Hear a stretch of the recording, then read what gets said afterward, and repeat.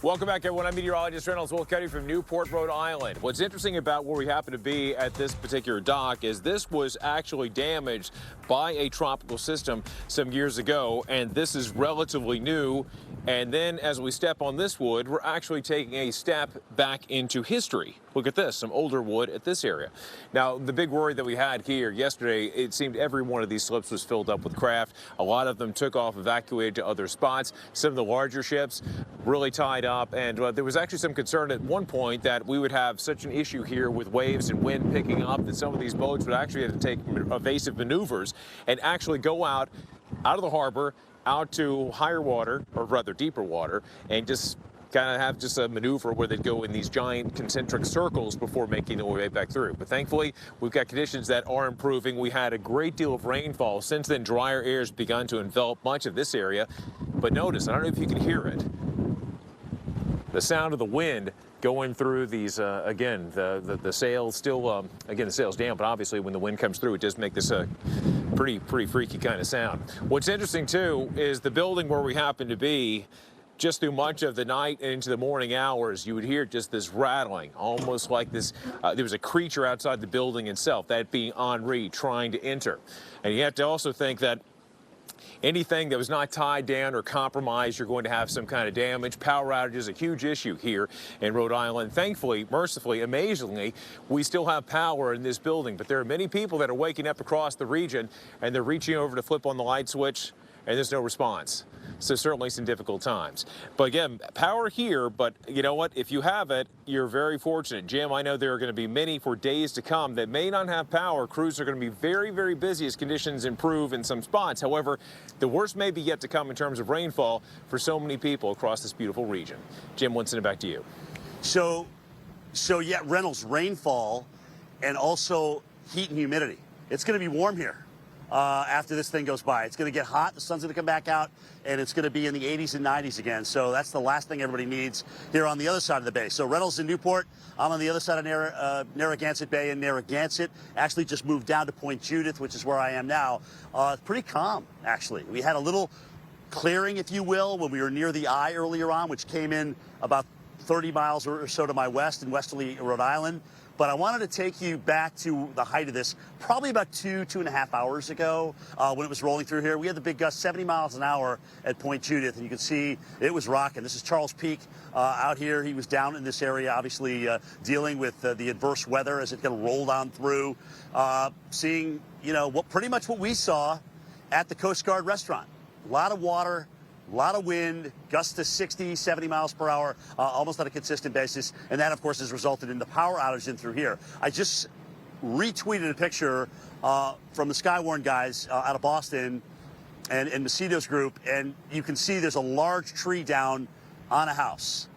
All right, so we have had that type of damage. But a lot of what I saw on my way over here from Narragansett was essentially smaller limbs down, a lot of leaf debris in through here. But that's not saying once you get inland a little bit, and certainly west of here where whatever kind of east side wall was left with this thing or east side circulation was the strongest, for example, like around Charlestown, that we don't have worse damage. But that's the latest that I've got for you. Charlestown in Rhode Island, seeing, again, a big tree down on somebody's home, which is just awful.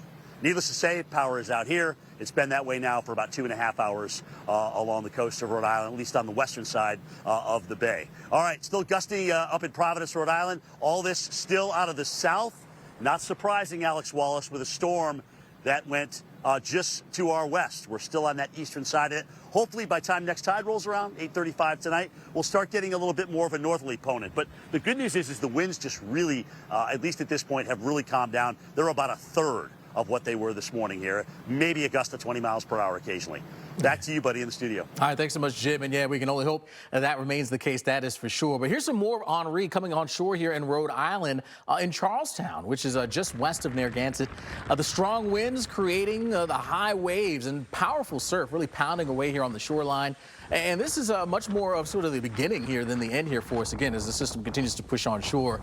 Again, very, very angry waters showing up at this point with this system. All right, let's get to the very latest, of course, again, making that landfall here about maybe an hour and a half or so ago, moving its way on off, basically there in westerly Rhode Island is where it made that landfall. Continuing to move on off towards the north-northwest at about 12 miles per hour at this time, 60 mile per hour tropical storm, still bringing with it the heaviest of the rains right on that western side here for us. And we've been talking about how that eastern edge has been sort of the drier side. That continues to be the case here for us at this hour. So that general motion should continue here for us. The problem becomes it is going to be slowing down. So moving north and west, then making that turn towards the northeast, then zipping off towards the northeast. But it's going to be a while. I mean, we're still talking about tomorrow evening, still in that zone. So it's going to get an opportunity to dump a little bit more rain in these areas that certainly don't want to see any more of that rain. Tropical storm conditions here for us. In fact, we still have the warnings that are in place. Anywhere you see that red showing up, all of basically Connecticut, working towards Rhode Island, over towards the Cape, Martha's Vineyard, Nantucket, all these areas, tropical storm conditions are prevailing and continuing here through the rest of the day. We've got plenty more to come when it comes to Tropical Storm Henri. Team coverage all up and down. There's an America we built.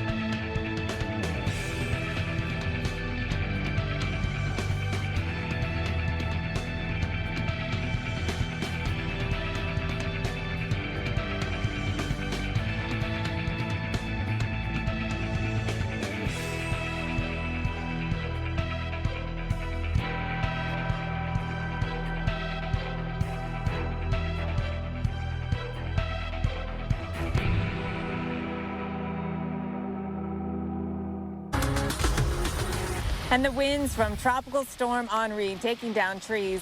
You can see here in Old Lyme, Connecticut, some big trees actually coming down.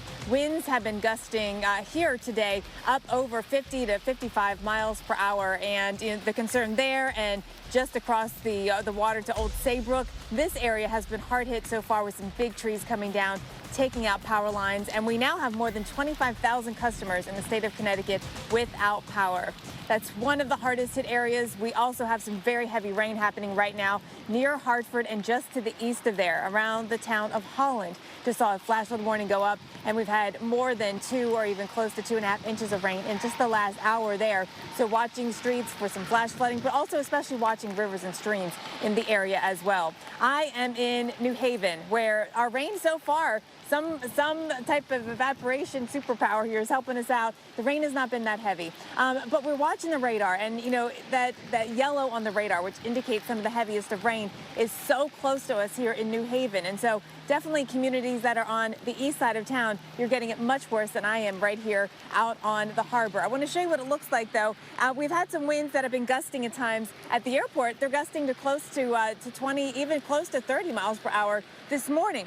And it's been very steady, sort of sweeping light rain here, as you can see across the harbor. At the moment, the winds calmed down just for the moment, but we had a gust here just about 2 minutes ago. Certainly at this point, the concern is that we are not done yet, and we are in the rain as we get throughout the day today. Off and on, it's going to be heavy at times. Spots like you are seeing right now up in Tallinn, Connecticut, that kind of rain could set up here across the state, which is why the concern is still out for travel today. Speaking of travel, I want to take you out to what's behind me. We've got Interstate I-95 there. Traffic is moving along, but just a reminder that the governor has put a travel ban on empty tractor trailers as well as tandem tractor trailers and motorcycles. All right, let's go back to Tevin, who is in Montauk, and get an update there. Tevin, how have things been changing for you?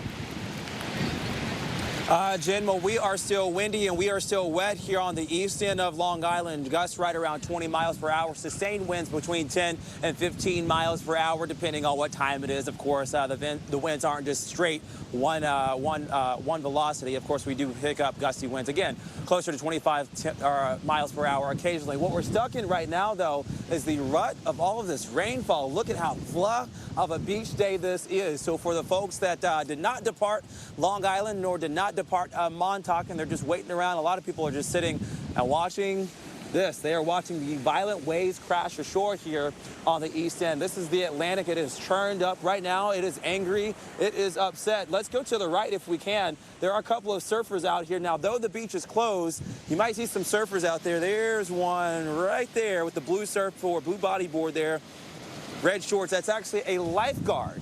And the lifeguards are taking advantage of the waves right now to get out there and practice what it's like to be in a scenario where you have to rescue someone that may be caught up in strong waves. We do have some swells 10 to maybe even 20 feet in spots. I think the larger one though are well out to sea. But as what we see coming along the coast, that's right around 10 feet. And for those that don't know, 10 to 13 feet, 10 feet is the regulation height of the rim of a basketball. So that's how high some of these waves are coming in with a lot of force. And Carl, even beyond today, the winds start to die down into Monday and Tuesday. The rip current risk will still be there. So folks that do come back out on the east end of Long Island, they certainly have to be mindful of what they're getting into. Yeah, very angry sea right now indeed. Tevin, thank you so much for that. And let's talk a little bit more about the flood threat and, what was leading up to this, because we got so much rain in the month of July. It was a record first or second or third wettest July for all of these locations. Just a terrific amount of wet weather. And a lot of that, a lot of the rain that we saw here in the last several weeks occurred just in the last week with what was left of Fred coming up through the Northeast. So the bottom line is there's a lot of water in the ground, which makes it that much easier to flood. You've also got a lot of impervious surface, a lot of pavement in all of the major metros, and you've got a lot of terrain, especially as you get up towards the Catskills and the Adirondacks and even through much of the rest of the Northeast. Flash flood warning now for Hartford County, and we've had rainfall rates of about 1 to 2 inches per hour, and an additional 2 to 4 inches of rain is possible here. It's now moving just northwest of Hartford, the heaviest area of rain. Also to the east in Tolland County, a flash flood warning here, Hartford, Tolland, and Windham counties. And then to the south of that, another flash flood warning in effect for New Haven, that going until 4:15. So this is what we had been talking about all along, because the storm is producing very heavy rainfall rates, because it's really slowing down, and because we've had so much rain already. This threat is going to be huge. You look at this model forecast, this is going to take you out through the next 24 to 36 hours. This thing is barely moving in 24 to 36 hours. I mean, just sitting on southeastern New York, the Hudson Valley into the Catskills. Again, a lot of terrain there.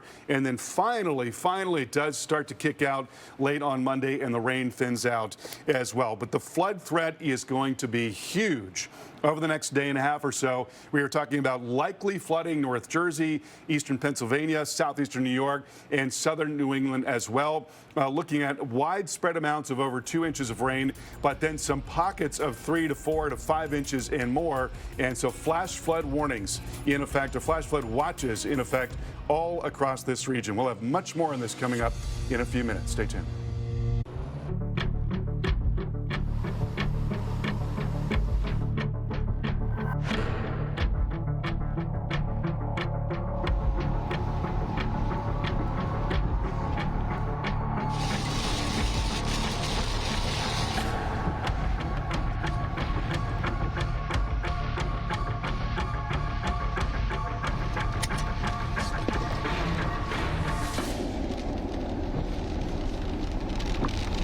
And our continued coverage of Henri coming ashore here just about 30 miles to my west in westerly Massachusetts. Let's get an update on the state of Rhode Island and how they're faring. Certainly the core of the power outages have been here. We've been on the eastern side of the storm. I want to bring in the governor of Rhode Island, Governor Dan McKee, to talk to us about that. First of all, thank you for taking the time to come down and talk to us, because we're going to get probably the latest information in through here. What's the latest in the state? Right now is that we have a number of outages. The weather is still a concern at the moment. We'd ask the people to stay at home, be safe. It's better better safe than sorry right now. But we're here in Narragansett, which is one of our 39 cities and towns in the state of Rhode Island. In fact, Susan and I, my wife Susan and I, vacationed just a few houses on the other side of those houses right in that you see in the distance when we were raising our kids. This is a beautiful spot right on the ocean, but we got to be concerned about the safety right now. So in terms of these outages, what is the number and where is the bulk of them? So when you can see the speed of our outages, when we had the press event this morning about 10 o'clock, I announced about 8,000. Now it's over 80,000. So we expected it could get as high as 100,000 or more. And what that means for us is that it's a health issue and it's an economic issue, in terms of how long the recovery is going to be. So it's not only the safety of the storm we're focused on right now, but we're very focused on how quickly can we make a recovery for all the people who live in our state. Yeah, so let's talk about that. We have a forecast getting past Tuesday in the 90s. So it is going to be hot and humid here for the rest of the week. Incredibly concerning. I mentioned that to the president yesterday. I had a personal conversation with the president with about 4 other governors on the East Coast. And yes, that weather is a very, very, very critical issue for not only people who are like in nursing homes, congregate care, that type of thing, but in general. We got to get the power back for both the safety of our families as well as the economy. Rhode Island has been hit very hard, just like everybody else for the last 18 months on our small businesses. We can't afford to lose more days. That's why we're going to double down with our national grid. We're bringing in trucks from all over the country right now. Kentucky has just arrived. Pennsylvania will be arriving shortly. And we've got to make sure we're doubling down on that recovery. So the extent of the outages, I don't think we're talking about substations here. These are trees on lines, lines pulled from homes, that type of thing, right? This is pick and shovel work, right? This is the work that needs to be done by people and that are qualified and that are keep everybody safe. And that's a message too. We don't want anybody to go out and decide that they're going to move a line that's down in that street or on that property. We want to make sure people are safe, and just like we want to make sure that people are not in the water right now too. I mean, it's a beautiful sight here in Narragansett, but we want to keep people out of the water and safe. Early estimates, and I know you're still getting outages coming in, of when we may be able to get to restoration. I mean, is it going to be during this heat that's coming up, or maybe toward the middle of it, end of it? So the best we can have is what National Grid has told us, which is about potentially 5 days or more, which is not going to be acceptable for us. We're going to need to make sure we're bringing in as much resources as we can. As I mentioned, we had a conversation with the President Biden yesterday, who has committed to help the impacted areas on the East Coast. Rhode Island is right in the middle of that, so we're hopefully that we got FEMA on the ground right now with us. We got our own emergency management working, and gratefully, as a former mayor, you can see our fire services here. We got our local public safety involved, and all our municipal leaders are involved. And I'm in direct contact with them on multiple times a day right now. Institutions like hospitals and nursing homes and things like that. Are you going to have to move people potentially? Is there anything that? We've got Red Cross, which is very involved with us. Sue Roberts, who heads this area of the state and the Northeast. We have 5 locations already opened up, strategically located around the state of Rhode Island. We're prepared to open 5 more if we need to, based on what Sue told me this morning. So we're fortunate in the state to have some really strong leadership in this area. As a governor, I followed that lead just like I did as a mayor. We got good people on the ground. We just got to maximize the safety, keep people home, better safe than sorry, continually. And then on our recovery, you're hitting the nail on the head. This issue is so dramatic in terms of the safety and the health and safety. We have to get the electricity back, and restored as quickly as we can. So anything that you want to say to your state and the people here that can help you get that done faster? Yeah, so the first thing is safety, right? We want to make sure that everybody's safe, stay home. I keep on saying better safe than sorry. That was my dad's advice to me years and years ago. And then when we're ready to reopen, we want to make sure that we hear about where you might have issues, where you might have problems. Let the people. That's why I'm out here on the ground right now. We got another press conference going on at 4 o'clock that will be talking to the people of the state of Rhode Island. But we want to hear from you. That's why I connect in with all the municipal leaders. Unless we hear what is going on, we're not going to know. People have the feet on the ground. Let us know how we can help, and then we'll let you know whether we can help you. And if we can't, we'll try to steer you in the right direction.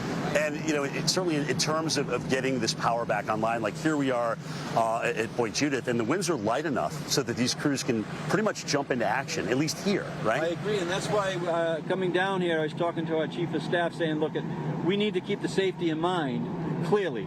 But this is the moment in time when we start recovery strategies, not waiting until tomorrow.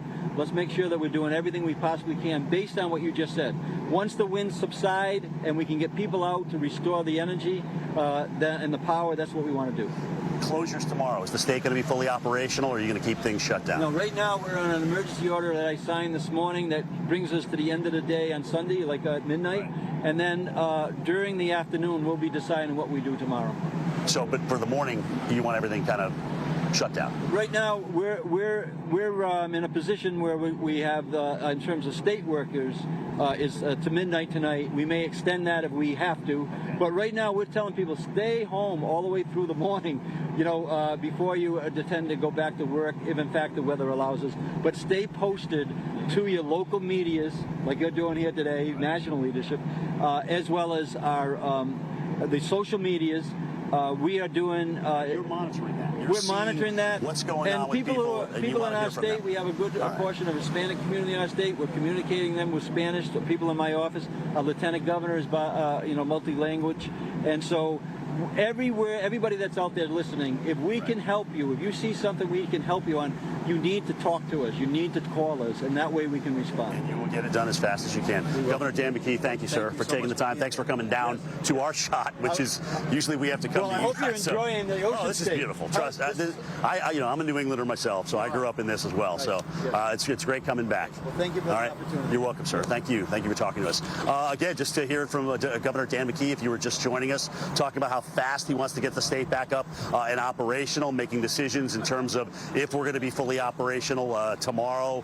Certainly by midday, you're going to know a lot more about that. Plus, with the winds dying down, he's like, let's get out of here. Let's get it done. Let's get the power back on for these people that have lost it, because as we were talking about, Carl Parker, and we may want to show this forecast too, looking beyond, today for the state of Rhode Island, I mean, we're talking about 90s. So a lot of heat and humidity. That's not going away. We don't have a cold front that's going to come through and push all this humid air out of here. So when the sun comes back out and things start heating up and the winds die down, especially for those without power, it's going to get a little toasty around here. Yeah, and Jim, it certainly is difficult there, but I'm glad it wasn't worse. Yesterday, we talked about the fact that the storm was struggling and it was going to run out of time over warm water. It was going to have to get its act together if it was going to do it. And sure enough, it, didn't really do that, and then it was over cool water. And so that did at least help out some in terms of the wind and surge impacts. I mean, Carl, at the end of the day, honestly, I don't even know if this thing was ever a hurricane.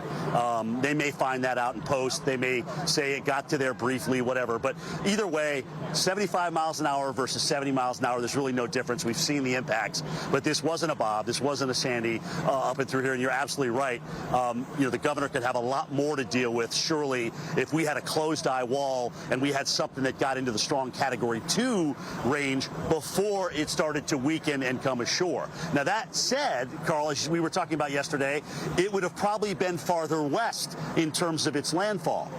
The fact that it did stay weak, I think, brought it back to the east, in which that's what guidance was picking up on later on in the forecast. But either way, certainly the worst is over here. What we're waiting on now is what's going to happen tonight. Will the winds come around enough to be offshore and keep that next high tide down?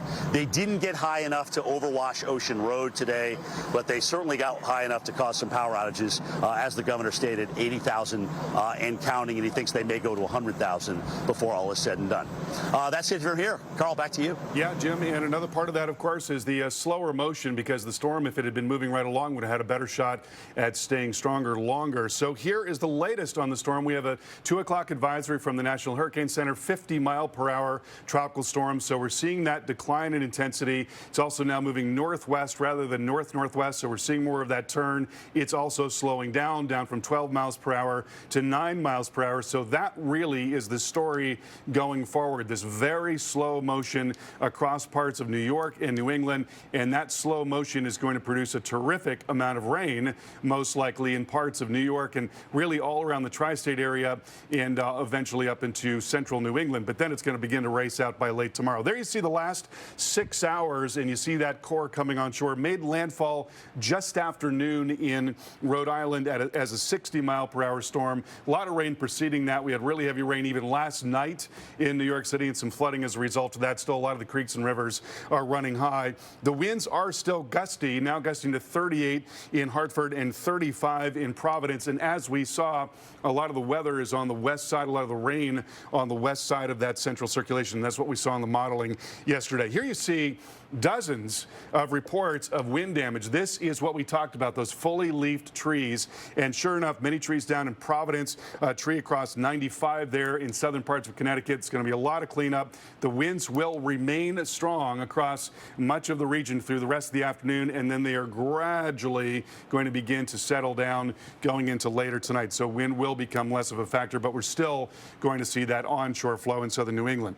Again, as I mentioned, we saw that bifurcation with a lot of the heaviest rain on the west side of the circulation, and now we are seeing the results of this slow-moving storm in areas where you've got saturated ground. Flash flood warning for Hampton, Hartford, Tolland counties, including Springfield. We are about to get rocked there in Springfield. 1 to 2 inch per hour rainfall rates coming in very slowly. Also an ongoing warning in Hartford. The rain is thinning out a bit there. Warning to the east as well, including Tolland, Windham counties, and then Middlesex and New Haven counties under warning until 4:15.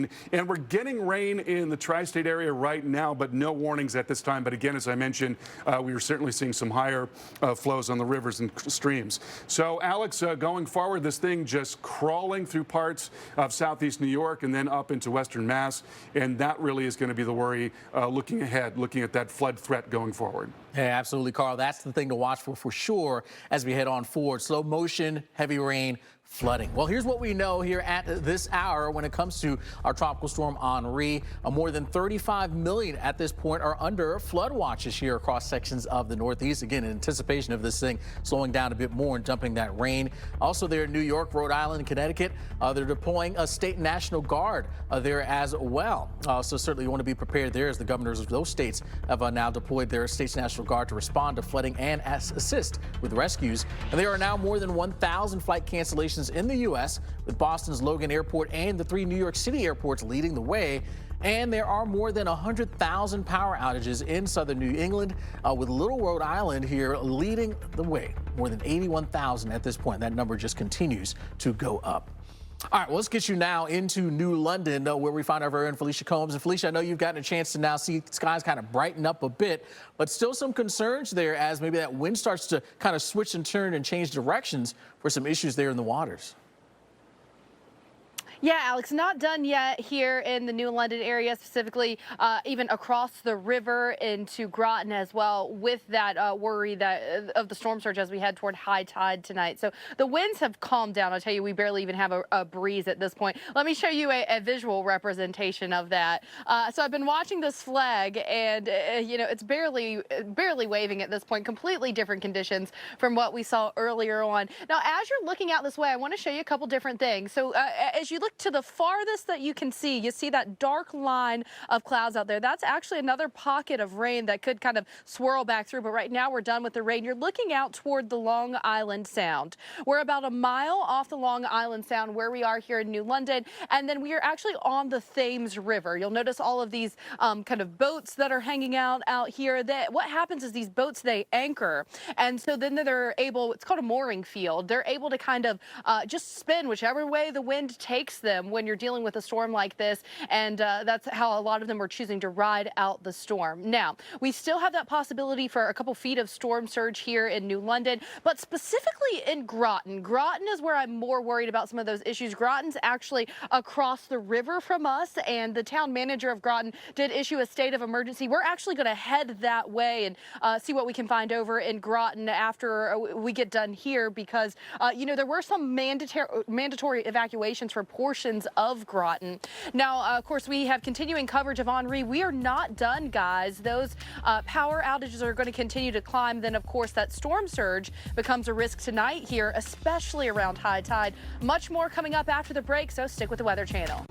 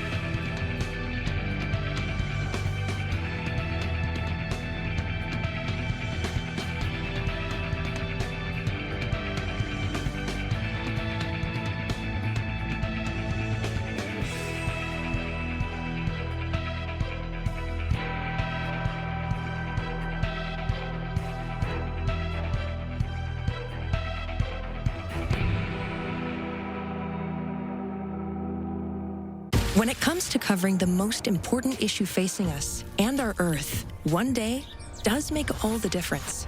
Now, the Weather Channel and its innovative climate team at Pattern are connecting you every day to the most fascinating stories impacting our planet. For what's now and what's next, rely on the climate experts with the most trusted name in TV news. If it's out there, it's in here. The Weather Channel.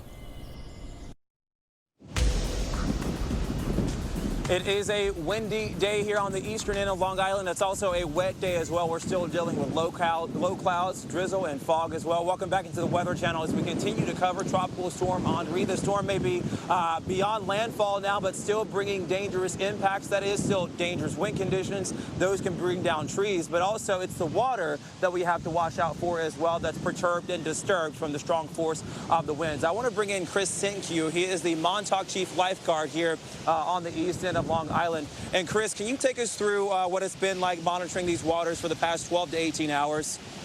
It's been pretty hard, just trying to keep everyone off the beach right now because we still are in a state of emergency. So right now we have to keep everyone off the beach and away from the water. But for the most part, once they're off the beach, it's easy. Yeah, yeah. It's the crazy guys that want to go in and try to go surf right now that are the harder ones that. It's a really big weekend here, a really big week leading up to the start of Labor Day weekend, kids going back to school. A lot of folks perhaps coming back out once the storm has passed. They still got to watch out for the threat of rip currents, right? Can you talk to us more about that? Definitely. Rip currents right now with the storm even passing right now, they will definitely be out there. A lot of water is moving with the bigger waves we have coming through here. So definitely try to stay near a lifeguard if you can.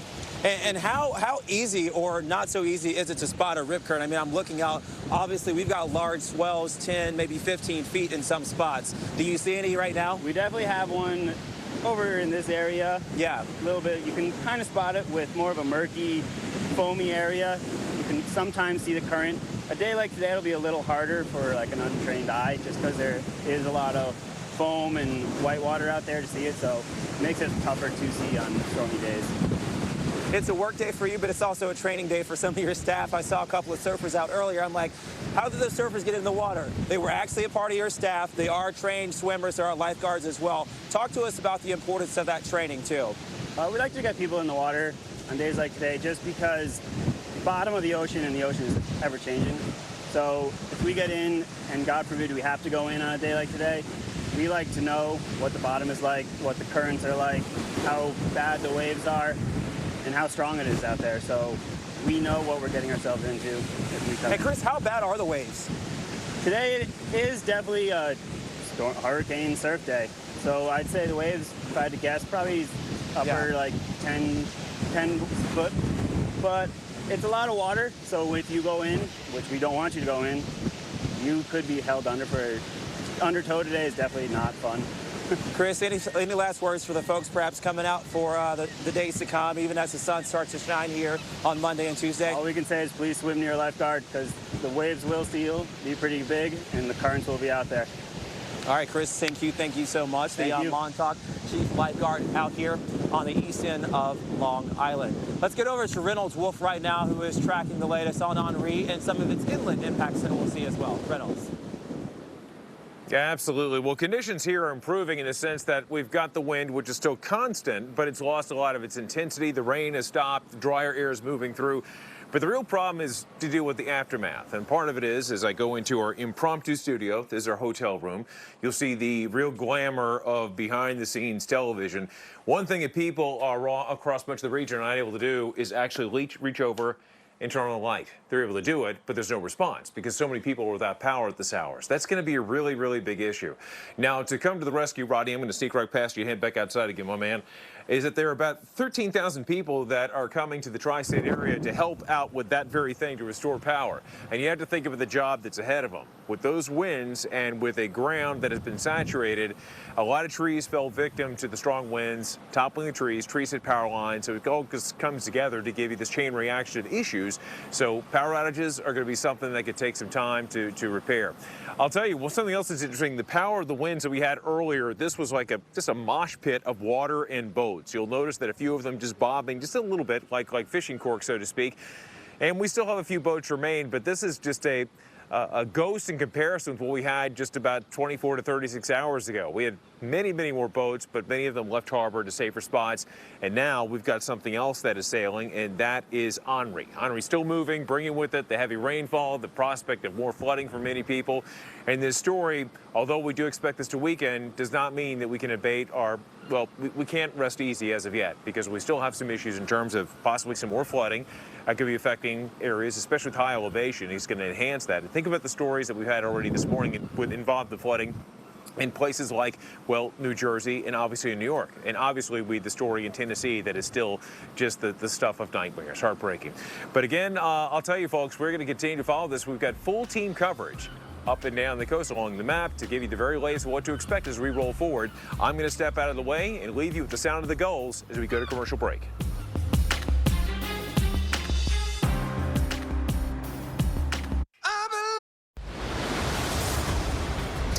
All right, guys, welcome back. Our continuing coverage of Henri, a 50-mile-per-hour tropical storm at this point, so it continues to weaken. But flood warnings are posted as we expected.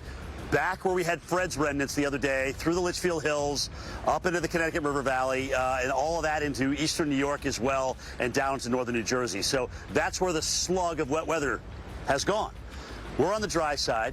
Winds are still out of the south and through here, so the storm center is still off toward our west. But let's show you some of the action, of course, when this was coming in, when it was a 75-mile-an-hour hurricane, it was building its waves. This is down on the eastern shore of Long Island. Very similar, really, to what we had here at Point Judith with the 70-mile-per-hour wind gusts. So windy conditions, a lot of wave action down there, unfortunately, and even some tree damage reported, too, especially on Block Island, from what we're hearing. We just talked to the governor, Governor McKee, of Rhode Island and through here, and his priority number one is to get that power back on, especially given the fact that we will be in the 90s going through pretty much the good part of next week. So that's not good. It's cool now, and if you lost power, that's okay, because you can open your windows. But when it gets in the 90s and the sun comes back out, that is going to be a whole different story. Wanted to take you back, to earlier on to look at some of the stuff that we dealt with here at Narragansett, which we were at earlier. Gust of 64 miles per hour when I step onto the other side of the building and get this southeast wind. 55!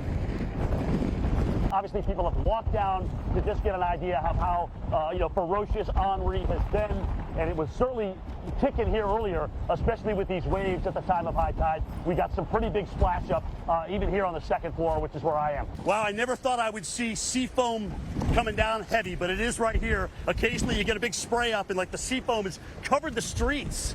Look at this. Looks like snow. Looks like big wet snowflakes in through here. So everything's shut down. The governor says, hey, I just got to stay home, ride this one out. But we're not going to be done with this storm because afterwards it's going to stay very hot. It's going to stay very, very humid. And for those without power, it is going to be certainly a stressful week without any air conditioning. Just got a report out of Point Judith of 70-mile-per-hour wind gusts. Okay, that is approximately 6 miles to my south.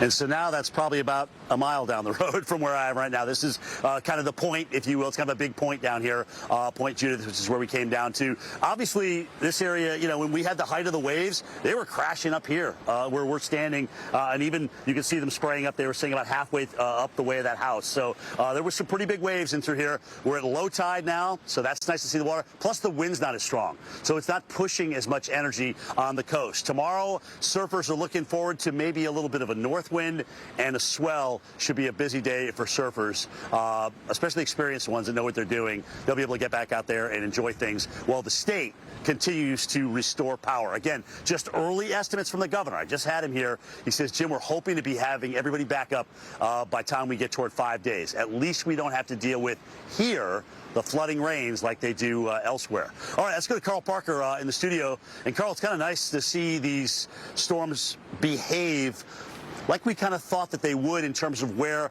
a lot of the moisture would be. The problem is the fact that they are behaving like that means heavy rain over areas that have been so wet this entire summer. Yeah, that's really going to be the worry going forward. I mean, we had a record month in July for rainfall, and the ground is full of water, and now we're going to be adding a lot of water to that. Right now, 50-mile-per-hour storm. We got a new advisory from the Hurricane Center at 2 p.m., and it's moving northwest at 9 miles per hour. Still seeing some pretty gusty wind out there in spots gusting up in the middle 30s. That will gradually wane as we go through the rest of the day today. And then, as Jim mentioned, storm really slowing down. It's going to continue to slow and just crawl through New England through tomorrow, and then by tomorrow evening it will begin to accelerate out to the east. And so already we are seeing what we were worried about, and that is the flash flood threat. Flash flooding near around Hampton, Hartford, and Tolland possible. A big band just coming through Springfield right now. Rainfall rates of an inch plus per hour. Also a flash flood warning in the Hartford metro. The rain is at least thinning out there. Then to the south, another warning around New Haven, and we're getting a report of a section of the interstate, I-91, actually being closed due to flooding. And again, there's going to be a lot more concern about this going forward. We're pretty quiet right now in the New York City metro, but there has been some significant rise on creeks and streams in northern Jersey. So here's the model forecast, and you can see how this thing is just sitting through tonight, through tomorrow morning, into tomorrow afternoon, and then finally late tomorrow it begins to move out to the east. So a very long period with the storm just sitting over the same areas, and for that reason there's going to be a really serious threat of flash flooding across a large area, expanding from the tri-state area outward into southeast New York. Well, be sure to stay with the Weather Channel and download our app on your TV. Our coverage also available on Roku, Fire Stick, and on your smart TV.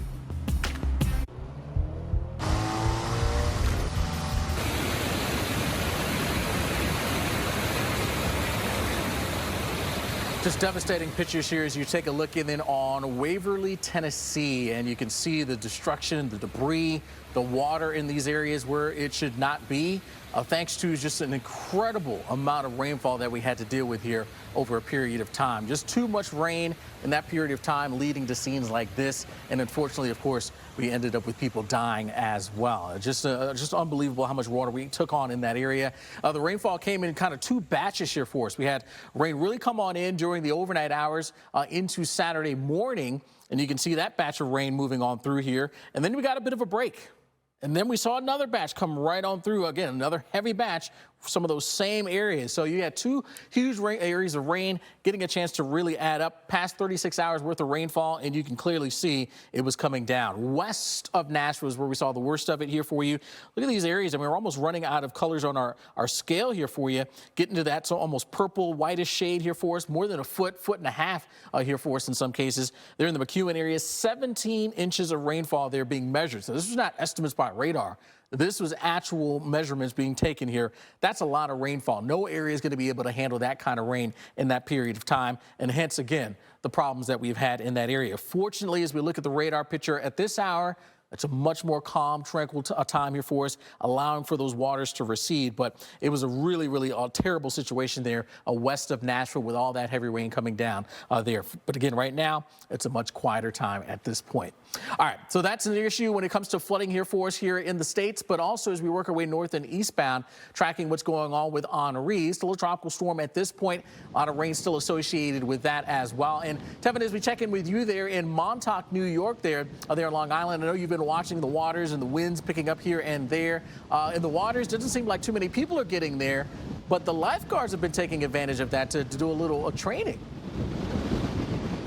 Yeah, Alex, that they have. They sort of use this for your in-situ training or in-situation training should they need to go out and rescue someone during the middle of this tropical storm or any sort of day where the waves are violent. It's the winds right now that I'm paying attention to. We've got gusts near 20 miles an hour right now, sustained winds between 10 and 15 miles per hour. So even though Henri's core has started to depart towards the north, we still have to watch out for strong winds. We still have to watch out for the potential for power outages on Long Island and all throughout the tri-state. Here's the thing, folks, even though the rain is done, we've actually had several power surges throughout the day today as some of the strongest winds have come through. It doesn't take the rainfall to bring some of those some of the trees down and some of the power poles down. This is now a wind concern, I think, because the grounds, guess what? The stage has been set. The grounds are saturated. They are soggy. We're still experiencing heavy rain on the western portion of Long Island and through portions of the tri-state into Connecticut, also portions of the Hudson Valley as well. But it's the winds that will still gust 20, 25 miles per hour. And because the stage is set, things are primed, it may not take that gust up to 40 or 50 miles an hour to bring those trees down. So even if you have power right now, consider it a luxury. Take advantage of the situation if you needed to charge your cell phone, if you did need to sort of regroup as this first sort of initial push of everything has passed. Go ahead and prep for the next round or the days to come if you are sort of still stuck in your home, if you are getting ready for round two. I think the concern now will lie west of here into New York City, through the mid-Hudson Valley, perhaps into the Capital District and for areas wedged between I-87 and I-91. That's where the heaviest rainfall is right now. But again, the wind machine is still cranking. I sort of use this analogy. It's almost like a car. When you crank it up and you drive on a road trip 4 or 5 hours, and then you turn that car off once you get to your destination, things shut off in waves in that car. This is not the situation where you just flip a switch and everything is done. This will go off in waves. So, Jen, I think even though the umph of everything, Jen, is done, we still have about 36 to 48 hours before we can give the all clear for everyone. Jen? Yeah, and rain is definitely taking over as the biggest concern, Tevin, and not necessarily here in New Haven, but yes, in the state of Connecticut. We are actually getting some very heavy rain up to the north here, and I'm looking at the radar. I hope we can show it while I'm watching. Hartford and points north to Springfield. That's where the heaviest of rain has set up. There has been some dry air that's gotten into the circulation, and we always knew it would be the western side of the circulation that definitely had sort of the worst of the rainfall. But we're in this little dry slot in between some very heavy rain up to the north. So here in New Haven, it has not been raining very heavily at all. Up to the north, it is around Tolland and Ellington, dealing with some heavy rain, and flash flood warnings are posted up there. In Connecticut, we also have a lot of power outages climbing too. We're now up to almost 32,000 actually without power. A lot of those happening in the eastern part of the state. That's where it seems to be the biggest issue. The other thing is, though, there's still a band well south of us over portions of western Long Island, northern Jersey. New York City is still raining, and there too that rain has been very heavy, though not at the rates that we saw last evening. But the rainfall and the potential flooding from it is going to be the biggest concern going forward from Tropical Storm Henri. The National Hurricane Center just sent out the updated advisory, the 2 o'clock advisory, saying that Henri has slowed down. It's moving at only 90 miles per hour. The wind speeds are coming down, yes, but slow movement combined with heavy rainfall does bring a flash flood concern, and certainly to the north, right across northern Connecticut into western Massachusetts, that will be problem number one into this afternoon.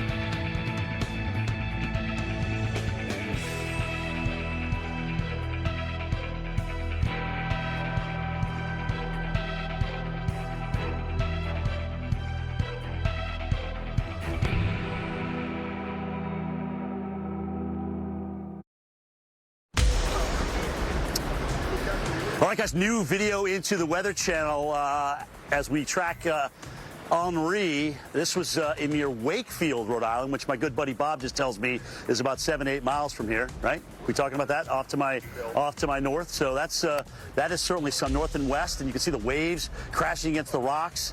You know, it's interesting. You know, Rhode Island right now, we've been talking a lot about the Dixie Fire in California, which is over 700,000 acres. Rhode Island is just a little bit bigger than that fire. Just to give you some reference, so 765,000 acres makes up the state, but they got 400 miles of coastline, hence the name the Ocean State, right? We've had tree damage. We've had, obviously, a lot of power outages here, between 80 and 90,000 customers without power. What I got from the governor and talking to him earlier, you know, this doesn't seem to be like substation power outages. This is lines, this is trees on lines, things like that. So you know, this is stuff when crews get in here and start cranking it out, which they can do because our winds have dropped down that much here at Point Judith, which is where I'm at. So that this is definitely very, very workable. Let me show you earlier though, just down the road here that I'm on, there's one of these huge transformers that pretty much snapped off the top of the pole.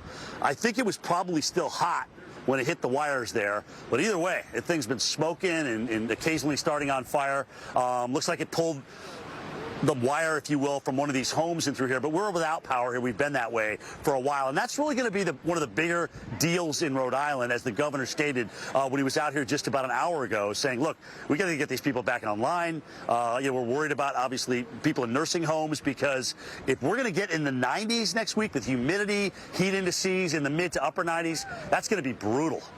Brutal without power. We got a nice breeze now. Tonight everybody's going to be fine. They can open the windows because we're pretty much rain-free here in Little Rhodey. Big difference in Connecticut and obviously Massachusetts. But that's the deal that we're facing in through here. Hopefully other mariners didn't fare as worse as what you saw with that boat owner there. Again, look at the radar. Just loaded here. New York, Long Island, back into Connecticut, especially the Litchfield Hills, up into the Berkshires, into the Hudson Valley. Just plenty of water coming on down. So no question, everything kind of shut down. And as we heard, again, with the governor, they will see when they can get everything back up and running. They'll talk a little bit about what they're going to do tonight, and then again tomorrow make more and more decisions as Rhode Island continues to get slowly but surely back online. And by the way, the ferry from Narragansett to Block Island, that will start up again on Tuesday. That's the preliminary plan right now for that. A lot of wind damage, even on Block Island, gusting to 68 miles per hour. But here at Point Judith, 70 miles per hour, one of the strongest gusts that we've seen. So it's kind of interesting, Carl, that we started with a 70-mile-an-hour tropical storm that was sheared from the north. Then we were wondering, okay, how high is this thing going to go? And it never really got its act together, thank goodness. Got to minimal hurricane maybe, but we pretty much wound up with what we had about a day and a half ago. Which is fine by everyone up here, mind you. Yeah, I'm sure it is. And you think about that shear vector yesterday coming off of the land, and that was injecting some dry air into the system as well. So, yeah, there are a lot of ways in which we were helped out here. So landfall was just after noon today, about 12:15. It was a 60-mile-per-hour tropical storm at landfall, and now has weakened to a 50-mile-per-hour tropical storm, moving northwest at 9 miles per hour. So that very slow motion is really important. And when you think about the conditions leading up to this event, we had a record wet July at many locations in the Northeast. Then we had a ton of rain from what was left of Fred coming through the region last week. So there's a lot of water in the ground right now. And then on top of that, you've got a very slow moving storm. And we are seeing what we expected unfold right now. Brand new flash flood warning for Bergen, Bronx, and Passaic counties going until 5:45. Of course, they got really heavy rain last night, a record 1-inch rainfall, nearly 2 inches in 1 hour. And you've got all kinds of impervious surface here. I mean, this is just nonstop asphalt and concrete, and that too adds to that flood concern. So be aware, high water is going to be a distinct possibility in and around the tri-state area, and already we are seeing rises on the creeks and streams there. Flash flood warning in the Springfield Metro, Hampton, Hartford, Tolland counties under warning. Also warning in Hartford, the rain is thinning out there. Rain is also thinning out near New Haven, but there's an ongoing flash flood warning, and we have a report now know that actually part of I-91 is closed due to flooding. So that is a serious level of flooding when you're covering the interstate. And again, going forward, this thing is just not going to move very much at all. It's going to take a full day to just slowly spin through southeast New York and then finally begin to accelerate out to the east by late tomorrow. And so the result is a widespread area of likely flooding from the tri-state area on northward up into southeast New York, the Hudson Valley, the Catskills, Western Mass, much of Connecticut, North Jersey as well. In all of these areas, a significant concern for flash flooding with widespread amounts of 2 to 3 inches plus. We'll have much more coming up. It took a while to get up here.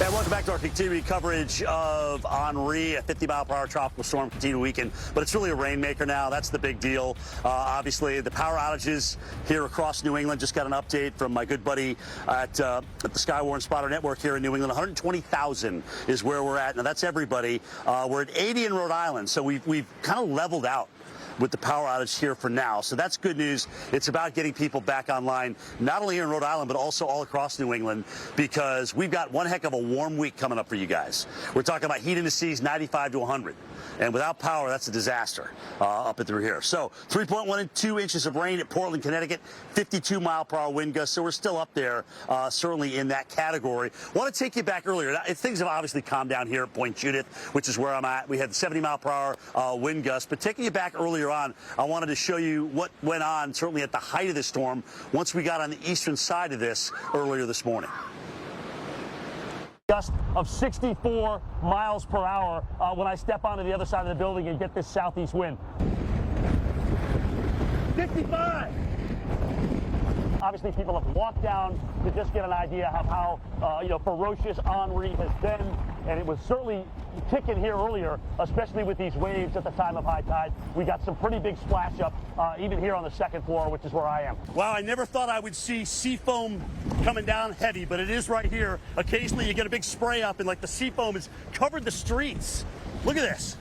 Looks like snow. Looks like big wet snowflakes in through here. So everything's shut down. The governor says, hey, I just gotta stay home, ride this one out. But we're not going to be done with this storm, because afterwards it's going to stay very hot. It's going to stay very, very humid. And for those without power, it is going to be certainly a stressful week without any air conditioning. Just got a report out of Point Judith of 70-mile-per-hour wind gusts.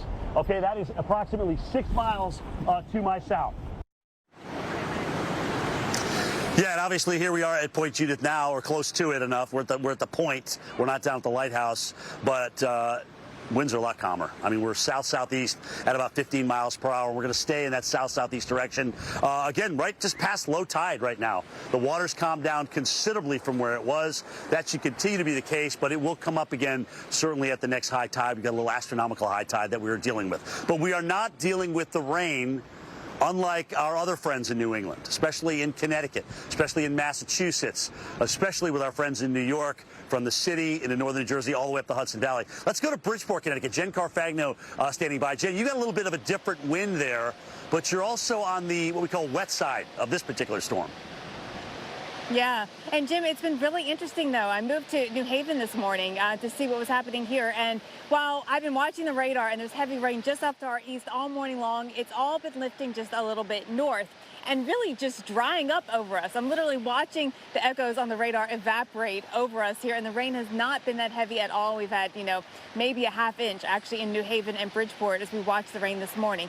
The wind here in New Haven has been gusty at times, but nothing worse than, 20, 25 miles per hour. And so there have been some sporadic power outages, but that's mainly a big deal across the eastern part of Connecticut. And that's where, I mean, we have a total of 32,000 power outages now. Most of them are over there. Jim mentioned the rainfall. Most of the issues from the rain is happening now with the heavy rain across the northern part of Connecticut. And that's where in Hartford and Ellington and Tolland, that's where you guys have been getting the 1.5 to 2 inch of rain, maybe even more than 2.5 inches of rain here. And some of that falling in just an hour. And so that has been bringing the bigger problems. A couple of storm reports I wanted to pass on to you. Ledyard Center, now this was from earlier this morning, but Route 214 was blocked at Albatross Drive there, and so that's because of fallen trees. I don't know if they have that cleared yet, so that could be a challenge. Also in Neantic, there was a tree that fell on I-95, the southbound lanes there. That was about 2 hours ago that report came in. So again, that may be an area that you're going to have to avoid if they haven't been able to clear it yet. And we've had some issues with trees down also up around the Gales Ferry area, Norwich, on State Route 2. So there are sporadic areas where trees are down covering roadways. Especially hard hit has been down around the Old Lyme area and the Old Saybrook area, and that spot got some of the strongest of the winds, where winds were gusting over 50, close to 55 miles per hour, and that's really where I think you're going to have most of the tree issues. Now, when it comes to today, though, it's still about the rainfall, and here in New Haven, I look at the radar, I'm just not seeing the heavy rain filling in. But we know how a tropical system can work, and we still know that the western side of the circulation is the wetter side. So here I just want folks to be on their guard, being ready for that rain to pick up through the day today, and be especially cautious and really staying inside throughout the storm up to the north, where that rain has been just torrential, actually. That's where the bigger rainfall rates going up towards Hartford and then actually continuing up to Springfield and Western Mass. That's been the biggest rates. Carl, let's talk about this, because for some reason, Carl, a little dry air has snuck in here. I'm looking, it's not the dew points. All I can guess is just that north wind and brought in a corridor, some dry air right here, and it's set up over us. Yeah, you know, it's so interesting. We've talked a lot about that in the last couple of days. We saw something very similar with Irene, in that a lot of the weather was in the western semicircle of the storm. And I think there are a number of things at play there. Could be the interaction with the upper low. There's probably some frictional convergence. It's probably also a coastal front coming into play. But it's interesting that in a lot of cases, we talk more about the right front quadrant of the storm. And here, when you have these northeast storms coming up, it's the left side that tends to fill in a little bit more. Jen, thank you so much. And, you know, a lot of people inviting comparisons to Hurricane Bob in 1991 as the storm was coming up. I want to show you a critical difference between this storm and Bob, and that is that Bob, when it was in this position over the Gulf Stream, was a 115-mile-per-hour storm. I mean, it was really a fierce storm at that time, and it raced up into New England. It was moving at 25 miles per hour, and so even though it was working over cooler water, it didn't have time to weaken. In this case, you had a storm that was a 75-mile-per-hour storm, and that might have been generous. It was not very well organized, and it was moving about half that speed, so it did have time to be impacted by that cooler water, and that's why we ended up with a 60-mile-per-hour tropical storm at landfall. It continues to weaken at this hour, now moving northwest at 9 miles per hour, very slowly, and that slow motion is going to be critical over the next day to day and a half, because we're expecting to see very heavy rain in areas that have seen quite a bit of rain over the last week, and then over the last several weeks, going all the way back through July.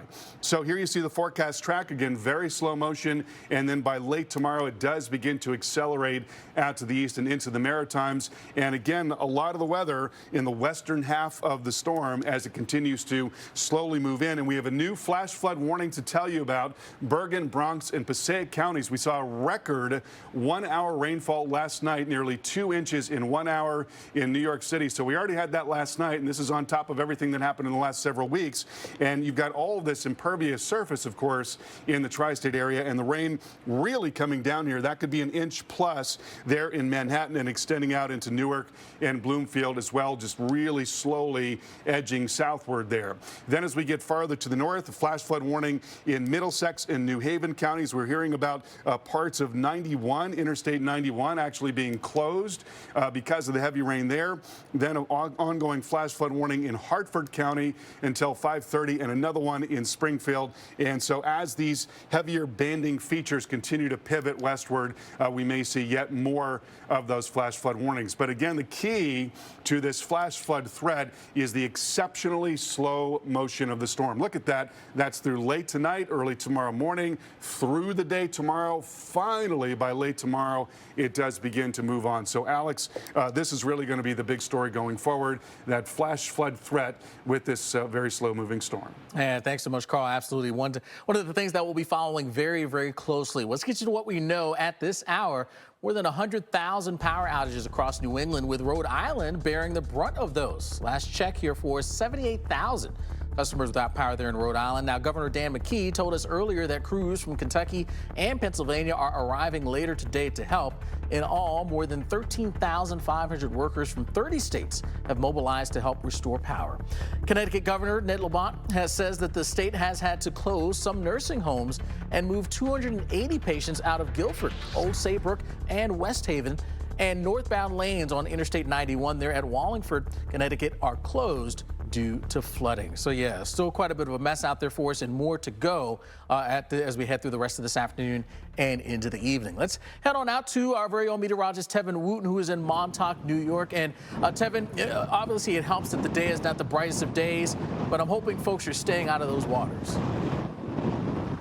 Yeah, Alex, I hope so too. That's going to be the bigger concern taking hold here for eastern portions of Long Island, here on the South Shore and on the North Shore as well. So if you're in Orient, if you're in Sag Harbor, you still have those northerly winds pushing against the shoreline. That's going to start to pile the water up there on the North Shore. On the South Shore, even though we're starting to see the water relax its tensions just a little bit, ease off just a hair, we still have to watch out for rip currents as we go into Monday and Tuesday. We were just speaking with the chief lifeguard here out of Montauk, Chris Sinque, and he was saying that the beach is closed. People do not need to be out in the water. They have been out in the water conducting training exercises, but that is it. That's the extent of folks allowed in the water, just the lifeguards. Everybody else, the water is closed, the beach is closed too. And speaking of the beach, what I was really monitoring between yesterday and today, the influence of high tide and the strong surge coming in too. Because earlier this morning, when we had our high tide right around 9:15 in the morning, water came all the way up here.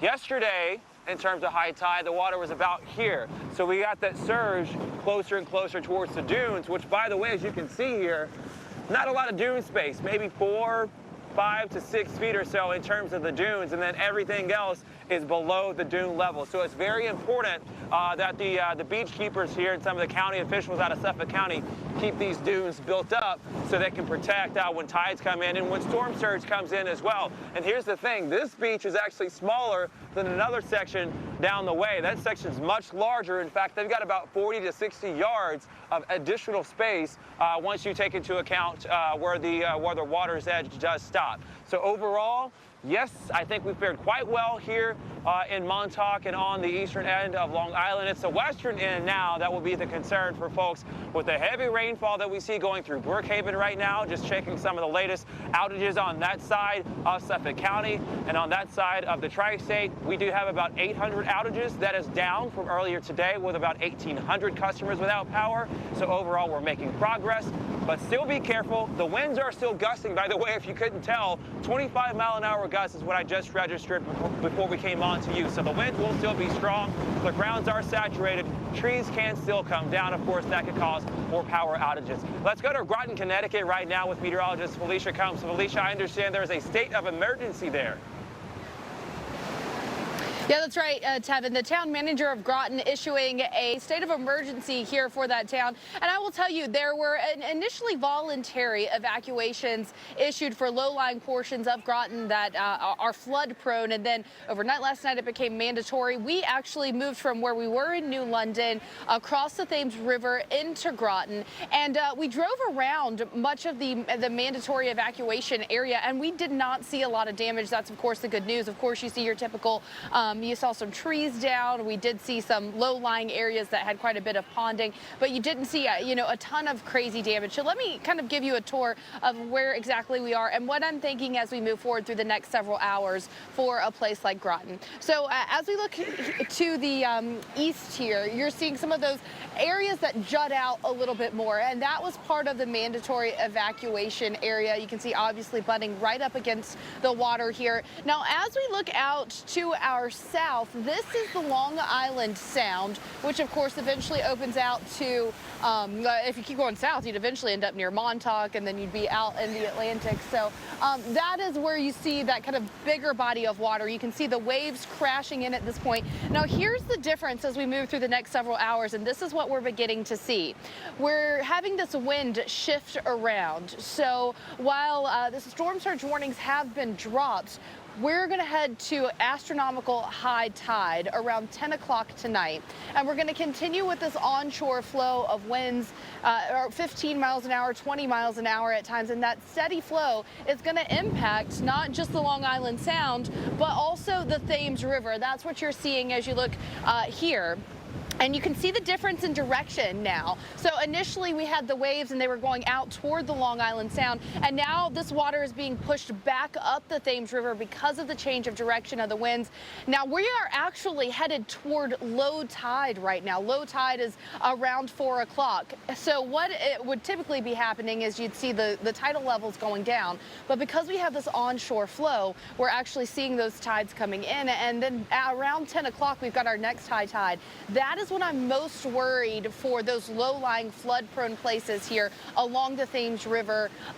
Groton, we're talking to New London as well, because we've got a full moon. You've got the high tide around 10 o'clock. You've got the steady onshore winds like we're seeing, or these winds with more of a southerly component, just pushing all of that water from the Thames River. So I can't stress enough that we're not done yet. The rain has pretty much moved out. We might still see a few showers here, but generally we're looking at that possibility for power outages continuing and that storm surge possibility. Now, again, the warnings dropped, but we're not out of the woods for those low-lying flood-prone areas as we move into the overnight hours with this steady push of onshore winds and the steady push of more of that high tide that's going to be moving in. So for a place like Groton, you guys are not done with it yet, and you want to keep an eye on this forecast. We're going to keep you updated on everything that's going on with Henri here on the Weather Channel, so make sure you stick around.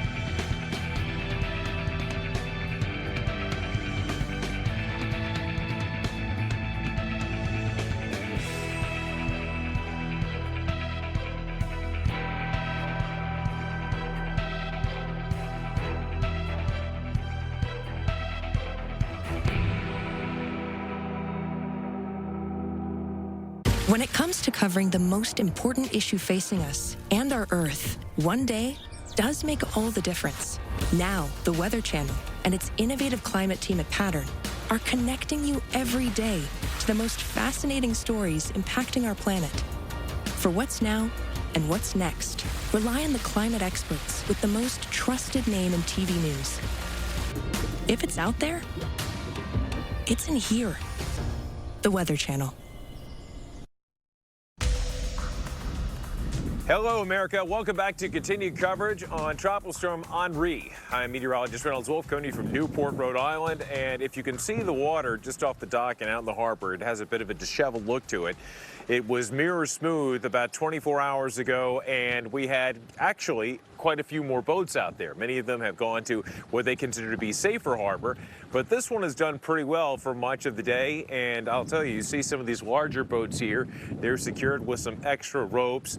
Anything everything they can to help these ships stay in the proper spots as this system came closer to us. Now, what we've been dealing with here, again, better conditions, widespread power outages, but better conditions atmospherically speaking. The wind is dying down considerably. How you doing, man? Good, how are you? How's it? Got to be super loud for me. How was the day for you guys? Rocking a little bit, but pretty good? It's been pretty good. Pretty good. Not much is happening. Now, what is the plan for you? When will you guys set sail again? When will you take off? Probably Tuesday or Wednesday. Tuesday or Wednesday? Tuesday or Wednesday. Let everything settle down and go from there. How difficult is it to really protect or I guess harness a ship like this to a dock when you have a storm coming? It really just depends on the tidal surge and the winds, and we really weren't sure what to expect. So we prepared for the worst and hoping for the best. And well, luck held for you for the most part. Okay, thanks so much for spending some time with. And your name again? Brendan. All right, there you go, folks. Wise words from Brendan. I'll tell you, if you look over here on this side, you'll notice another large ship, and off in the distance, quite a few that were not here the other day, and a few, well, have been sticking around for the duration of this system. Again, power outage is the biggest problem that we have across the area right now. We've got the sound of the wind and the crying gulls, but by tomorrow, I think the wind's going to drop even more, and the replacement sound that we're going to be hearing, Alex, will be the sound of chainsaws, as a lot of the roads across much of the region have got to be cleared out so this crews can get out and about and restore that power. All right, that is the latest we have. Alex, let's send it back to you in the studio. All right, thanks so much, Reynolds. We'll certainly be checking back with you in a bit. Now, of course, all the attention from Henri might be on the southern portions of New England right now, but left its mark on the way there. Gone but not forgotten in Hoboken, New Jersey, where street flooding this morning was quite significant. Remember, never driving through those flooded roadways. That's the thing, right, that we recommend, not going through that water. Things likely could get much worse than they did than this across New England as the day and night continues. As again, we continue to spread Henri and all of its rain, particularly on that west side, western loaded, with all that heavy rain pushing its way across sections of the Northeast. So again, if you see that water on the roads, turning around, you just don't want to be caught in that water, having to be rescued. You put your life in jeopardy. The people coming to rescue you, you put their lives in jeopardy as well. Here's the latest here when it comes to what's going on with our tropical storm. Still a tropical storm, so still an impactful system, no doubt about it, as it's moving on off towards the northwest at about 9 miles per hour. As I mentioned, again, so on that western side where you're seeing the bulk of the rain really impacting, you head east and you're almost into the clear here, eastern parts of Massachusetts over towards the Cape. No rain showing up in those areas. All on the west side of the system is where the bulk of that rain continues to be. So as we work our way through the rest of the day and into tomorrow, slow motion, that is the concern here for us as it turns off towards the north a bit and then off towards the northeast. I mean, we're still talking about this thing here by tomorrow morning, still hanging out right in that zone before finally pushing on off towards the northeast, zipping away as we get into Tuesday and Tuesday night. So slow movement with those heavy downpours, and that rain's going to get a chance to add up. Hence, the flood threat remains here for us. Now, we still do have tropical storm warnings that are in place, especially a good portion of Long Island, working up through most of Connecticut, Rhode Island dealing with that. And now you can see several counties here into Massachusetts, no longer there in the Boston area, but as you head over towards Cape Cod, Martha's Vineyard, Nantucket, still tropical storm warnings are in place. So still expecting tropical storm conditions in those areas. And we're seeing some of those wind gusts getting up above that. Hartford, Connecticut, your winds sustained right now are right around 22 miles per hour, but look at the gusts getting up over 40-mile-per-hour winds. So tropical storm force wind gusts showing up there. Boston, gusty conditions as well. We showed you the radar and how no rain showing up around Boston, but certainly a breezy time, 24-mile-per-hour sustained winds with gusts getting up around 31 miles per hour. So still some strong wind gusts to deal with here, and that could certainly propel some more trees to come down, lead to more power outage issues here as we head on through the day. And then we still have a concern when it comes to storm surge as well. Storm surge warning still in place here for us. We're talking about Long Island, dealing with that southern coast of Connecticut, Rhode Island, all the way over towards the Cape as well. So that is still something that we're going to be watching for as we head on through the day. Not seeing too much here for us at this hour in terms of the storm surge flooding, but again, we could see that changing, that coinciding with a little high tide later tonight, particularly as you get ahead towards the south coast of Connecticut as well. All right, let's take a look at that rainfall here at the future radar, and you again see the bulk of that rain on that west side continuing across Jersey into even eastern PA, southern New York, Hudson River Valley. You're going to be getting in on some of this rain, and that'll continue through tonight. Again, slow motion, slow movement, flooding a big concern here for us. Now, of course, you got to make sure you stay here with us on the Weather Channel. You can download our app as well on your TV. Coverage is also available on Roku, Fire Stick, as well as on your smart TV. Plenty more to come on Henri. Oh my Evacuate immediately.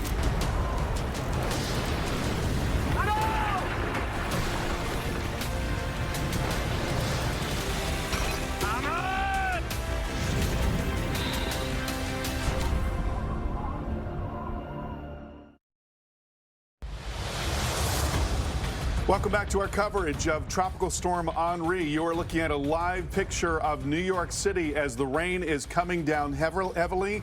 There is now a flash flood warning for the city and surrounding areas, a couple of flash flood warnings. Last night we had record rainfall, the most that we have seen in an hour. That was preceding this, and now the core of the storm getting closer and closer. It is going to slowly move westward, and along with that, we expect to see this flood threat continuing through the afternoon, if not longer. Welcome back to our ongoing coverage of Henri. I'm Carl Parker, and here is the latest on the storm. A 50-mile-per-hour tropical storm moving to the northwest now at 9 miles per hour, so it is slowing down. That is a critical part of this forecast. That very slow forward speed that will continue through this time tomorrow is going to add to these flood concerns. And we've had so much rain in the Northeast. Over the last week, we had what was left of Fred, and then prior to that, we had a record wet month in July for many cities in the Northeast. So there's a lot of water in the ground. And then on top of that, you've got all of this pavement in the New York City metro area, and that adds to the flood concerns as well. So right now, a flash flood warning in effect for Kings and Nassau and Queens counties. That is going until 7:15. Rain really coming down here. There's a boundary that is set up across the region, and so we're getting rain over the same areas, really not moving very much at all. Also, Bergen, Bronx, and Passaic counties under warning. And look at the intensity of this rainfall. I mean, that could be 1 inch per hour rainfall there. That's right across upper and central parts of Manhattan, and then extending out into Newark and Montclair as well. And then farther up the river here, near White Plains and Hawthorne, we're getting a report of the Taconic State Parkway in both directions. All lanes are closed due to flooding. So we are now beginning to see the flooding. We're starting to see the results of this very heavy rain, and it is only likely going to get worse as we go through the afternoon. So please stay put. If you don't have to get out, just don't do it, because it's going to be very dangerous there in and around the tri-state area. New Haven County under warning until 4:15. Got a report of Interstate 91 being closed due to the heavy rain here. To the north of that, a flash flood warning for Hartford County. The rain is thinning out there.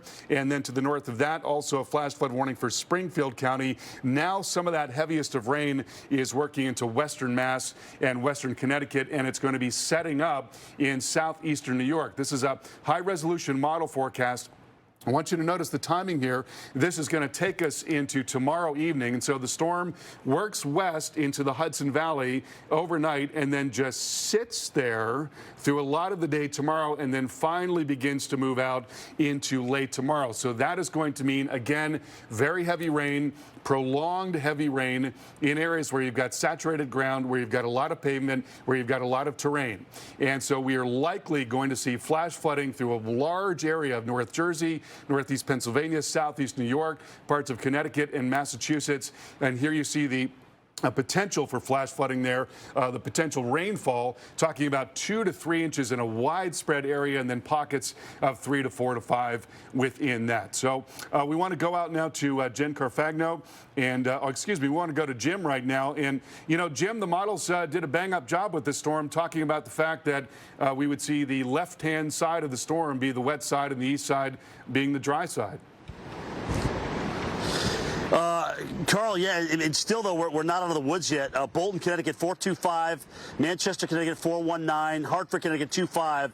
Marlborough, Connecticut, 3.9. What are you thinking just from looking at trends? Do you think the guidance has a good handle on this, on what's to come in terms of rainfall totals, or is somebody going to pop out a double-digit total somewhere? Well, yeah, you know, I do. I mean, I think the European model in particular has been a little more aggressive, and I think that the European model's probably got the right picture here. What we're looking at, and I'm going to see if I can bring that graphic up for you. We could be looking at widespread areas of 3 to 4 to 5 inches of rain, and that is definitely what the European model has been indicating. See if I can get that for you very quickly. And here it is right here. Yeah, and it's interesting, Carl. It's interesting that once the European got the G4 data which is the high altitude data from the Hurricane Center, and put that into their model, then all of a sudden it really did a great job. But until then, it was terrible. Yeah. And right? You remember? Yeah, I do. And, you know, what's interesting about, you know, modeling in general, Jim, is I think, you know, oftentimes models do tend to underdo these really profound rainfall events. You know, I think that is often the case. So, yeah, what it's showing here is a widespread area of 3 to 4 to 5 inches, but we could absolutely be looking at more than that. And then when you add terrain to that and you add impervious surface to that, this is going to be a really serious flood threat going through the rest of today.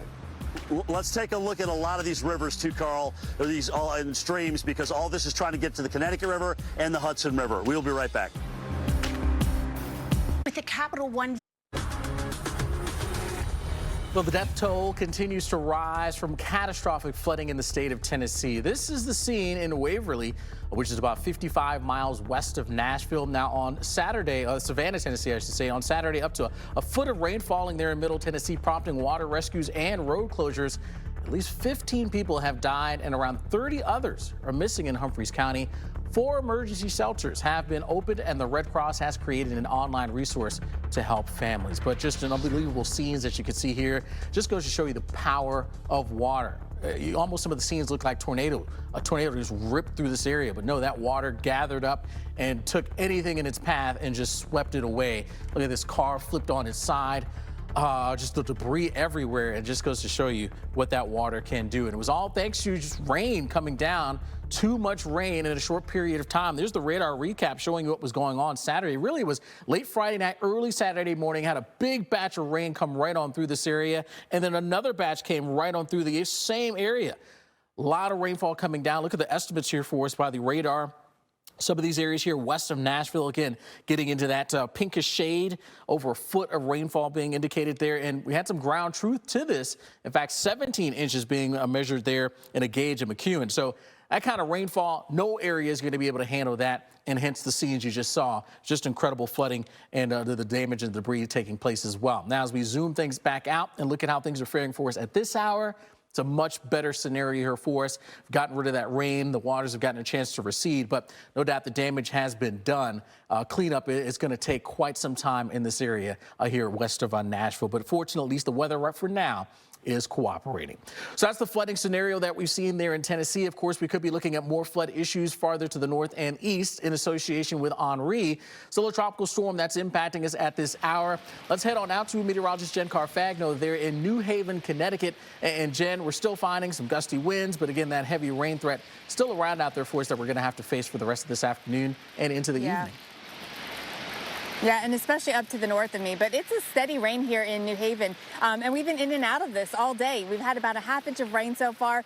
None of it has come down in torrential downpours, but it has been steady and adding up. All roads are wet, and you know that leads to hydroplaning. That's a concern, obviously, in this area. But north of here, I-91 actually was closed northbound lanes for a while. I don't know if it still is, but wanted to check just south of the Meriden area where you have you had tremendous deluge of rain. I saw the radar, and the biggest rainfall rates were just sitting right over that area. And unfortunately, that did lead to some flooding there. So heads up for travel up on I-91 north of here. Travel up around the Hartford area has been tough today. Let's take you out to some scenes there. We've picked up more than 2¼ inches of rain in Hartford. And up in Hartford, the winds have actually been a bit gustier. In fact, just check the latest at Bradley Field there, and we've had 44-mile-per-hour gusts, 40-mile-per-hour gusts in just the last hour. And so it's definitely been a bit more squally, as a good way to describe the weather up here. As you can see, people definitely, battling the elements if they're out and about today in Hartford. And while some of the heaviest of rain has now lifted north and pushed just to the west of Hartford, we're not done yet. We're still in the rain. And as we've been talking about, the system itself, Henri, is going to take this kind of swirly path, if you will, through the Northeast and New England. And so it's going to be a player in our weather throughout today and into tomorrow as well. Some of the rain can be heavy at times, especially watching where those features set up that just sit there and don't move. And with the slow-moving nature of Henri and the fact that it has slowed down, only moving at 9 miles per hour, that's the latest update from the National Hurricane Center. We have a slow-moving tropical system that always means flooding is going to be a concern. All right, that's the latest here from New Haven. Let's go back down to Montauk and check in with Tevin. Tevin, what has happened to your winds there? Have they still been gusty from time to time, or have they really calmed down?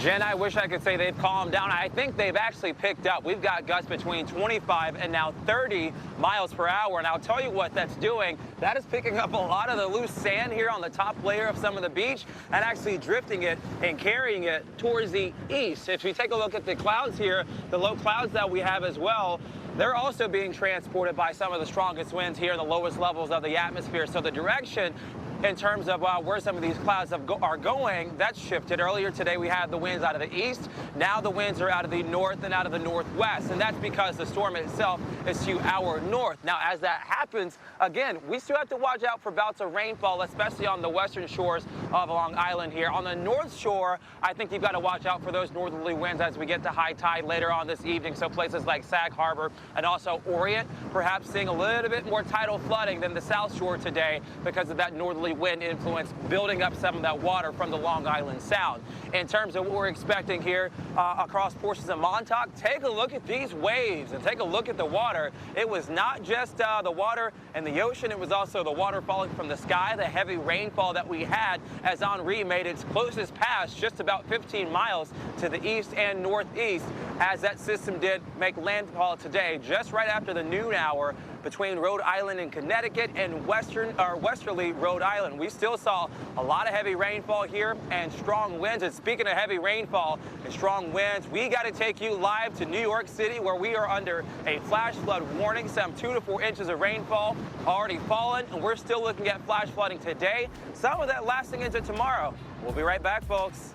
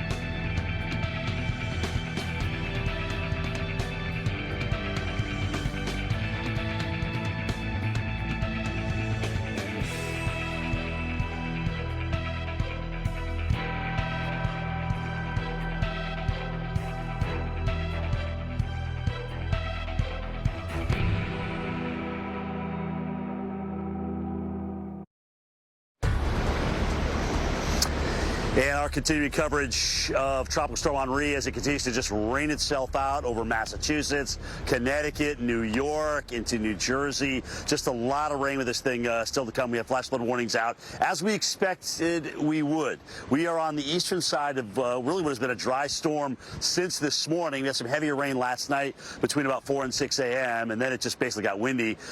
Interesting, winds are picking up again a little bit here. They were kind of calm for a while, but now we're picking up a little bit, but nothing that is severe. And we're actually seeing, guys, in Rhode Island, our power outages come down. So from 90,000 plus to now about 78,000 customers in Rhode Island. So that is a good news. We're certainly in the right direction. You heard the governor. He was out here with me earlier. That was one of his main goals with this whole thing. All right, so we are in Point Judith, which is where we got the highest wind gusts from this thing, 70 miles per hour. Let's go about 13 miles to my west-southwest.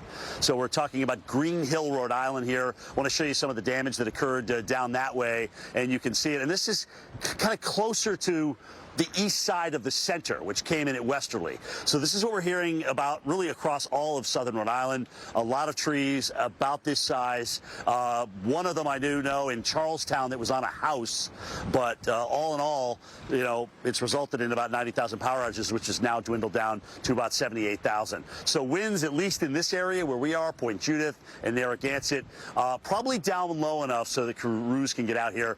Of course, we have no rain coming down, and we're going to stay on the dry side of this, so they can get out and restore some of the power in through here. As storms go, again, this wasn't a Bob. This wasn't a Sandy by any stretch of the imagination. We never thought it would be. It never really got its act together. Yesterday it had a chance, but it just didn't. There was a lot of opposing forces for this thing, and obviously that kind kind of kept it at bay. Otherwise, though, we're keeping an eye on interior New England, eastern New York, northern New Jersey for rain. Once again, flash flood warnings over New York City, and that's where the whole thing got started about 24 hours ago. We started seeing some heavy rain develop over New York that had nothing to do with Henri.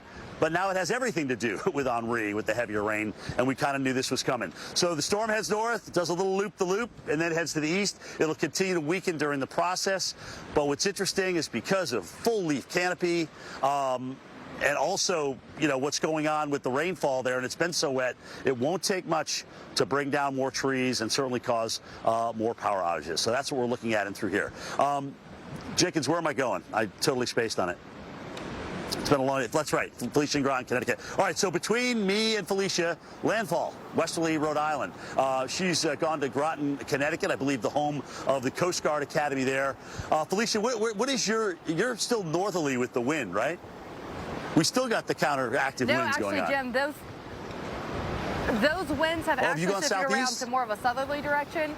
And let me tell you, it has made all of the difference. I actually had a couple of people come up to me and say, wow, it just changed all of a sudden. This is the most impressive that it has looked all day in terms of the waves. And that is certainly what we're seeing here in Groton at this point. Now we have the southerly component to the wind, and we're going to continue with the southerly component to the wind as we head toward high tide. And that's what I'm most concerned for, because as you can see, so what you're looking out here, this is as you're looking out toward the Long Island Sound.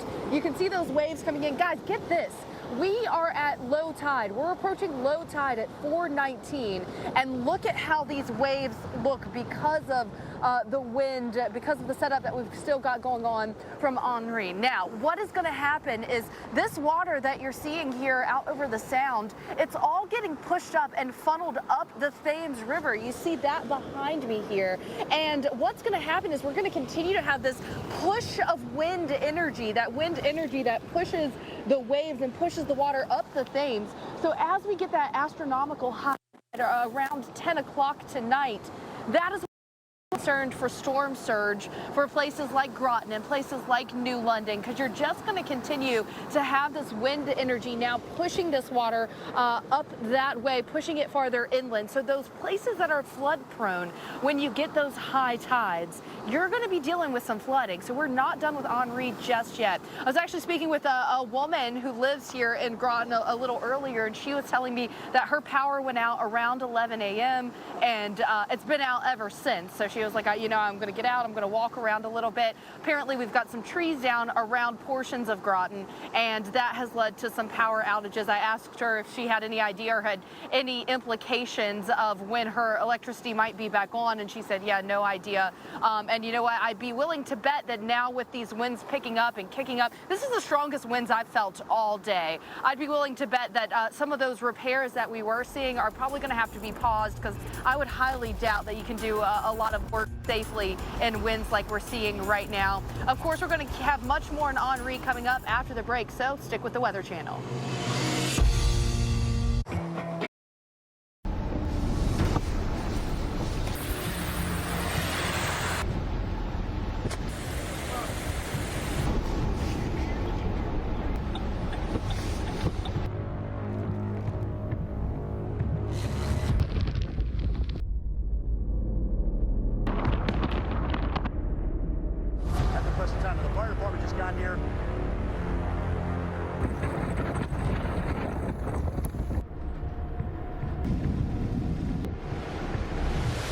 This time yesterday, we were kind of wondering what Henri was going to do during the overnight hours. It was still over warm ocean waters from the Atlantic. It, was certainly seeing less shear and less dry air thrown into it, but it never really got a chance to get its act together. So it came in as tropical storm, which everyone's kind of very thankful for. That said, all right, we still have over 100,000 customers without power across New England, 78,000 of them alone here in the state of Rhode Island. That number, by the way, has come down. So let's take you back about 3.5, 4 hours and let you know what we dealt with in Narragansett, Rhode Island, as Henri came ashore. I want to show you where we are here, guys. We're right at the top balcony here at the Coast Guard House, and you can see, we're just after high tide now. The boiling ocean that is rolling up against Ocean Street here, which is closed, by the way. It looks like from the radar we're going to get on the drier side of the storm here pretty soon. But that doesn't mean we will be on the windless side. As a matter of fact, Brad's going to look right here for us, and you can see what we're talking about. Winds are coming in right off the water. We had Block Island gust to 68 miles per hour. All right, 68 miles per hour there.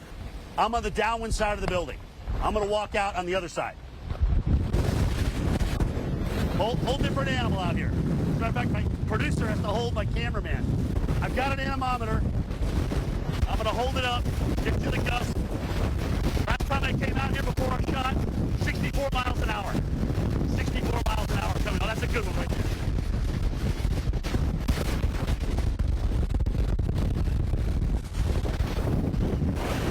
40, 44, 47, 48. So it's calmed a little bit, plus the wind direction is changing. But we're kind of steady in the 40s here in terms of the wind. Here we are at the Coast Guard House here in Narragansett, still dealing with a howling southeast wind. I've had gusts at times on my anemometer up to 64 miles per hour here. So it's cranking up and through here, and you can see what it's done to the ocean. Offshore, some of the buoys, 20-foot seas out and through here. Obviously, they're going to dampen coming this way, but as a safety precaution, they closed Ocean Road here. But the wind, as we continue to look at some of the trees to the right, is still howling. We have reports of 17,000 customers in the state of Rhode Island without power at the present time. We expect those numbers to climb. We may get the center of circulation pretty close to us. If not, we may be in a northwest wind by the time the next high tide rolls around at 8:35 this evening. And that center of circulation wound up again several hours later, about 30 miles to our west. So we were on the eastern side of it, strongest side of it, started to rain itself out, and you could kind of hear some of the different data sets coming out of that. We had 64 there, officially in Narragansett, 69. Point Judith, which is where I'm at right now, 70 miles per hour. So that pretty much tops it. But a lot of tree and power line damage, especially in the southern counties and down by the ocean. Charlestown, for example, Green Hill, some of those areas got hit a little bit harder in terms of the tree damage. But this was no Bob. This was no Sandy. Thank goodness this thing didn't develop yesterday. But this is our second tropical system of the season here. And if you want to count Fred's remnants, our third. All right, so we'll see what the rest of the season has in store for New England. That's for sure. We still got September and October to go in through here. So who knows what Mother Nature is going to muster up. Again, guys, winds here. Felicia, as you reported last time, are a little bit more southwesterly right now. We're a little bit more southwesterly here as well. So we're starting to see the circulation go to our north and west. And so we're starting to get around on the bottom side of this now and get into that southwesterly wind. Either way, given that fact, we don't expect the high tide to be as high as it was this morning. That high tide, by the way, this evening here is about 8:35 p.m. All right, let's get an update on the Constitution State. Interesting, you're kind of a tale of two states there. You have flood warnings in the Connecticut Valley in the western part of the state. Meanwhile, you're a lot drier where you are, Felicia. Yeah, you know, we did get a nice little break. We've got very, very light kind of misty rain at this point, and so it's enough to kind of wet your shirt. It's not a downpour by any means, but it's pretty consistent. We're in the light rain currently, but I'll tell you what, the winds have certainly picked up. I do expect that we are going to have some more of those power outages. We've been around 30,000 power outages in Connecticut. We've talked with some people who live in Groton, which is where we are now, and they said their power's been out for some of them since the later morning hours, so it's been a while since their power has been out, but crews have been out working, clearing up some of those branches that fell and caused those power outages. Let's take a look at what's going on, though, because I want you to see all of this wave action that I have going on behind me. You can see the spray coming up over the rocks. Now, what you're looking at actually here is the Thames River, and we were on the other side of the Thames. So we were in New London. If you saw any of our shots earlier today or yesterday, that is on the west side of the Thames River from Groton. And I want you to notice something, in which direction the waves are moving, because when we started our morning this morning, the waves were moving out toward the Sound. So they were moving north to south. Now they are moving south to north and moving in. Now, I know Jim mentioned the high tide coming around 8:30 where he is. Here in New London, the high tide is going to be around 10 p.m. And with this persistent onshore wind, the forecast for that high tide is to be about 3 feet above what it would typically be. That's what the forecast is from some of the tidal forecasts. So I do expect that tonight, some of those low-lying flood-prone places that typically maybe have some issues when you get a really high tide, you might have some flooding as we move through the nighttime hours around that 9, 10, 11 o'clock hour with this steady onshore push of wind, because this is low tide right now, guys, and we're still seeing a very steady push of that water from the Sound up the Thames. Now, the wind is going to continue, and obviously that is going to bring down some of those trees that maybe have already been loosened from hours and hours of wind from Henri. But as Jim mentioned, the story here is no longer the rainfall flooding that we could possibly see. The rain is pretty much done. We're getting this very light, misty rain.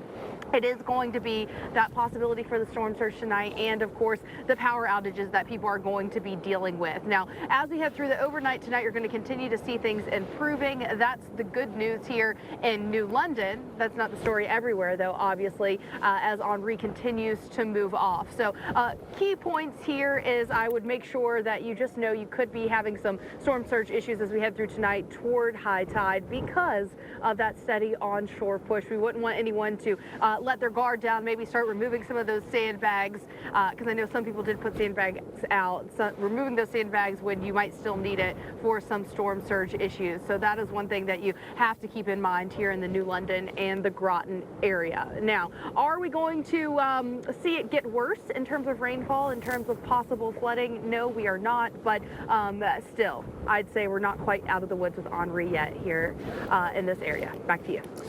Well, Felicia, things are getting worse by the hour in the tri-state area. We are seeing a terrific amount of rain coming down, flash flood warnings, and a lot of reports of flooding as well. There is a live look at New York City. We got record rainfall last night, the most we have ever seen in 1 hour, 1.94 inches in Central Park between 10 and 11. And it's been a really wet last week and a wet several weeks. So you've got a lot of water in the ground and, of course, all that impervious surface there. And now heavy rain coming down across the area. We'll take a look at the warnings here in just a second. So right now, 50-mile-per-hour storm. It is moving towards the northwest. It is slowing down as we knew it would, and will continue to move very slowly across parts of southeast New York and New England over the next day or so, and then will begin to accelerate by late tomorrow and make its way out to Nova Scotia. So let's talk about the rainfall here. You've got two components. One is the core of the storm right there, with more of the heavy rain on the west side of that central circulation. And then there's also a boundary which is draped across New York City right now. And with that, we are seeing repeated rounds of very heavy rain. Kings, Nassau, Queens counties under warning until 7:15, getting some flooding around Queens right now. Rockaway Boulevard, as well as Tuskegee Airmen Way, closed due to flooding. Then off to the northwest, another flash flood warning for Bergen, Bronx, Passaic counties until 5:45. That does include Manhattan. And look at this massive rain, which is now coming down towards Yonkers and New Rochelle. Along with that, a lot of flooding has been reported already. Bronx River Parkway closed due to flooding. Sprainbrook Parkway closed due to flooding. You get a sense of what's going on out there. It would be better if you just didn't go anywhere while this is happening. Also, the Taconic State Parkways seeing flooding and all lanes closed there. So it's really bad where we're getting these rounds of rain coming through. And this is a look at the flash flood guidance here, the amount of rain that would cause flooding in 1 hour, and it's low. It's about an inch and sometimes lower than an inch, and we are absolutely seeing more than an inch in an hour with that heavier banding as it is coming through. And, you know, that is due to the impervious surface, but again, also because we've had so much rain in recent weeks here across the Northeast. Flash flood warning in New Haven County going until 4:15. We had a report of Interstate 91 being closed due to flooding there. Flash flood warning also in the Hartford area, another one in Springfield. And now we are seeing the heavier rain work into western Mass and getting into southeast New York, the Hudson River Valley, and into the Catskills. And you add terrain, and that too is going to worsen the potential for flash flooding. So this thing will crawl into southeast New York overnight. Tomorrow morning, it's going to stay there for a lot of the day. And then finally, by late tomorrow, begins to move away and out through New York, through New England.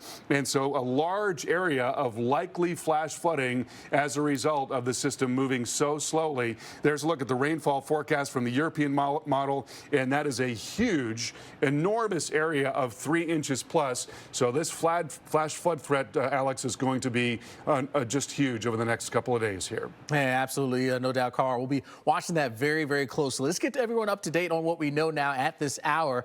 More than 100,000 power outages in just Rhode Island and Connecticut alone. More than 13,500 workers from 30 states have been mobilized to help restore power. And shelters are now open in both Connecticut and Rhode Island with full COVID protocols, including face coverings required in all of them. The governors of New York, Rhode Island, and Connecticut have all deployed their state's National Guard to respond to flooding and assist with rescues. More than 1,000 flights have been canceled, with Boston's Logan Airport warning passengers to expect delays through Monday. So yeah, that is no doubt quite a bit of a headache there. Well, we head back out now to New Haven, Connecticut. That's where we find our very own Jen Carfagno. And Jen, that's certainly an area that's seen its fair share of the rain and the gusty winds. How are things faring for you at this hour? Well, actually, Alex, this has been some of our steadiest winds that we've seen yet, and the rainfall has been just picking up a bit here. Now, it's still sort of a heavy drizzle, if I can describe it that way, but it has gotten heavier, and I've been watching the radar very closely. It's now filling in just off to our west, much more so from Danbury down to Bridgeport, and watching the trends in the radar make me think that, you know, we're not out of the woods yet here. We still could get into some of those heavier bands if that wraps around the circulation, because the circulation of what is Henri is now just off to our east, and our winds have actually changed a bit more. They were north-northwest. Now they're west-southwest. And so just that little bit of change direction is also going to change any concerns that we have about surge. I really wasn't concerned earlier today. The next high tide we go to is at midnight tonight. And not that there's a big component of storm surge, but there is definitely more of an onshore push at that point because of that west-southwest wind. And so you'll have to watch for any issues there, mainly in any flood-prone areas at high tide close to the water. Now, I do want to take a look at some of the reports that have been coming in here north of me up towards Wellingford. There have been reports of closures on I-91, some lanes there south of Meriden, where you were in some big rain earlier. That is now shifted off to the west. Western Connecticut, the story for you is the rain. The scene like I have out here is just, you know, the low visibility, that keeps dropping. Sort of the wind-blown rain on your windows, you're hearing that. It's going to be nonstop through the evening, and at times it will be heavy, and in fact bringing that flash flood concern. Now, the eastern half of the state had the worst of the wind, and we are now at 29,000 power outages, a slight improvement from an hour ago, but 29,000 customers without power, mostly in the eastern side of the state, and unfortunately, it could take some time to get that all restored. Let's go back down to Tevin and talk more about what's going on there in Montauk. Tevin, what have you heard about power where you are? Well, Jan, we did have power outages here, sort of sporadically spread all across Long Island, though the magnitude was far different than what you all had earlier today. At peak, right around 11 o'clock this morning, we had about 1,800 customers without power. Now that number split in half, closer to about 900 customers without power. But keep in mind, a customer is not one person. A customer could be several people living in a house. So hopefully that number continues to dwindle down for those without power. For those without power, hey, we got plenty of light. Look at the sun that is shining now. The dry skies continue to prevail here on the eastern end of Long Island through Montauk, all the way up to portions of the North Shore as well, closer to Sag Harbor. I'll take you out towards the water because now we're starting to see that water retrograde or go back. Low tide was earlier today, right around 2 o'clock in the afternoon. So 2 hours after that, we're still not seeing high tide. That's not until tonight, closer to 9 o'clock this evening. So once that happens, the water should come back up closer towards the dunes. But I was just talking to the lifeguard. He said we anticipated to come up, but it should not come up beyond the dunes. So all the dunes that they held last night, hopefully they hold again today, which I think they will. In terms of rainfall, yes, 1 or 2 showers is certainly a possibility into Monday, but it will be the wind that could still bring down some trees because the grounds are already saturated and primed for that. In fact, the Long Island Railroad says east of Patrick, they are still not running the railroad because trees are actually down on the rail line there. Let's take you west of Patrick, right into New York City and into the 5 boroughs where we have a flash flood warning for the next hour and a half for heavy rainfall. And hey, here's a reminder, if you go without power, you can download the SiriusXM app and listen to us on channel 721.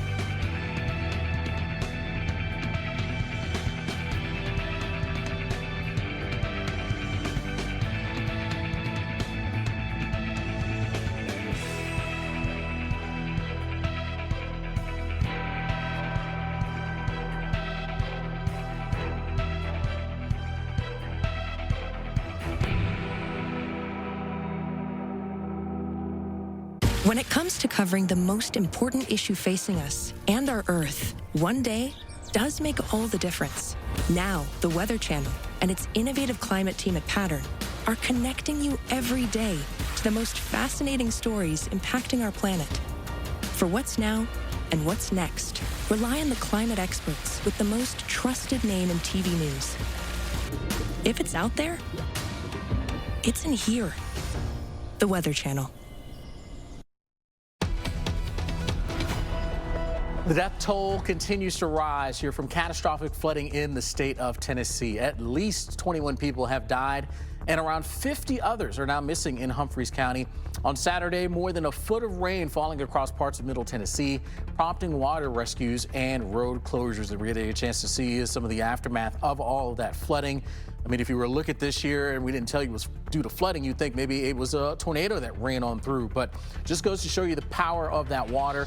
It was just too much for this area to handle. The debris strewn everywhere, and again, damage and just destruction. And it's going to take some time, quite some time before things can get to some kind of normalcy there. But again, it was all thanks to that rain that came down in bunches. We kind of had 2 rounds of rain roll its way on through. Here's the radar depiction of all that rain as we worked our way through our Saturday. This was actually the second round of rain that came through Saturday afternoon and into the evening, on top of the rainfall that we saw coming through during the overnight hours into Saturday morning. That's that batch. So again, 2 batches of very, very heavy rain, and that added up. And you can see the rainfall estimates here for the past 36 hours or so, right in that corridor there west of Nashville. Several areas, anywhere you see yellow, that's at least 3 inches. But you get into some of the pink shades, that's over a foot, some cases getting up into the foot and a half range. And we actually had some ground truth to this in the McEwen area there. Rain gauge here picking up 17 inches of rain, and that is just, again, too much water for any place to handle in that time period. So that's why we saw the damage that you saw there. And again, people still missing, 21 people dead as a result of all of this flooding here. Fortunately, as we look at things at this hour, it's much, much quieter in the zone. That's going to allow for some of that water to continue to recede and for some of the recovery efforts to continue there as well. Well, the rain and the wind making its way inland. This is some new video here as we head northbound to Albany, New York. And you see some of that rain ponding here and pounding the streets. The city there is actually under a flood watch. So again, you get well inland here from where, of course, Henri made that landfall there in the westerly area in Rhode Island. And you still find yourselves dealing with some of those impacts. Let's get out to Rhode Island now and focus in with our very own Reynolds Wolf, who's hanging out there. And Reynolds, there in Rhode Island, of course, that's an area that certainly felt this system and continues to feel it. Earlier today, we were talking wind gusts around Newport getting into the 40+ mile an hour range. How are things faring for you right now? Oh, you're right about that, Alex. There was definitely some muscle to it earlier. Things now have begun to subside a little bit, but the way the air feels for the time being is decidedly different. You feel less moisture. It actually feels somewhat cool for the time being as the dry air continues to move through. But that is what's happening now. Let me show you in a second what happened earlier. And the view is actually way over there in Narragansett Bay. And here's the video that really gives you the story of what happened.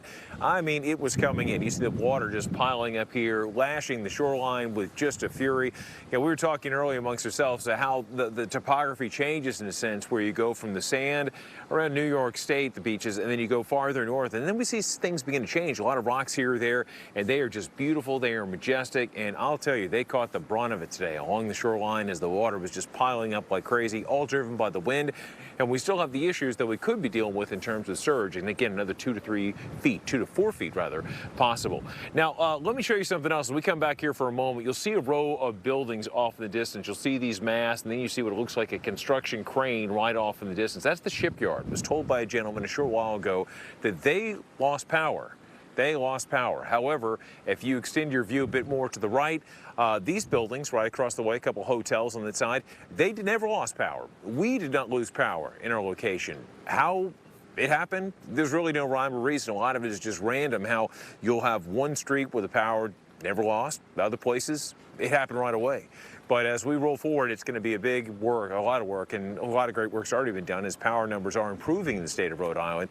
It's a testament to the men and women that go out there and do the hard work to restore those services that are so critical, so vital to so many people. But right now, you'll notice that here in the harbor, the water is relatively smooth in the foreground, but in the background, it gets a little dicey. And we just have had a series of boats that have been out in a big boat off in the distance.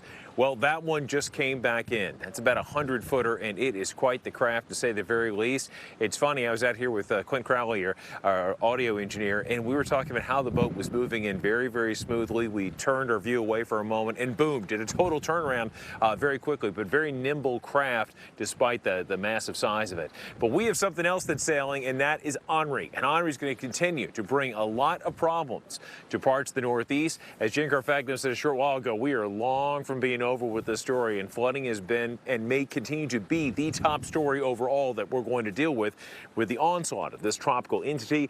And as it continues to weaken, it still brings the threat of rising water. Think about every stream, every river, every creek, all continues to rise over the next several hours. Full team coverage continues right here on the Weather Channel. We'll see you in a moment.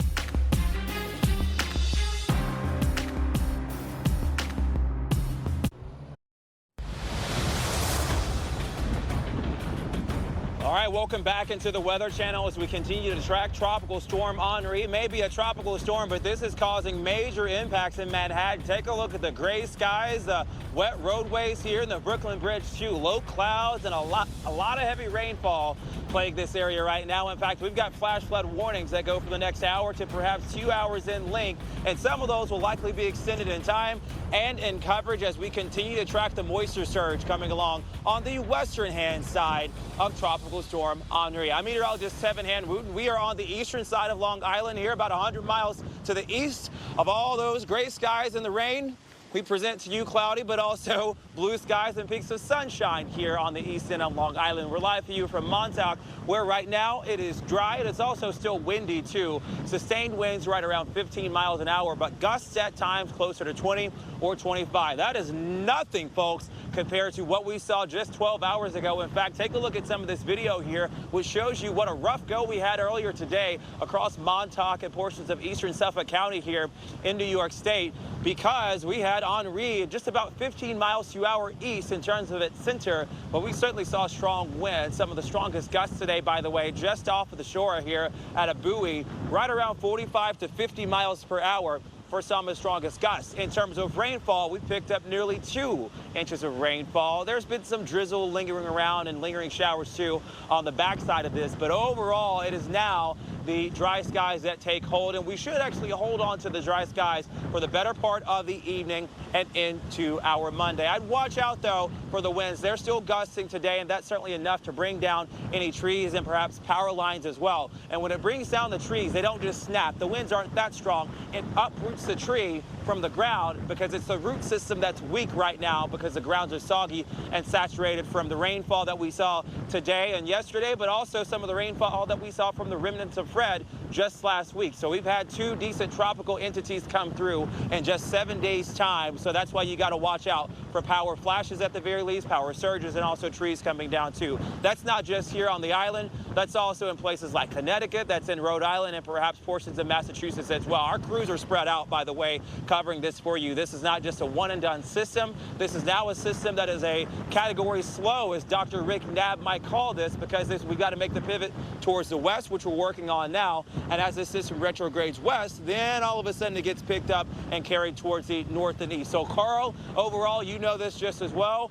That degradation in terms of forward motion could cause double the impacts in terms of heavy rainfall and inland flooding, and that's what's playing out right now in portions of the tri-state. Carl? Yeah, we're getting serious flooding right now, and we've got such a long way to go in this event. A lot of reports of flooding in and around New York City. And let's take a look at the storm. First of all, the larger picture. Here you see the center of circulation as it continues to work towards the northwest now, slowing down along the way. But also there is a boundary that is draped across New York, and that's been the focal point for very heavy rain. We even saw that last night. Record 1-hour rainfall in New York City of nearly 2 inches in 1 hour. Right now, flash flood warning for Kings, Nassau, and Queens counties. That going until 7:15. We are getting reports of flooding around Queens. Tuskegee Airman Way closed. Rockaway Boulevard closed as well. We could see a lot more of that. There is so much much impervious surface in and around the tri-state area. A lot of concrete, a lot of asphalt, and so you get 90% runoff in that case. And we've also had a lot of rain in recent weeks as well. Bergen, Bronx, Passaic counties under warning until 5:45, and some of the rainfall rates here in that yellow, easily over an inch per hour. That's important. I'll tell you why in just a moment.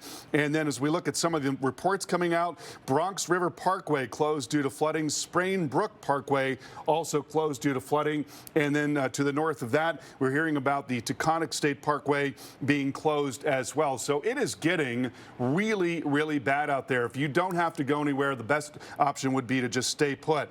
Now, this is a look at the rain that is needed to cause a flood in 1 hour's time. And in all these areas in yellow, an inch of rain or more will cause flooding. And that is, again, because of all that impervious surface, but also because of all the rain that we've seen over the last week and over the last several weeks. And so that's not a whole lot, and we're definitely getting that with this storm. Hartford County under warning right now. We've got a warning in Springfield as well. Now that rain is working out into western Mass and into the Hudson Valley and the Catskills, and that's where the center of circulation is going to be headed. This thing just crawling off to the west over the next 24 hours, just sitting over the Catskills there in southeast New York, going through the day tomorrow. And then finally, by late tomorrow, it does begin to move out. So we've got a very large area of likely flash flooding around the tri-state area, North Jersey, into eastern Pennsylvania, southeast New York, and into Connecticut and western Mass as well. And what we're talking about in these areas is 3 to 4 to 5 inches of rain over a huge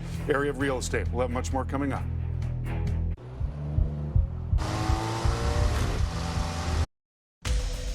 Welcome back. President Biden has been closely monitoring the situation in New England and is providing an update on his administration's response to this tropical storm. Here's a part of what he said just moments ago. Henri is impacting much of the Northeast right now, and I want to talk about our efforts to prepare and respond to this storm. We have been closely monitoring Henri's progress and making the necessary preparations. Fortunately, it's no longer a hurricane. It's been downgraded to a tropical storm. And we are taking it seriously, though, because the size and the storm surge and the rainfall is producing. It's also impacting an area of the country that has already experienced heavy rainfall over the past several days. And while New Englanders are used to dealing with some tough weather, this storm has the potential for widespread consequences across the region, with significant flooding and power outages that could affect hundreds of thousands of people.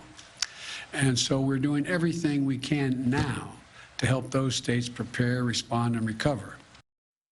Well, there you are, getting a chance to listen to President Biden, letting us know what they're thinking about with this system as it continues to impact New England, the preparations, and what's to come in the aftermath as well. Well, let's head on out to Groton, Connecticut. That's where we find our very own Felicia Combs. And Felicia, as that wind has now changed directions a bit, I know you guys have noticed some changes.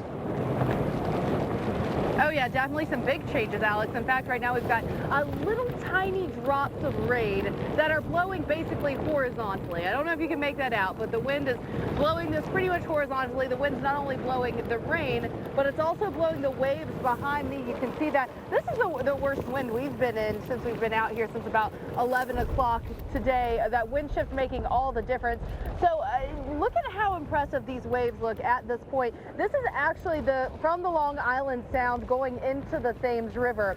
We should be at low tide. We should not be seeing impressive waves like this at all, but as you can see, that wind making all the difference, this wind with the southerly component really making a big difference here in Groton.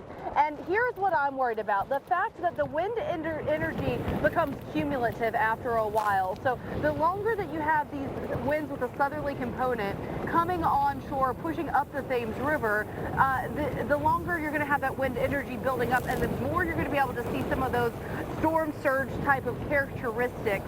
especially as we head toward high tide, which is around 10 o'clock tonight.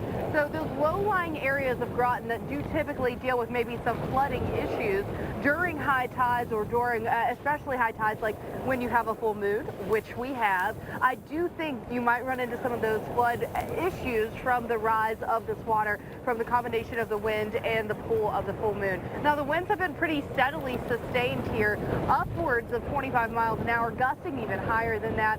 The rain, as I mentioned, it's very light at this point. So in terms of any sort of rainfall type of flooding, so flash flood warnings and things like that, I don't think that's going to be anything that we're really dealing with. But what I do expect is that we might still see some of those trees weaken and come down. I've been keeping an eye on those power outage numbers across Connecticut, and they've actually started to come down, but we've still got more than 25,000 people without power, and that is what we're seeing here. It's still actually more than 30,000 people in Connecticut without power. So I do think those power outages are going up and down because we do have this sustained wind. We actually spoke with the, communicated with the mayor of New London, and he was telling us that we did have a tree down on the home, so we did have one home damage.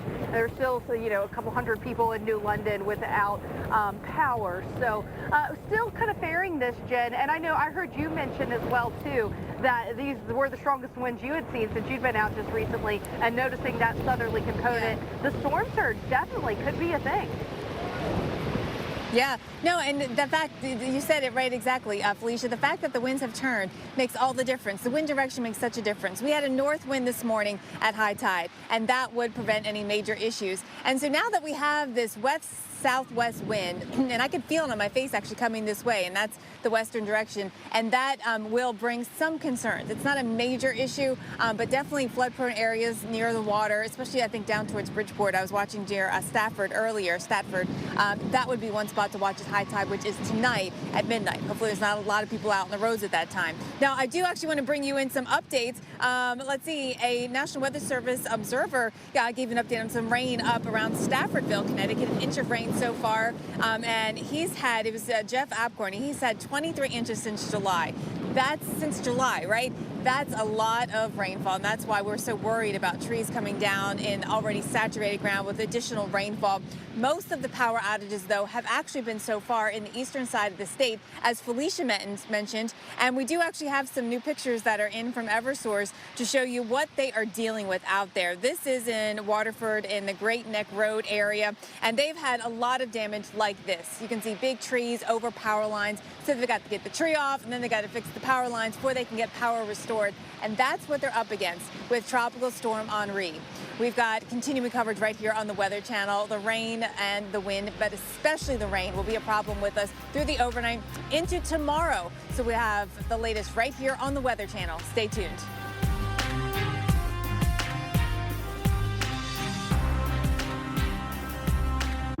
Ricky Bobby, today the...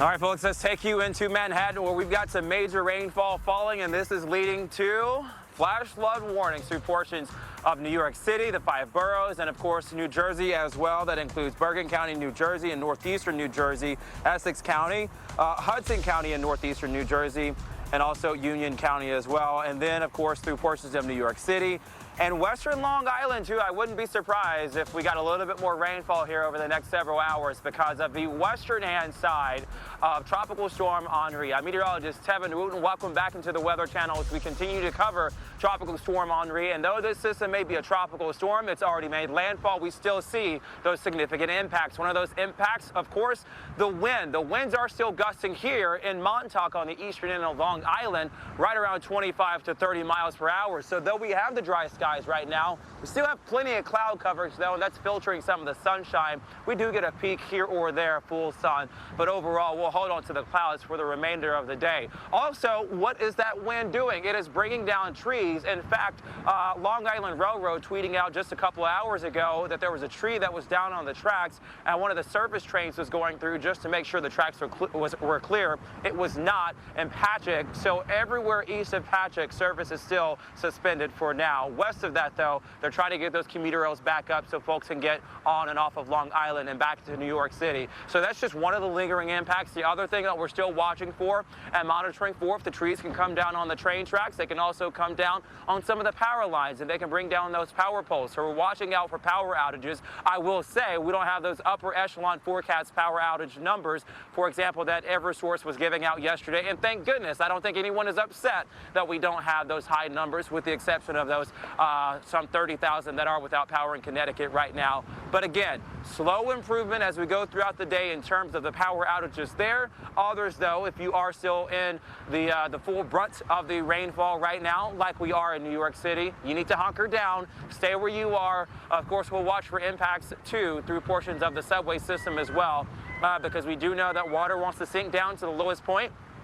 Carl, this is something that we saw last week with the remnants of Fred, and also a couple of weeks ago, or a couple of months ago, rather, in the early July time frame when Elsa came through, the precursor to Elsa. I remember seeing all those videos of the subway system where it was just inundated with inches of rainfall, and it was starting to pile up there on the track. So we're still monitoring for all those things here throughout portions of the tri-state. Yeah, we're getting a lot of reports of flooding around the tri-state area right now, and flash flood warnings are ongoing. A very serious flood situation setting up. We'll get into that in just a second. We do have the new advisory from the National Hurricane Center, and the storm continues to weaken. Now a 40-mile-per-hour tropical storm, and it continues to slow down. Over the last three advisories, it went from 12 miles per hour to 9 and now to 7 miles per hour. So that slow motion is really critical. That's a big part of what is going to drive this flood threat over the next several days. And here's the new forecast track and intensities. So the storm just crawling through parts of New York and southern New England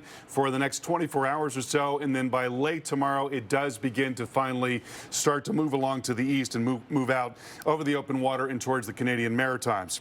Here you see the radar picture over the last 3 hours, and you've got the core of the storm, which is right in here. That's where you've got some lingering heavy rain now coming into Massachusetts, but also there is a boundary that's been down here around New York City, and that has been enhancing the rainfall. We got clobbered by rain last night in New York City, got a record 1-hour rainfall in New York City. Brand new flash flood warning in effect now, and they have added now a considerable threat tag to this brand new flash flood warning. This has just come out, and I'm going to take a look at some of the details on this warning for you. And so, again, a considerable threat tag for this storm, and what we're looking at here is several inches of rain. 2 and 4 inches have fallen already. An additional 2 to 4 inches is possible in this area. So you're talking about maybe as much as 8 inches in total, as again, this area of rain is just not moving right now at all. So once again, a new flash flood warning. Bergen, Passaic, Rockland counties going until 8:45 with a considerable threat tag. If you can stay put, that would be the very best policy. Now, I want to show you also a little farther east. There's an ongoing warning for Kings and Queens counties, Nassau County as well. Some lingering flooding right now around parts of Queens. We haven't gotten any new reports over the last, say, 30 minutes or so from that area.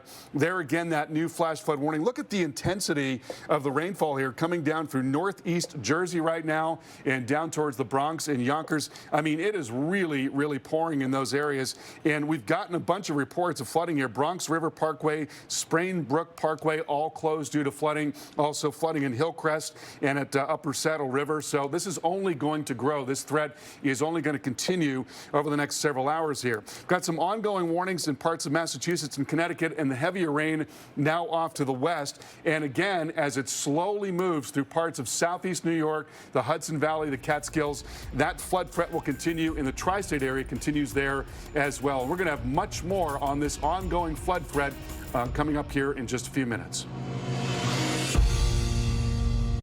It took a while to get out.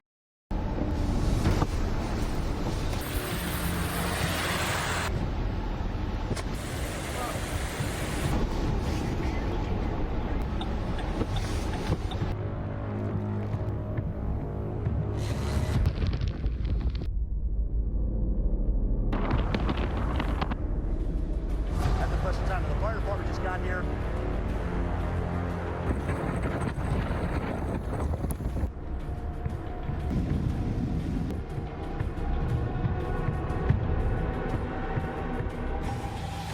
Thank you for joining us for our continuing coverage of Tropical Storm Henri. I'm meteorologist Mike Bettish, joined in studio this evening by our hurricane expert, Dr. Rick Knabb. The storm making landfall today in Rhode Island and lashing the northeast as we speak. Let's get right to our crews in the field, including meteorologist Chris Warren. He's in Bridgeport, Connecticut right now. Chris, tell us about the conditions right now and how they've unfolded today. I'll tell you what, Mike, rain is the story now. Of course, landfall happening around noon today with some of the stronger winds, but it's this. While it's not heavy, it is persistent and it is continuous where we are right here in Bridgeport in Connecticut. New York, not too far away. There's flash flood warnings. As the crow flies or the seagull flies, we're about 30 miles or so away from New York City. And in the other direction, over to New Haven, also flash flooding remains a concern as well. So what I want to show you and take a look at is the fact that the rain is now blowing from the west. About this time yesterday, it was coming in, or at least the air was moving from the east. So now that the storm has moved, it's come on shore and it's starting to make more of a westerly turn here, and it's going slow. It is going to be a slow, long process of watching the rain fall, watching it overwhelm drainage systems and all the flooding issues that's going to come with it. So you're seeing it right here.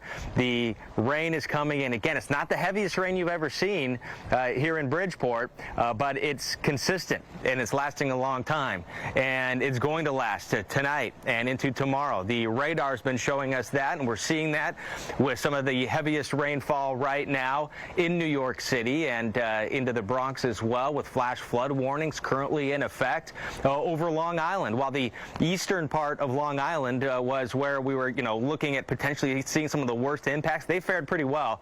But now it's areas similar to what we saw last night. It's some of those areas, like what we saw in New York City and now in New Jersey. We got to throw Pennsylvania in here, nowhere near the cone of uncertainty when we were watching this initially over the past several days. But now this becoming, as we know quite so often, becoming an inland flood threat here. And while we saw landfall around noon, I was thinking, when I was watching that happen, I was like, this isn't the end. If anything, this is like halftime. Landfall, in my mind, is like halftime. We've got the whole second half. If we're talking football, we've got the third and the fourth quarter, and we hope we don't go to overtime. Because this is, rain. When you look out the window right now, for a lot of people, it might not look that bad. The winds aren't crazy strong, but the rain is that big threat. And I know Dr. Knabb, our hurricane specialist and former director of the National Hurricane Center, I hear you talk about it all the time. It's the freshwater flooding, that inland flood threat. We saw it with Fred, and we're seeing it again now unfolding, and likely to unfold continuously with Henri. So what are your thoughts? What do you think is the biggest thing that people may be underestimating with this? I think when you look at the numbers in the advisory, your eyes always drawn to what are the max winds and what's the pressure. But Chris, I think people need to start really being concerned about a particular number that is going down, and that is the forward speed. This is becoming one of those dreaded category slow storms. Yes, the maximum winds have come down to 40 miles an hour, and all the coastal tropical storm warnings have been discontinued, but the motion is west-northwest at only 7. Remember, yesterday it was up at 18 miles an hour, and I fear that this number is going to continue to go down, and that's a big problem because this is going to be a slow-moving tropical storm, later tonight maybe depression, with really high rain rates and raining over the same spots over and over again. Look at how slow this motion will be. It's barely going to make any western headway, and then make a little bit to the north and then farther to the east. By tomorrow at this time, it won't be very far away from where it is now. It's not until Tuesday that it finally starts to get out of town. And here's another way to look at it with a future radar depiction in one of the models. Look at how it could stall at times tonight into tomorrow morning over New York. And then that keeps much of New England in the heavy rainfall all night tonight, all day tomorrow. So this flash flood watch and flood watch is a big deal. This, no more tropical storm warnings. We really got to focus on the flood watches and the warnings. So here is Henri, but you've also got in the water vapor this upper level low, and that is producing some upper level divergence that's focusing some heavy rain, upward motion over New York City, and the business end of Henri is producing a bunch of heavy rain. So we got 2 batches of flash flood warnings. Yes, it's still windy. It's still gusting to 20, 30 miles an hour in a lot of places, but less and less is the wind the big deal, and the water is. Now, this new flash flood warning with a considerable threat tag on it goes till 8:45 p.m. This is north of New York City, getting up into White Plains, over into Paterson, New Jersey. And this is an area where we've got, in the White Plains area, a number of closed roads and highways. And some of the more recent reports on the New Jersey side, Hillcrest and Upper Saddle River, we've got closed roads. And Mike, we've also had a lot of reports of cars getting stranded, trees falling on or near cars, so really need to be off the roads right now. Absolutely. It literally could be a matter of life or death if people get in their cars and drive tonight. Dr. Knabb, thank you for that. We certainly know that Tropical Storm Henri is just beating up on the Northeast right now, rain and wind. But days before this afternoon's landfall in Rhode Island, FEMA was getting ready to respond, putting people and supplies in place ahead of the storm. Joining us now from Washington, D.C. is David Bebo, Associate Administrator of Response and Recovery with FEMA. David, thanks for being with us. You have hundreds of people responding right now. What are the greatest needs at this point? Yeah, Mike, thanks. Well, Dr. Knabb nailed it there. The rain is really the threat at this point. We may want to be done with Henri because it's made landfall, but what we know is that for the next 24 to 36 hours, people in southeastern New York, western Connecticut, Massachusetts, southern Vermont and New Hampshire really need to pay attention to Henri as it progresses slowly, dumps a lot of rain because we're going to see persistent flash flood warnings and that threat. And people need to pay attention and be prepared to head to high ground if flash flooding may affect them.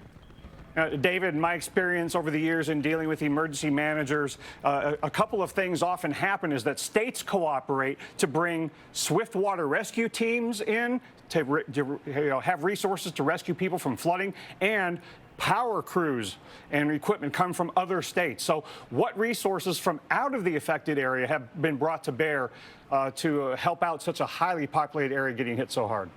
That's right. We've seen great cooperation across not only the affected states, but from 29 states and Canada with respect to sending power crews to be ready for significant numbers of outages in Long Island and in southern New England. With the winds having moderated, some of that threat appears to have decreased just a little bit. But good news is that we have a lot of resources ready to support the power restoration mission and that life-saving mission of swift water rescue if that becomes necessary with the flooding. We've seen teams shared from New Jersey, from Pennsylvania with the affected states that have been staged nearby in New England, and they're prepared to support throughout the affected area.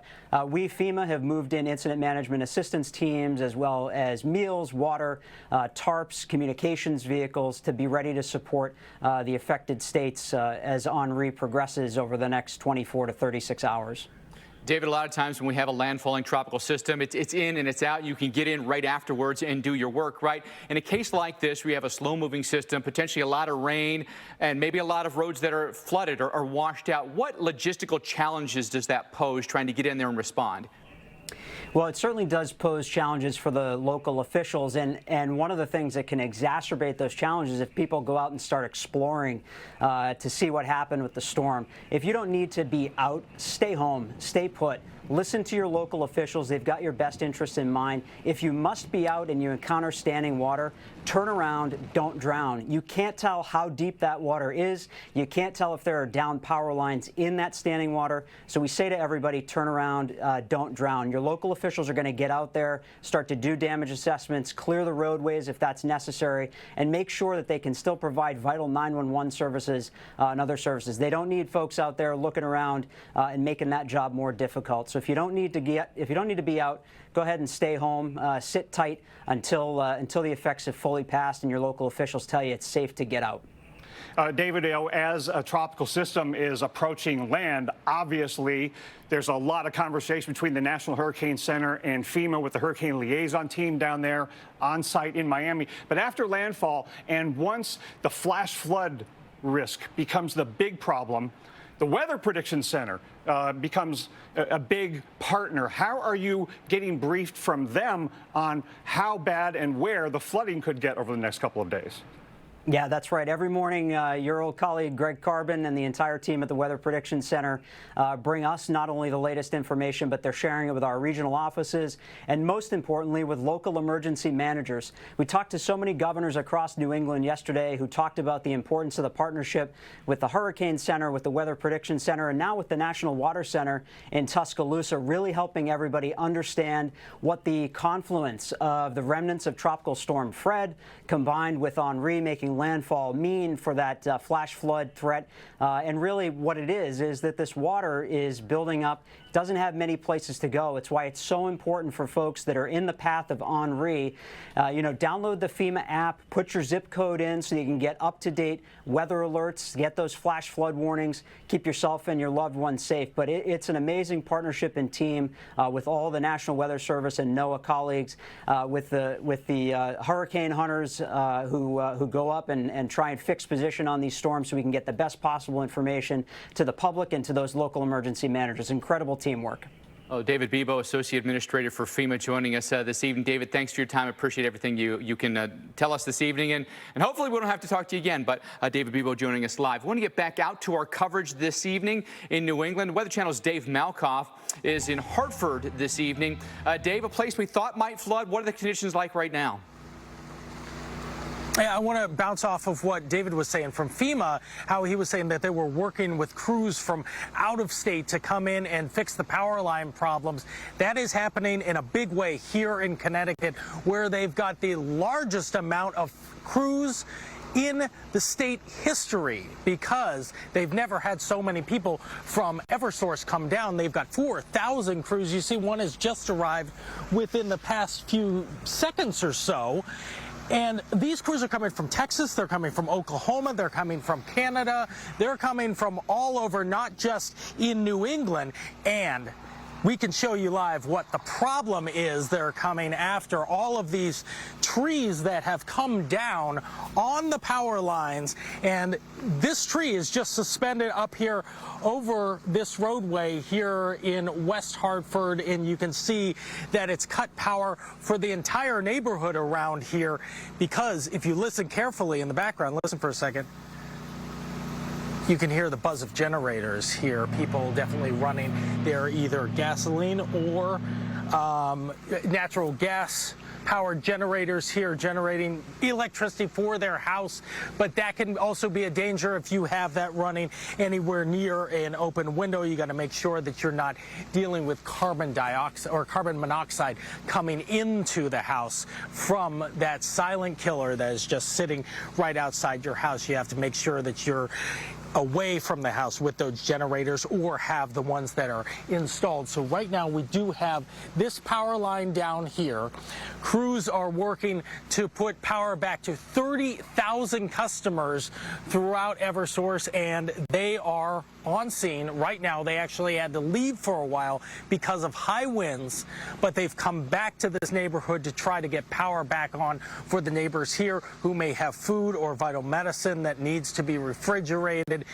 and they definitely, within the time that the storm is pushing through, they're going to need air conditioning again on the other end of this. So they're trying to get all these crews from all around the country and Canada to come down and put power back on as fast as these soggy trees can get the power lines down. Back to you guys. Thanks a lot, Dave. Let's head out to Groton, Connecticut. That is where you find me right now, and that is where we are dealing with sustained southerly winds at this point. And you can see the waves behind me. They are certainly crashing quite a bit. This is the most persistent, kind of steady, strong wind that we've been in for the past couple hours or so. Once we got those winds to shift to more of a southerly direction, we really saw things kind of picking up. Now, if you look out this way, you can kind of see what is happening here. We've got the waves rolling in as we've got winds with a southwesterly direction. Now, if you look off to the south, which is the direction that you're looking, you can see there's a mix. The sun is starting to kind of diffuse through the clouds a little bit. We still have some of those dark rain clouds around. Here is what I think the big story is going to be for southern Connecticut as we move through, say, the next several hours. We're going to be heading to high tide as we head to about 10 o'clock tonight. This persistent onshore wind is going to continue bringing these waves from the Long Island Sound to the Thames River. That's what you're seeing now to my left. That could definitely cause some issues for some of those flood-prone places as we head into the nighttime hours. Of course, make sure you're sticking with the Weather Channel. We're going to have continuing coverage of Henri throughout the night and as we watch this system move inland and possibly trigger inland flooding.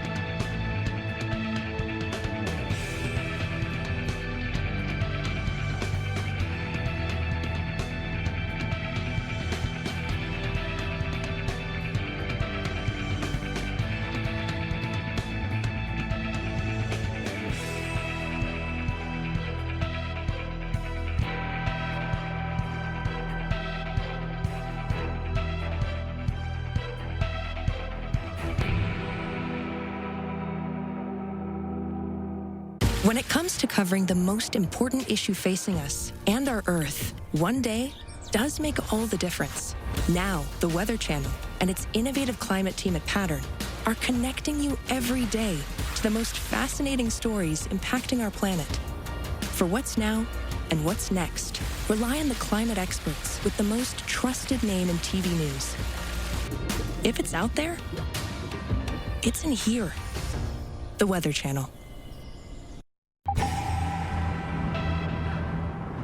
Henri made landfall right around 5 hours ago, but we're still seeing impacts. One of those impacts being flash flooding across New York City and Manhattan, the 5 boroughs, and portions of New Jersey as well. Take a look at the streets here in the Brooklyn Bridge. This area has been swamped and waterlogged over the past 24 hours, and we continue to see heavy rainfall push in and out of the region. Welcome back into the Weather Channel. We continue to cover Henri and its impacts all across New England and the Northeast. I'm meteorologist Tevin Wooten. I'm 100 miles to the east of New York City. We're live for you in Montauk on Long Island here. Well, we've got dry conditions right now, but still cloudy overall. That will be the theme as we go throughout the remainder of the day today and right through sunset. I'll take you down to the Atlantic. The violent waves continue to be churned up right now. The beach is closed. The water most definitely is closed. In fact, we had a couple of kite surfers out here earlier. They were told to get out. The lifeguards have been monitoring the beach and the water because the waters are so dangerous. They do not want people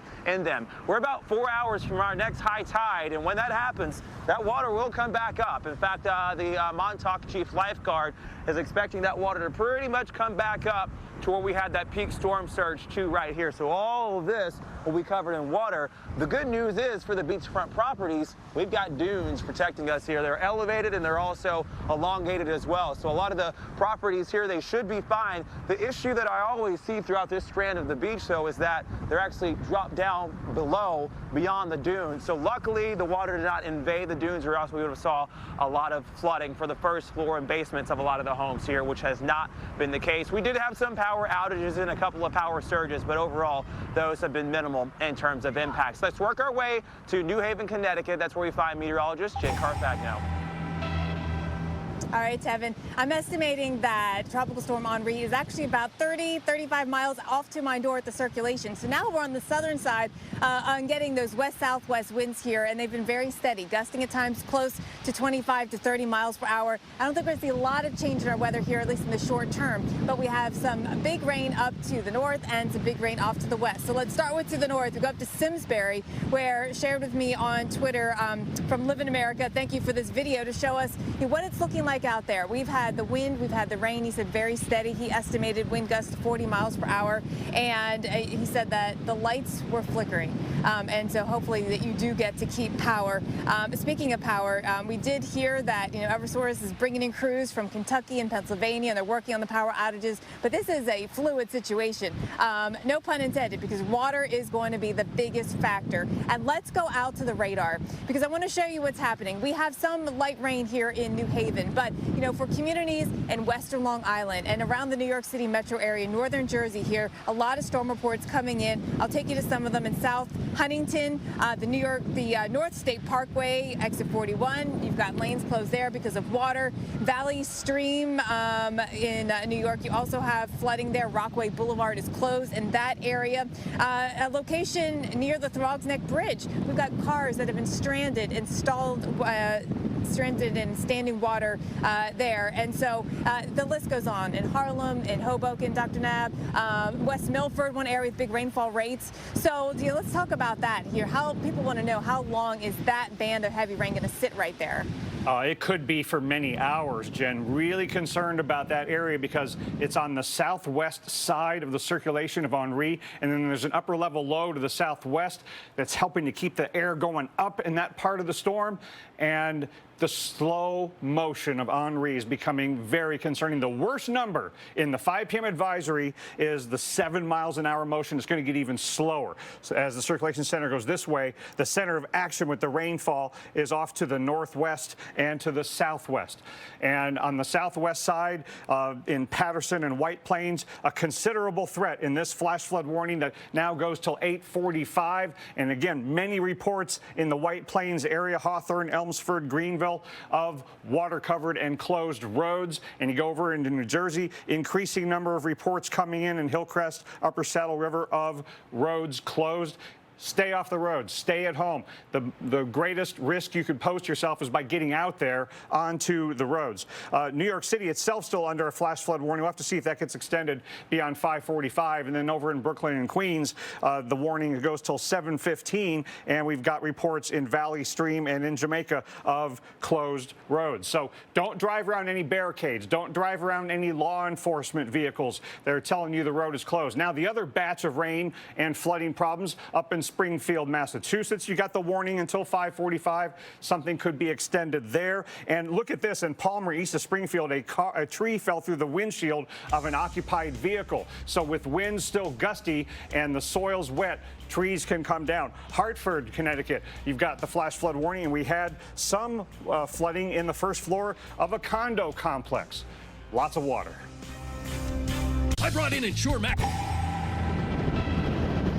Well, the majority of people, when they think of hurricane season and storms hitting areas, Connecticut or Rhode Island might not be the first states that pop into their mind, but we've had our fair share of tropical weather over the past couple weeks here in New England. Welcome back into the Weather Channel's coverage of Henri. I'm meteorologist Felicia Collins coming to you from Groton, Connecticut, where we are about 15 miles from where Henri made landfall in Rhode Island earlier today, just after lunchtime. Now here we have pretty much gotten a little bit of it all. We've gotten the wind and the rain, and now we've got the waves and the possibility for maybe some storm surge as we head into the overnight hours. I want to tell you a little bit about exactly where we are so you can get your bearings here. We're just off the Long Island Sound. What you're seeing behind me is actually the opening of the Thames River.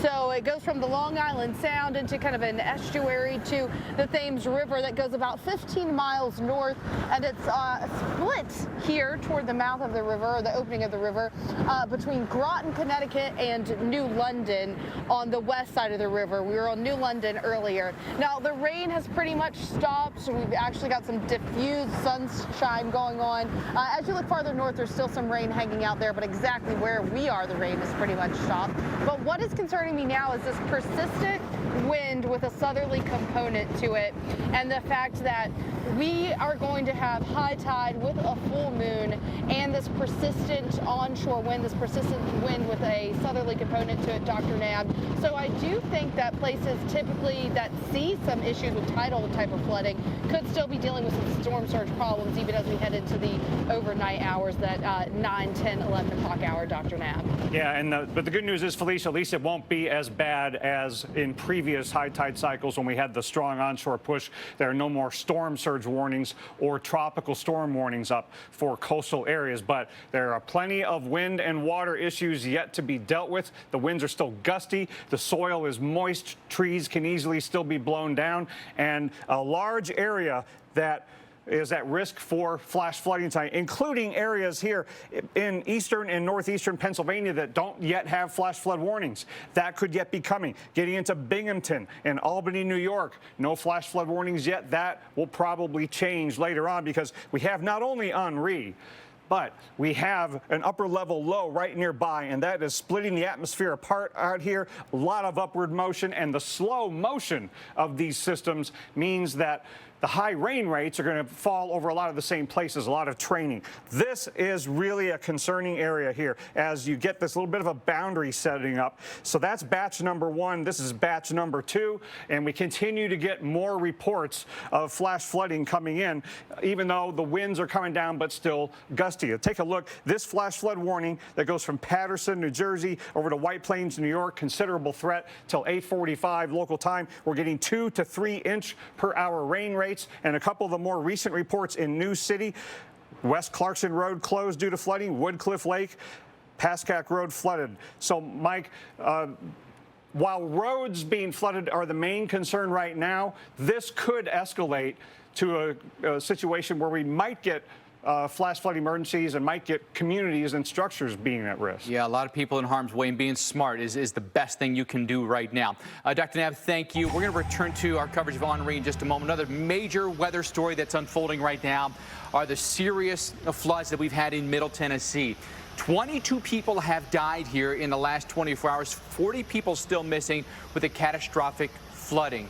As much as 17 inches of rain has fallen in the last day. This is just outside of Nashville. Shelters for people forced from their homes by floodwaters open in Waverly, in Dixon. Search and rescue crews continue to comb through the damage, searching for the missing. We have new photos to show you as well from the scene. And look at this in Waverly. Look how high the water rose in this nail salon, and it's just destroyed everything, hasn't it? Truly dramatic moments that have played out here, horrifying moments. Look at the water line. It goes nearly up to the ceiling. That's how high the water got, and it all happened in the blink of an eye with the flash flooding that occurred here. It was nonstop rain for us throughout the day yesterday in Middle Tennessee. There were some spots here where, I mean, it just seemed like the water would never end, right? I want to recap what occurred through the day yesterday. If you take a look at the radar right in here, look at that rain, foot plus on the scale up there. This is again just outside of Nashville where this ended up occurring for us here. So for a lot of places, this ended up being a really big deal. Flood deaths this year, 29 total in Tennessee at this point, 65 deaths to this point in time. You look at the radar and notice how the storms just kept coming over and over and over in Humphreys County to the tune of a record-setting 17 inches. John Tyson's motto was, all right, right, let's go to the Big Apple, where we've got some big-time rain coming down. It is coming down in bucketfuls through portions of the 5 boroughs and into New Jersey as well. Flash flood warnings for the remainder of the evening for several locations in and around New York City, into Manhattan, of course, again, Essex County, Bergen County, and New Jersey, and we'll see some of that linger into the overnight hours too. Western portions of Long Island also seeing heavy rainfall, and this is all from Henri. It's tropical moisture, even though the system itself at its core is well to the east. In fact, the system made landfall north and east of us. We missed the center by about 15 miles or so, but we still saw impacts here in Montauk. I'm meteorologist Tevin Wooten. Welcome back to the Weather Channel as we continue to track the threats, the inland threats now from Tropical Storm Henri. Let's take you to the Atlantic. I know we're talking inland impacts, but we've still got some impacts out here. For the folks that are thinking, oh, it's dry, we're likely to see some sunshine tomorrow, do not get into the water. There is a dangerous rip current risk that lies. In fact, I think we have a high risk of rip currents through portions of the New England coast, and some of that all the way down to the Carolina coast as well. And I want you to take a peek at how the waves are crashing in and then they're curling over. And some of that ocean spray and the sea foam, it's actually carried out towards the east. That's because we are now having a wind from the west and northwest. So that lets you know which side of the system we're on. We're on the left-hand side of our tropical entity that spins in a counterclockwise fashion. That west wind will actually be key to keeping water at bay, or at least keeping the surf at bay and not breaking through the dunes here when we see another high tide right around 8:30 or 9 o'clock this evening.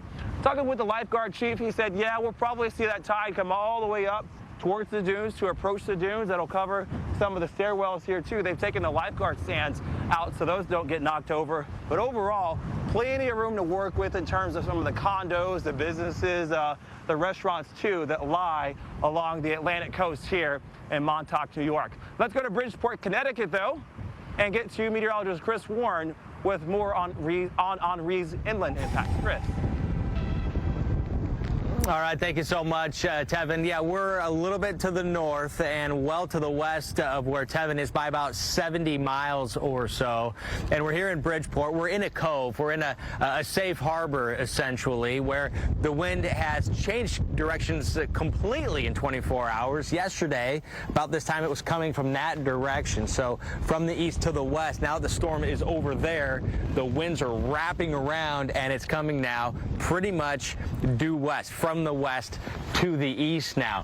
One thing that we got going for us, not the rain, of course, even though it's not real heavy. The fact that it's persistent remains the big story, but we're getting close to low tide right now.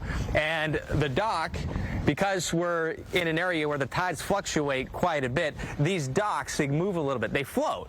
They're not fixed. In fact, right here, these are all barnacles right here. So this is why when we talk about having low tide and high tide, if you were to get a surge, if you were to get 2 to 4 feet right now, well, that would bring you back up to about high tide. It's when you're at high tide and then you go up 2 to 4 more feet, that's when you start running into trouble.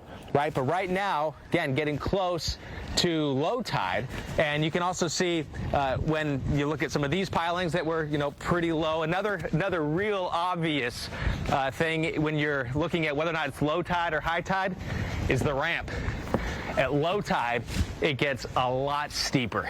So that's one thing we do have going for us in terms of some of the multiple threats we had been watching for. Of course, surge not as big of an issue now, but it's, even though it's light rain right here, not too far away, by driving about 50, 60 miles to New York, where flash flooding remains a huge concern. Not too far away from where I am right now is meteorologist Jen Carfagna. Let's check in with Jen. Hi, Jen. Yeah, hey Chris. Yeah, the rain has not been really heavy here today, which has been helpful, right, in terms of any flooding problems here around the New Haven area. Now, there was actually, just down the road, there's some other issues. They had to relocate folks from nursing homes. Actually, 280 people had to be relocated in Guilford, Old Saybrook, and also in West Haven. So there definitely has been some impacts around here. Water, usually the reason why they need to move people to a safer area, or power. I also want to talk about what some of the scenes have been out here. I think we have the video now from the nearby area up the road in Simsbury, if we have that, where a viewer sent this in on Twitter, and appreciate that. They've had wind, they've had rain, 40-mile-per-hour gust is what he estimated, and that the lights were flickering. So hopefully, fingers crossed, that you get to keep your power on. So far, most of the power outages have been in the eastern half of Connecticut, and that number has been about 29,000 at the last check here. And still, look, still things can happen through the night. The winds are not going to change. 30-mile-per-hour wind gusts not out of the question throughout the entire state, and because everything is so saturated, that can take down additional trees and knock out some more power. Looking at the radar, we are in this lighter rain right now, and the circulation of Henri is actually just to our north, about 35 miles away. But the heaviest of rain is falling across western Connecticut, northern New Jersey, in that zone, New York City right in the middle of it, and really getting up into the Capital District as well. We have some heavy rain there. So that's going to be where the flash flood concerns are biggest in the next several hours, most imminent, but be ready here. I mean, we're still going to be in rain in and out through tonight and tomorrow. Continuing coverage of Tropical Storm Henri right here on the Weather Channel.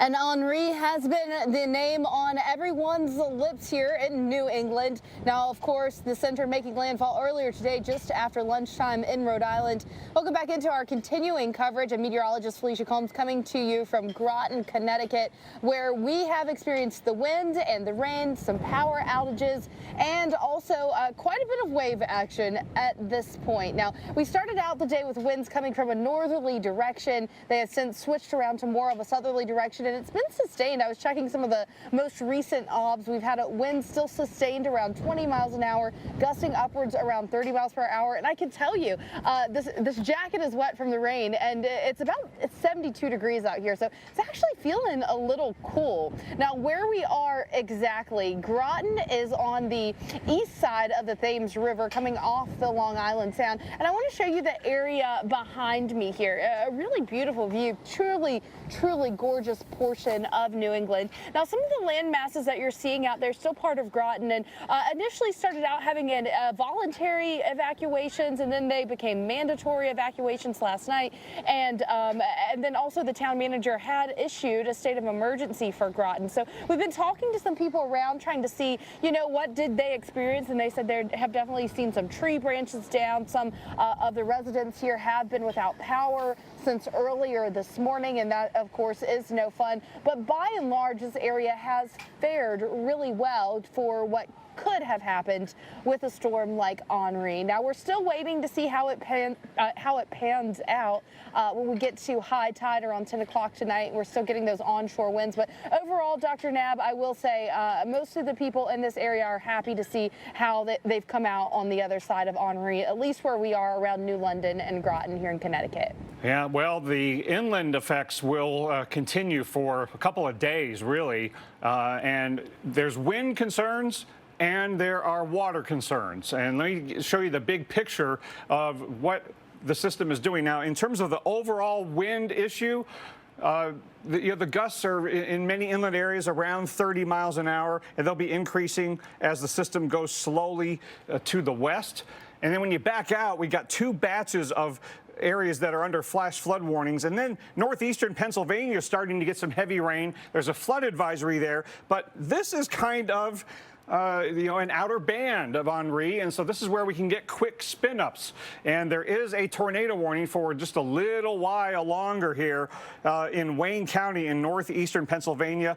Preston is in that cone of this southward moving tornado. Now, it's in effect till 6 o'clock, so about 10 more minutes or so. We don't see a really well-defined spin on there, but if you're in Preston, if you're in the deposit area, that area need to take shelter, lowest level, most interior room. And all of you in northeastern PA, you want to keep your NOAA weather radio on, have your cell phone ready to get warnings, whether it's a tornado warning or a flash flood warning, because this is an area that the rainfall rates are going to be escalating. Right now, there's a flood advisory here in northeastern Pennsylvania.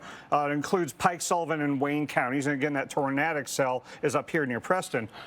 But these could go to flash flood warnings before too much longer tonight. So you want to get a way to get those warnings, but stay off the roads because this is only going to get worse as slow-moving Henri brings rains into Pennsylvania and New York. Albany, New York, you're at risk of flooding tonight. No flash flood warning right now, but we do have a flood advisory to your east in Berkshire and Litchfield counties in western portions of Massachusetts. And in this general area, got a flood warning just to your east, Franklin, Hampton, and Hampshire counties, and that goes till 10 o'clock, and we've had trees down. So with the wet soil and ongoing rainfall and gusty winds, we could still have more trees coming down. So how many reasons do you need to stay off the roads tonight? Flash flooding, slick roads, gusty winds, and trees coming down. Goshen, trees down on wires on Spruce Corner Road. In Westfield, tree and utility pole down on West Road. Trees and wires down on Klaus Anderson Road in Southwick. And that whole area, that's over the last 2 to 3 hours. Now, the really biggest concern of the heaviest rainfall that could last for hours, we have this area that's under a flash flood warning. Now, this is a new one. Okay, this is Morris, Sussex, and Warren counties. This is out to the northwest of New York City, over in Jersey. This goes till 11:45. So this was just issued, and I'm going to move this over so I can show you the other flash flood warning that is still in effect with a considerable threat tag. This is over in Patterson and going over to White Plains. And these are the areas that are getting 2 to 3 inch per hour rain rates. It's raining really hard, and it's raining for a long time, and we've got a number of roads that are closed in these areas, Hillcrest, Upper Saddle River, and then look at in this White Plains area, a number of roads closed and structures threatened.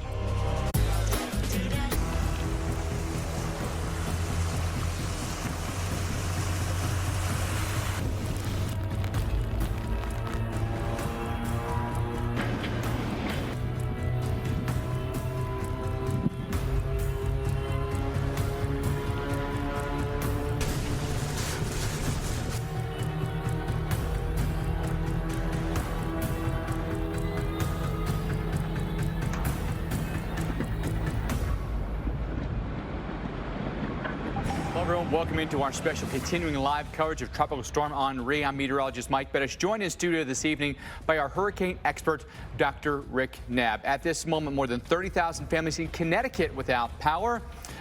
State of emergency has been declared there. Meteorologist Chris Warren is in Bridgeport for us. And Chris, I feel like at this point there are 3 concerns: power outages, the opportunity for trees to come down, and for flash flooding. Yeah.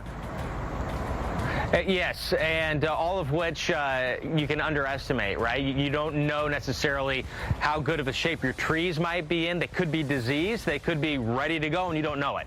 So that's always a huge thing to think about is, most of us aren't arborists. We don't necessarily recognize the early warning sign of when a tree may be compromised, might be diseased from within, and it may have stood through some of the bigger storms here in the Northeast.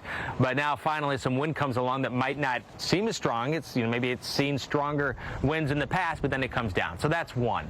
And then the other one, of course, is the flooding. And when it's raining like this, like it is here in Bridgeport, you think, well, it's not that bad of a day. However, you head out and you go down the road you take Interstate 95 and head toward New York, and we're talking, on a good day, hour and a half, 2-hour drive, you're in a flash flood warning. And with this system taking so long to move on, there's going to be a lot of opportunity, unfortunately, for some of the heavier rain and possibly some more severe weather to unfold, and it'll be a localized area. We just can't tell you exactly which area is going to end up with it until it's ongoing, and that's why there's all the watches out there, because it can happen pretty much any of these states. And now we're adding in Pennsylvania too, because of this westerly movement to it. And as the storm's going this way, that way's south, that way's north, and the storm is going up in that direction. So now we're getting this light mist. It's almost like a driving mist, right? So it's not real heavy rain. You can stand in it. It's not a big deal, but it's persistent. It's a reminder that way, about, depending which part of New York, 30 to 50 miles that way, there's the flash flood warning and the very heavy rain. And then if you look out here, we're in a cove protected area where a lot of these sailboats came in yesterday. Wind, of course, not a huge concern. Also surge right now, not a huge concern because it's low tide. And those also go hand in hand, right? We don't have the super strong winds, but you can see it's not as obvious as it was about an hour ago, but we were watching the easterly winds whipping this still kind of like the heavy driving light rain. It's letting up a little bit. So we're in an area that's not getting that super heavy rain, but off in the distance toward New York and over to Long Island, that's where some of the heavier rain is. So with that, I want to go to our hurricane expert and former director of the National Hurricane Center, Dr. Rick Knabb. And Dr. Knabb, I want to ask you about the fact that no two storms are the same. Some of them may be similar, but this one's doing that westerly movement. Kind of looks like it does a pinwheel over the Capital District, possibly, one of the models I was looking at earlier, and then heads out. What's your concern as far as wild cards go? I mean, is there anything, does this remind you of anything? What do we have to be watching, do you think, in the next 24, 36 hours? Well, so important that you said every storm is different. So when I refer to a storm like Irene, I don't want anybody to think that means we're going to have a repeat in those same places. But it does bring back some memories of Irene, because we have in the Northeast inland areas that are mountainous, hilly, and with a lot of rain, you can have some very significant flash flood issues. But what's very different with this one is a slow mover. It's only moving 7 miles an hour, and that will go even more slowly. So the Northeast is very vulnerable this time of year to flash flooding and trees coming down. Let's take a look at the 5 p.m. advisory particulars, and the number that is the most bothersome is the forward motion. Only 7 miles per hour, and it'll probably get slower than that. When you have something that's moving about half the speed that it was last night, that's very, very problematic.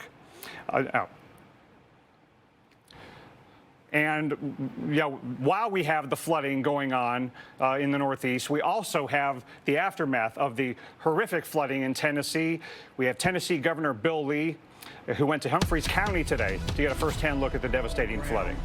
In Humphreys County, so what we have is unfolding right now a very tragic and difficult situation in a county just a few counties away, particularly in the community of Waverly. There's been a record number of inches of rainfall over Friday night and Saturday morning that created devastating flooding in this community. Tremendous loss of life, a number of missing people on the ground, homes washed off their foundations, cars strewn around the community. It is a devastating picture of loss and heartache in one of our Tennessee communities. We have also seen a tremendous outpouring from surrounding communities, churches that are opening up as shelters. We've also seen swift response from Highway Patrol, from the National Guard, from first responders from counties all over the state, a number of them working together, coordinating efforts. But nonetheless, this is still unfolding, even this afternoon, and there's much yet to know about what the end results will be, but what we do know is that it's incredibly difficult, and our hearts and our prayers need to be for those communities, for those folks in that community, many of them who have suffered not only the loss of their homes and their property, but the loss of family members and friends. I'm going to have Patrick Sheehan, our director of TEMA, come up and make a few comments about particular numbers and the response that is happening right now on the ground as well. Patrick? Thank you, Governor. It's pretty devastating on the ground. I'm sure some of you have seen it and certainly have seen the news, and so we want to make sure that these communities know that they're not forgotten and that Tennesseans share the heartbreak of the loss of life. The Tennessee Department of Health has confirmed a team at this time, 16 confirmed fatalities. You'll notice that's different perhaps than what's coming out of local government, and that has to do with just our validation process. So we don't get ahead of ourselves as we're making sure that we account for each Tennessean that is sadly perished or is missing. And so you might see a discrepancy in numbers sometimes, what's coming from the sheriff or what's coming from our official reports, and it's really just a matter of process. What we know is that there are a number of people still missing. Recovery efforts continue underway, search efforts continue underway. Those will go on until we account for all those Tennesseans that are missing at this time. The TEMA staff are working with the Tennessee National Guard now to establish a donations center at the National Guard Armory in Waverly. So thank you to the Adjutant General and his team for making that facility available. It's going to be a physical location. Currently, donations are being accepted at Waverly High School. I will add, though, that the most important way that folks can help those that have been impacted by this terrible tragedy are with monetary donations. So people will be working to find new homes or temporary living arrangements for weeks and months to come. And there are a number of reputable organizations that will help process donations and have caseworkers that can get them to those that are in need. Some examples of this are the Community Foundation of Middle Tennessee. Their website is cfmt.org. The Nashville Community Resource Center, crcnashville.org, is also an avenue, a reputable source where donations can be directed. And of course, the American Red Cross, the Salvation Army, and then any reputable local charitable organization in the area, to include churches.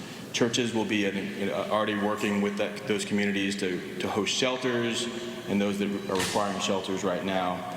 And so if you're looking to help, and I would ask that you do help, donations to those organizations, and then monetary donations to those locations, those organizations, and then physical donations can be taken to the Army when that's open. And we don't know quite when that is yet, but our team is working to set that up now. And you have been watching a live press conference with the Tennessee Governor Bill Lee, Tennessee Emergency Management Agency, regarding the catastrophic flooding in Humphreys County here, just west of Nashville. The sheriff's office there reports 22 people have been killed in the flooding. Dozens now remain missing. And also mentioned there that Waverly High School is accepting donations. That donation location is going to change, however, to the Armory there. And they say the best way that you can help is with monetary donations as well. We, of course, are going to get you back to the coverage there as soon as we can. But I want to recap what happened here, because it truly was a historic event that happened for us in Middle Tennessee. In Humphreys County, 17 inches of rain fell for us, very near Waverly and McEwen. If that number holds, it will be an all-time state record. The National Weather Service will need to confirm that, but ultimately we had storm after storm after storm that came down for us here, and it just ended up being an absolutely soaking day where the creeks and the streams couldn't handle the water any longer. I could show you on Max 42 exactly what I'm talking about here tonight, and show you that some of the issues that we're dealing with. We're going to have problems along, say, Highway 70, images like this that you'll end up seeing here. It was just neighborhood after neighborhood where literally the water came up to the roof lines of some of these homes, unfortunately. So this is a look right there along Highway 70, 17 inches of rain, which may set an all-time 24-hour rainfall record here. And you can see the proximity to Nashville, not that far away. And it was just storms that trained or just occurred over the same location over and over and over again. There was a bit of a break, and then another big storm line came in the evening and just made things even worse. Unfortunately, this year, the numbers have been mounting. 65 people have been killed in flooding this year. At this point, Tennessee now has the highest total with 29. Unfortunately, we fear that that number could go up. We, of course, can return you to what happened in Tennessee coming up in a little bit. The other large story that we're covering for you right now is the landfall of Tropical Storm Henri today in Rhode Island. Our Dave Malkoff is live in Hartford, Connecticut tonight, where, Dave, it has just been nothing but rain, power outages mounting here, flash flooding concerns going up as well. It just keeps on happening. We're down to about 27,000 customers who are without power here in this area, according to Eversource, the largest power company in New England. And we've got a major operation happening right now behind us, right here in West Hartford. This is a power crew from South Georgia who has come up to help out in the situation. They've actually got 4,000 crews coming as far away as Oklahoma and Texas and Canada, and these crews from South Georgia here who are trying to do what they can to wrap this situation up for the night. You see how the tree had kind of a dead area in it? And it broke down in the high winds and came down right on this power line and cut power to the entire neighborhood. Well, they can't work during the storm because of those rubber gloves that they have on to protect them from the electricity. But those rubber gloves also fill up with water. So they don't want to have that happen during the time. So they have to shut down operations during the wind and the rain. And they also cannot work at night. So what they want to do is just cut down this tree here a little bit, but keep the weight on those wires because they don't want it to snap back and pull down even more wires. So this is a very delicate operation that's going to take a lot of crews around here. It's not easy to do, to cut down a tree just enough to keep the weight on the wires overnight, and so it doesn't snap back and cause more of a problem. But this is happening all throughout the state. We've got all these crews working together and actually coming together from all over, trying to deal with the power situation and get it back up and on for people who are here in West Hartford and all throughout the state of Connecticut and don't have power. They want to make sure that the people who have things in the refrigerator stay safe, you know, over the next few days when it starts to get warmer and warmer, and they need air conditioning, they need their medications, they need their food to stay safe in the refrigerators. So they are going into overtime mode, trying to get all these crews out here on the roadways. If you look down here, you might be able to see it if we walk over here. Yeah, you can see how far the crews go down the road all the way out to the main road there. There's a lot of crews there. So that is the power situation. 27,000 customers. Remember, customers are just homes, so there may be more people than customers in that number if you have 4 or 5 people living in your home at a time. But also, we've got this covered throughout the entire region. We want to go to Michael Page, who is in Albany, with the very latest from there. And that's right. You were just talking about all those power crews, Dave, coming towards southern New England. Well, where we are in Albany, this is kind of a gathering point for those crews from Michigan. So they've come here. The linemen, the utility workers are kind of gathering, and they tell us they're heading out from Albany tomorrow, and they're heading to Rhode Island. Where we are right now, the rain has followed us from Boston. We started there this morning. That rain has pivoted all the way inland now. State Street right behind us here, so the Capitol just behind me and behind this building, kind of running down the hill towards the Hudson River. Albany is about the northern extent of where we think the heaviest rain will be overnight tonight as this band continues to rotate down to the south. And as you heard Dr. Knapp talk about, we have those hilly communities down. Here's my new dress. What's that? Oh, damp rid. Damp rid? Damp rid. It gets rid of musty odor.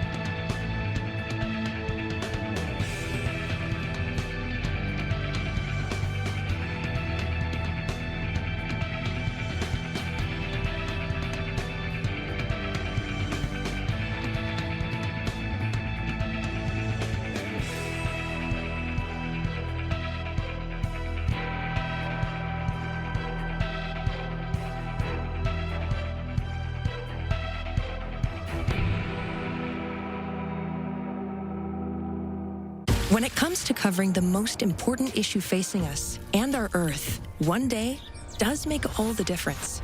Now, the Weather Channel and its innovative climate team at Pattern are connecting you every day to the most fascinating stories impacting our planet. For what's now and what's next, rely on the climate experts with the most trusted name in TV news. If it's out there, it's in here. The Weather Channel. Tracking Henri here on the Weather Channel. I'm meteorologist Chris Warren, live here in Bridgeport, Connecticut, where this is an ongoing and ever-changing situation, for better and worse. Right now, the weather has changed to the point where it's dry here for the moment, and even some blue sky overhead. And as we look at some of the blue sky, the clouds that are a little bit lower are racing by right now. This is the wind that is coming now out of the west. Last night, if you were watching us, we were here and the wind was coming due east. Now that the storm is north of us, we're getting the wraparound edge, and we're just in this little dry slot here because I want to come over here as we watch these clouds. And Chris Erickson, the gentleman behind the camera, set up a time lapse as well of the clouds that we're looking at right here. So Chris has the time lapse set up here, and we're looking out there. See the dark skies out there? Those dark skies are the clouds that are over New York City, dumping a lot of rain right now. Off in the distance, we can barely see Long Island, but we can see it.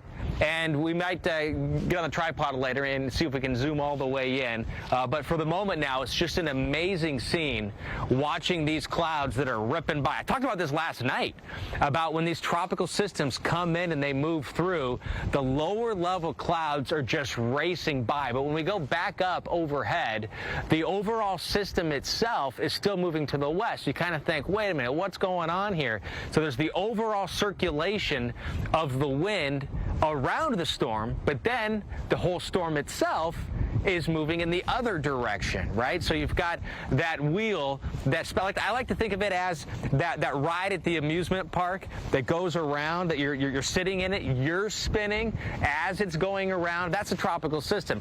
It's moving, but it's also spinning. So the storm is going that way, but the winds at the lower levels and all the clouds are racing this way.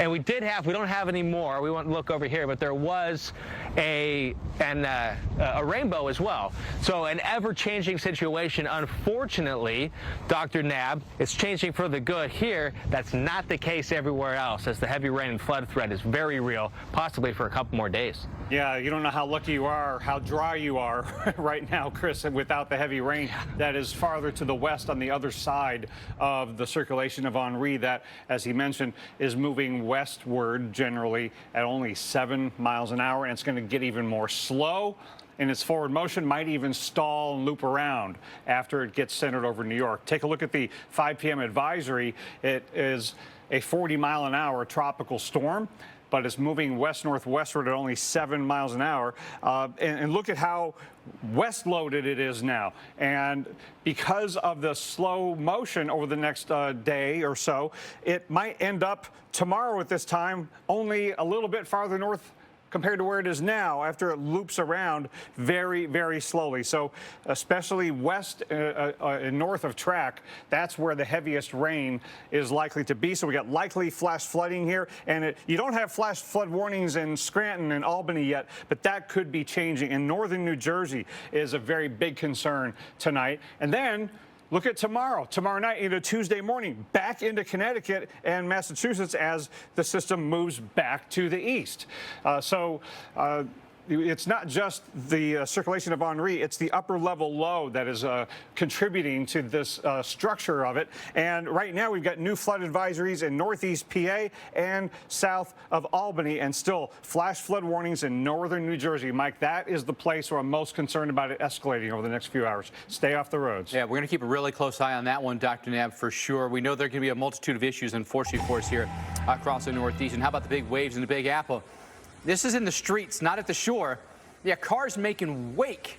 The city broke its daily maximum rainfall record with 4.45 inches of rain yesterday. This is before Henri even moved in. By the way, they also set their all-time 1 hour rainfall record with nearly 2 inches that happened between 10 and 11 o'clock last night. So now that we know, well, by the way, let's go back to July. Remember how wet July was? A place like New York, we had 11 inches of rain. Boston, we had 10 inches of rain. Hartford, we had 10 inches of rain. Concord, 13 inches of rain.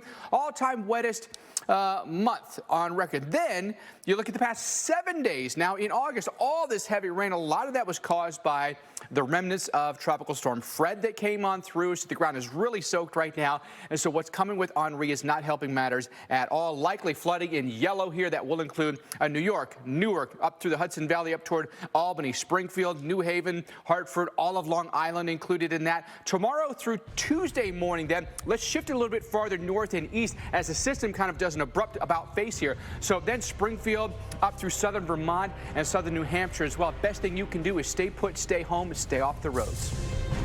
DIY. You're watching the Weather Channel right now, still tracking Henri. I'm meteorologist Chris Warren live here in Bridgeport, Connecticut, where we're enjoying a little bit of a break. And can't say that for a lot of people in the tri-state area right now with the dark skies off in the distance. That is in the direction of Long Island and New York City, where the far western part of Long Island, so the boroughs, the 5 boroughs area, is still getting quite a bit of that heavy rain. I told you we're going to try to look at Long Island here, and if we look through the sailboat masts, and now that we're back on the tripod, we can zoom in and you might be able to make it out. You might be able to see Long Island just for a little perspective.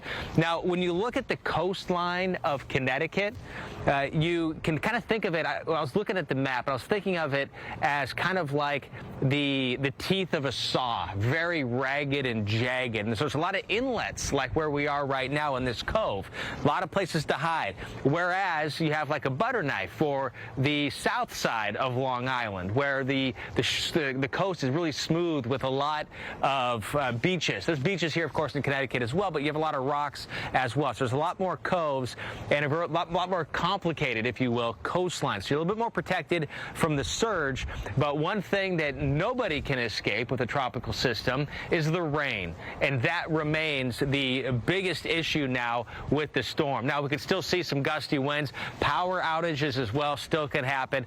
Could see some strong storms out of this as well, so can't rule out some more severe weather. Power outages still going to be a possibility, but Dr. Knabb, still it is the rain that doesn't seem like it's going to be going away anytime soon. What are you worried about here in the near future over the next few hours? I would say eastern Pennsylvania and northern New Jersey. That's where the southern southwestern side of Henri is going to be slowly moving over and just going to get really long duration of rainfall in those areas. This is the area of concern right in this part of the circulation. Here's the center of Henri over here, but it's really in here where the flow is coming around the southwestern side of the tropical storm, but then you've got an upper level trough in here that's splitting apart the atmosphere, and the upward motion in here is just maximized. And it's a juicy system. And the heaviest rains over the last 6 hours, approaching 5 inches, has been right there just north of New York City, White Plains over to Patterson, that corridor. And that's where we've got the flash flood warnings. But it's starting to get worse in other places. I-87 down south of Albany, going through Saugerties, they're under flood advisory till 9:15. This is one of those areas, especially after it gets dark, it'll get more dangerous, and we could go to flash flood warning. You want to be off the roads there. Northeastern Pennsylvania, Preston down through Honesdale, an advisory till 8:30. That's an area where it could rain for hours, and we could get flash flood warnings in there. Now, we do have flash flood warnings here in northern New Jersey. This is in Morris, Sussex, and Warren counties till 11:45. I-80 going through there. And then just to the east of there, this really concerning area that's a considerable threat of a flash flood warning, Patterson over to White Plains till 8:45, and something might have to get extended. And it's still raining hard. In West Milford, we're getting 2 to 2.5 inch per hour rain rates. Here's a recent report just between Patterson and Mount Olive, north of I-80 in Boonton Township. River, creek overflowing, cropland yard basement flooding. So this is starting to change over to not exclusively a problem on the roads, and some structures are getting threatened with water. But it is a big problem on the roads in Upper Saddle River, in Woodcliff Lake. This is all north of Patterson, south of Stony Point, in New City and in Hillcrest. Water-covered roads that are closed, and still in the White Plains down to New Rochelle and Yonkers area. Greenville, we've got Bronx River Parkway closed, and in Yonkers, flooding at the Crestwood Lake apartments. Now, down in farther south in New Jersey, Trenton is still under a flood warning until midnight. The rain has stopped, but all that rain they got in the last 24 hours, you still could hit some low spots that are covered in water. And then here, in Flatbush, across the river from New York City, Parkside Avenue is flooded between Coney Island Avenue and Ocean Avenue. Hopefully, without more rain, that situation will be quickly improving, Mike. But, boy, do we have a big mess on our hands in interior portions of the Northeast. Yeah, it's going to be a long slog before this one's over. Dr. Knapp, thank you for that. Here's what we know at this hour. More than 100,000 customers are without power across the Northeast. Rhode Island leads the way with more than 72,000. Over 13,500 workers mobilizing from 30 states to help in efforts to restore that power. Connecticut's Governor Ned Lamont says his state has had to close several nursing homes and relocate patients from Guilford, Old Saybrook, and West Haven. And shelters open in Connecticut and Rhode Island with full COVID protocols mandatory, including face coverings. We'll have more live coverage when we come back right here on the Weather Channel.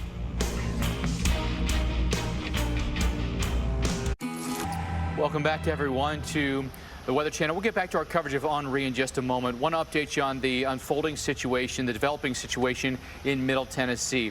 After yesterday's historic rains, we now know that 22 people confirmed dead by the sheriff's office there.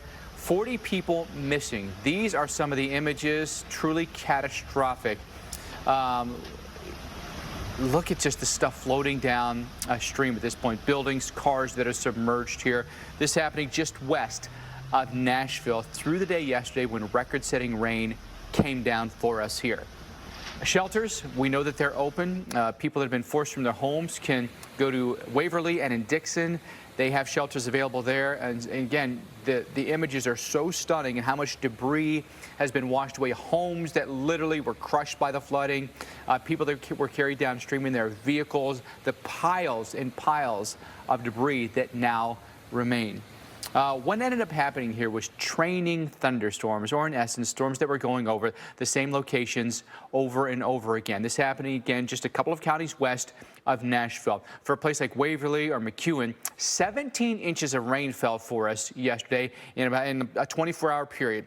If that number holds, and it'll be confirmed by the Weather Service, that will be an all-time 24-hour record for the state of Tennessee, and it's right along Highway 70 here. A lot of roads have been compromised and washed out as a result of this rain. You can see the proximity to Nashville, which sits right in here, but it was storms that moved from northwest to southeast through the day yesterday, and just watch these storms over and over and over again, unfortunately. And then we had another round that came in the evening after all the storms that we had in the morning, and a lot of places it was like this when you woke up. It was such heavy rain, unfortunately. But then you take a look at this stat in particular, and flooding takes a lot of lives every single year, and it doesn't discriminate. A lot of states, unfortunately, have had flood fatalities this year. Now, the number's going up in a place like Tennessee, 29 this year, and 65 deaths across the country as a whole. You look at the number of deaths that we see each and every year.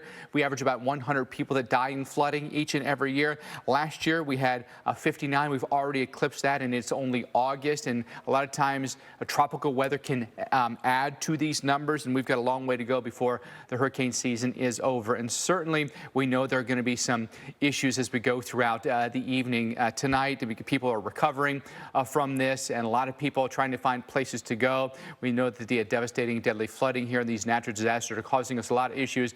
And joining us now on the phone this evening is Tammy Daniel. She is a resident here in this area in Humphreys County. And Tammy, thanks so much for being with us. Can you kind of tell us how the day unfolded yesterday and what happened in your neighborhood and to your home?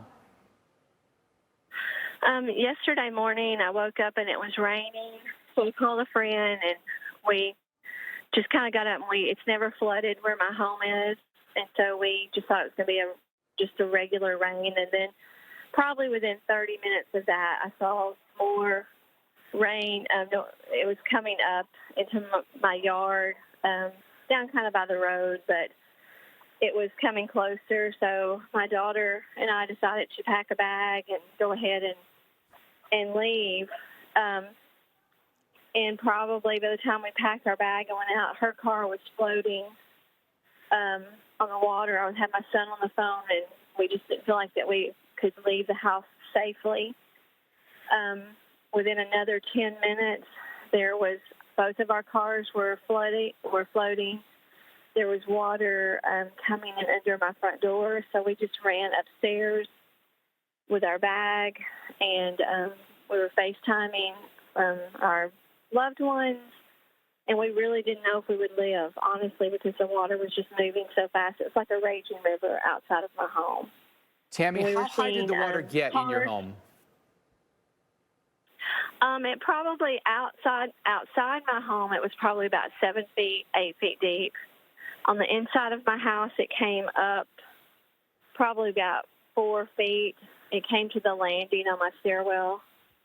All of my furniture was floating downstairs, and I was just watching the front door, afraid that if it busted down, it would flood the whole house, and then we wouldn't be safe upstairs either. So I was trying to bust through the attic door, pull dressers in the hallway to get up higher. We were terrified. We did not think we were going to live.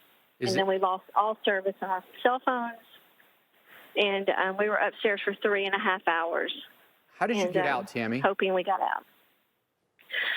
We had some people come about 3.5 hours after that and yell my name, and they said we're waiting for the water to go down, and they had life rafts, and they came when they could and took us when it went down a little bit where we could get off of our front porch. It was still up to our waist. We walked through waist-deep water, through dressers, through all kinds of stuff floating in the water, and we just held on to them until we got to the other end of the street safely. Absolutely horrifying day for so many people here in Middle Tennessee. Tammy, if you have the time, I'll ask you if you might oblige us and hold on for a second. We're going to take a quick commercial break. Would love to ask you, what has happened, today. So if you could do that, that would be great. We're going to step aside real quick, folks, but more coverage of the flooding in Tennessee and Tropical Storm Henri right after this. Ricky Bobby.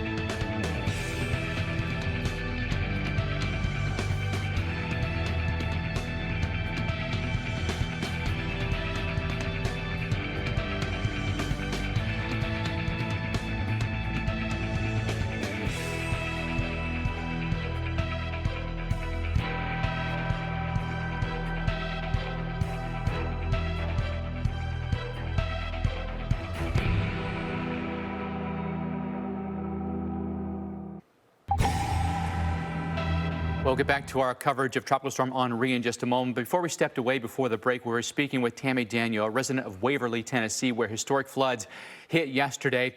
Tammy is with us again now. Tammy, you were describing earlier how your cars floated away. You and your daughter escaped to the second story of your home.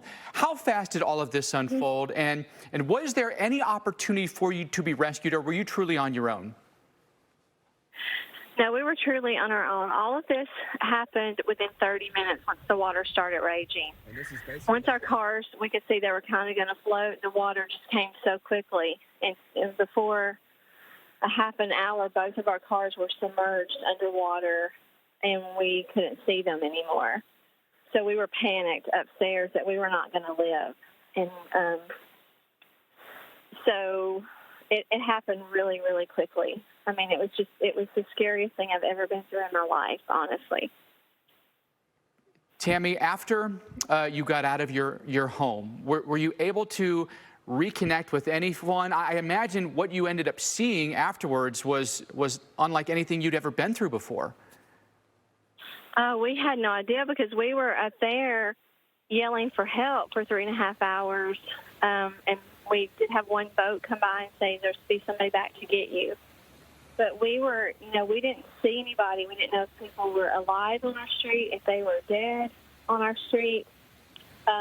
So we were in a panic mode, not knowing if we would be up there overnight or what was going to happen when we heard someone coming back to get us. It was a very scary moment.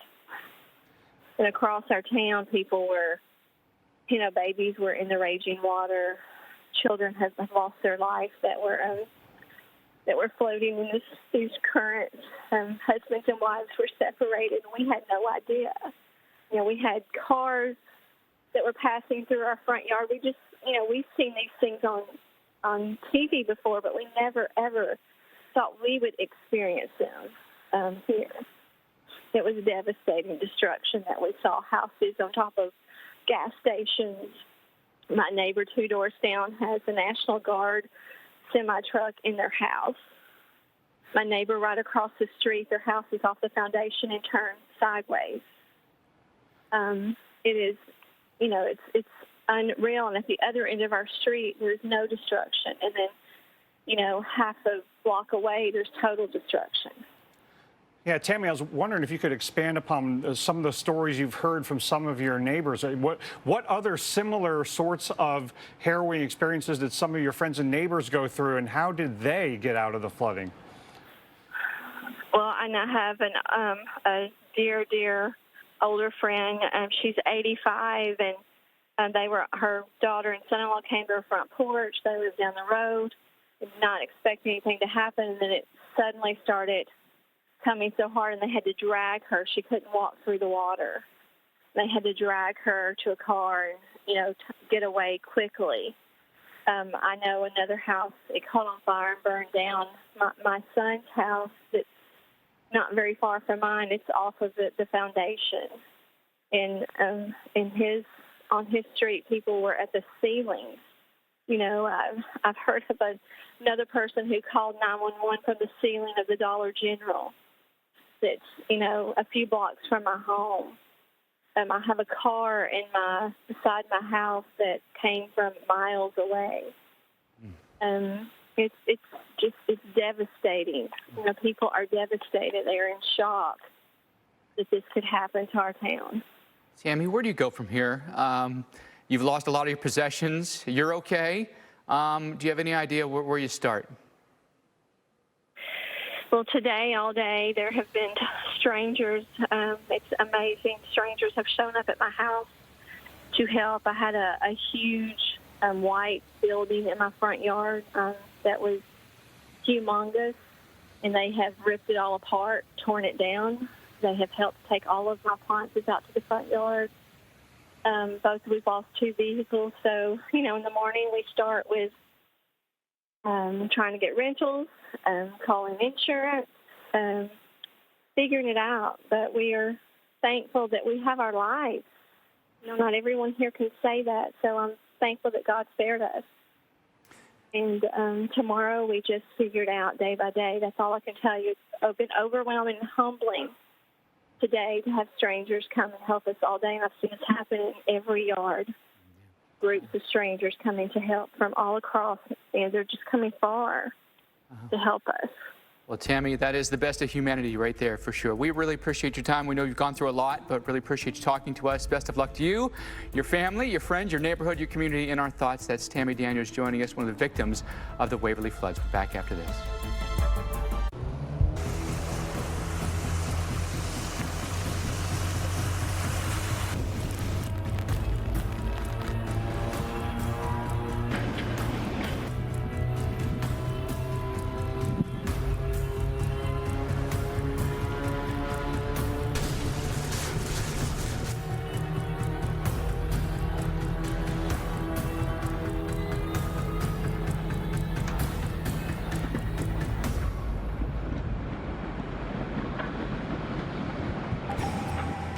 Welcome in, everyone. We have a special continuing live coverage of Tropical Storm Henri making landfall about noontime today.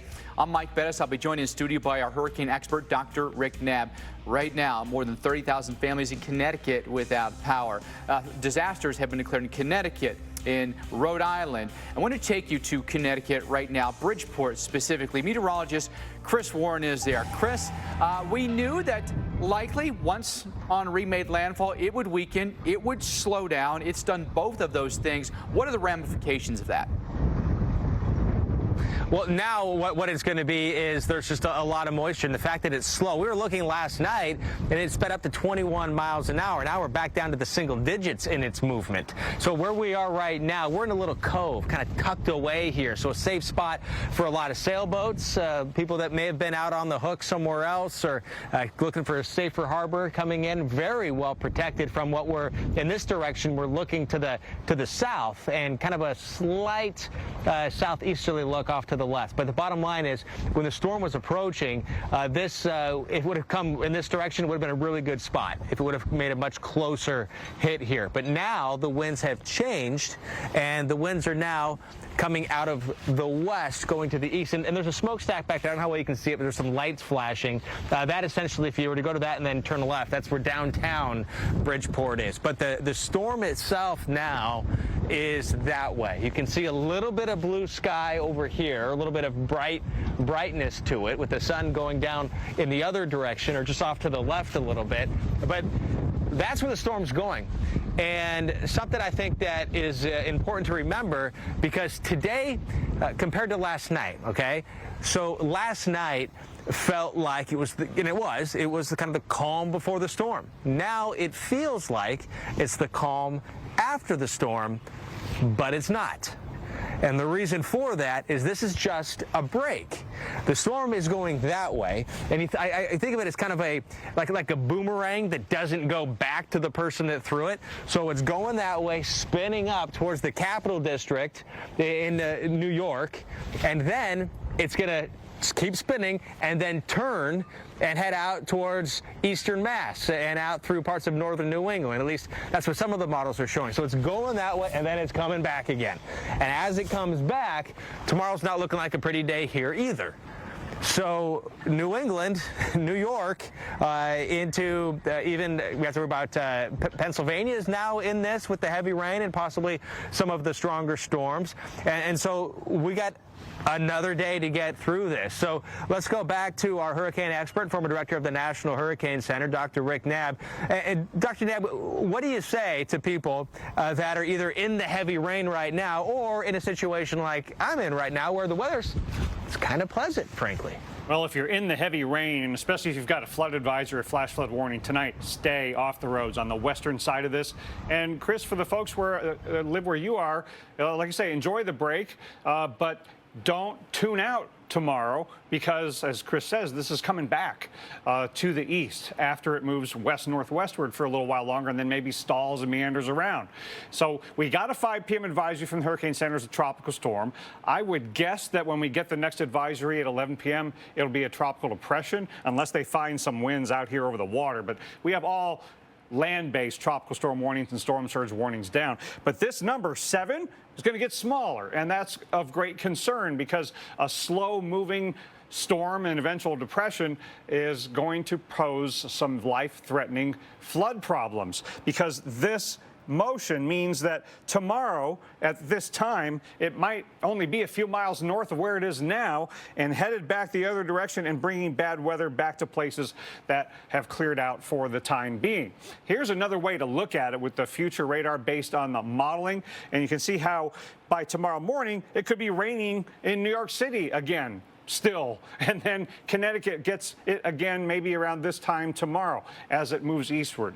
So it's going to be on again, off again for points east of where it is now, but it's going to be on again for a lot of you here in southern New York, northeastern Pennsylvania, northern New Jersey. New York City's getting a little bit of a break right now, but that break might not last. And tomorrow night into Tuesday morning, headed back east over Connecticut and Massachusetts. So there's a big sprawling system that has taken shape here. It's not just Henri, it's the upper level low that there is kind of merging with. So that this whole pattern just isn't going to be moving much. Look at all of these flash flood warnings, flood advisories. Yes, there's still some wind to contend with, and with the moist soils, some gusty winds can still bring down some trees. So especially where it's raining, lots of reasons to stay off the roads tonight. So we got flash flood warnings here north and northwest of New York City, but we have flood advisories that are now taking shape up near Albany and in northeastern PA. But the heaviest rain over the last several hours has been from White Plains over to Patterson.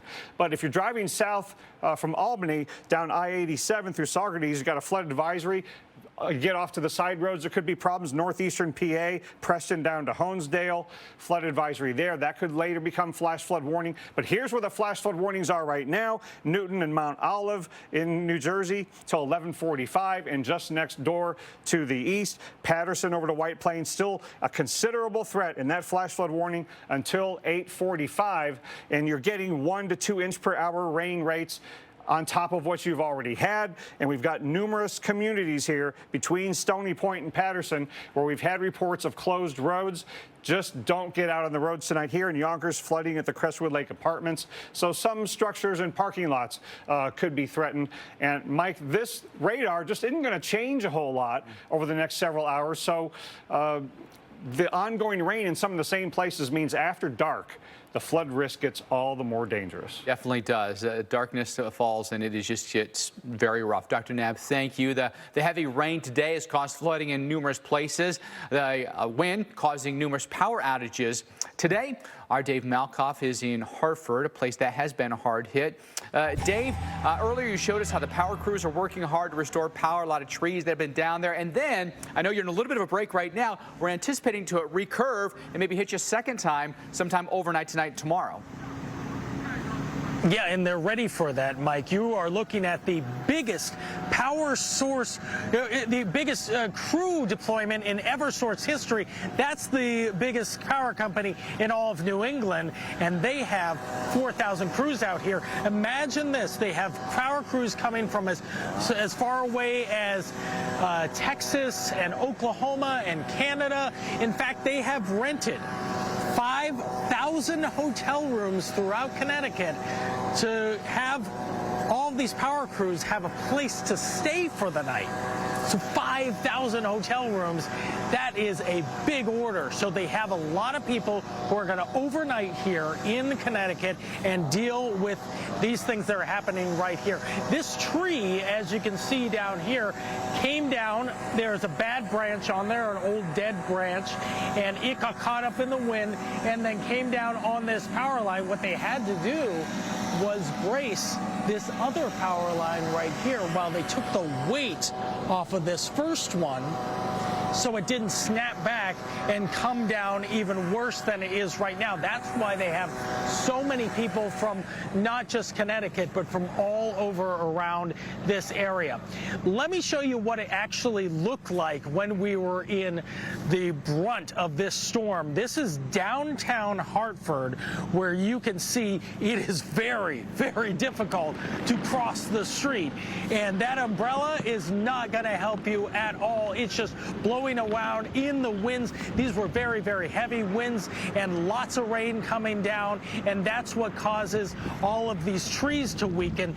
Their leaves pick up all of that force coming through the wind, and then their roots are really saturated in the soil, so they have a lot of that water that's coming through the leaves and coming through the roots, and all of a sudden the trees are coming down. It's not just difficult to walk downtown, but it's also difficult to be a tree here in the neighborhoods where you have people actually dealing with a power outage of this magnitude. So that's what's going on right here in West Hartford, cleaning up the trees, making sure that it's okay to come in for the second round when they may have to put those 4,000 crews from all over the country and Canada to work.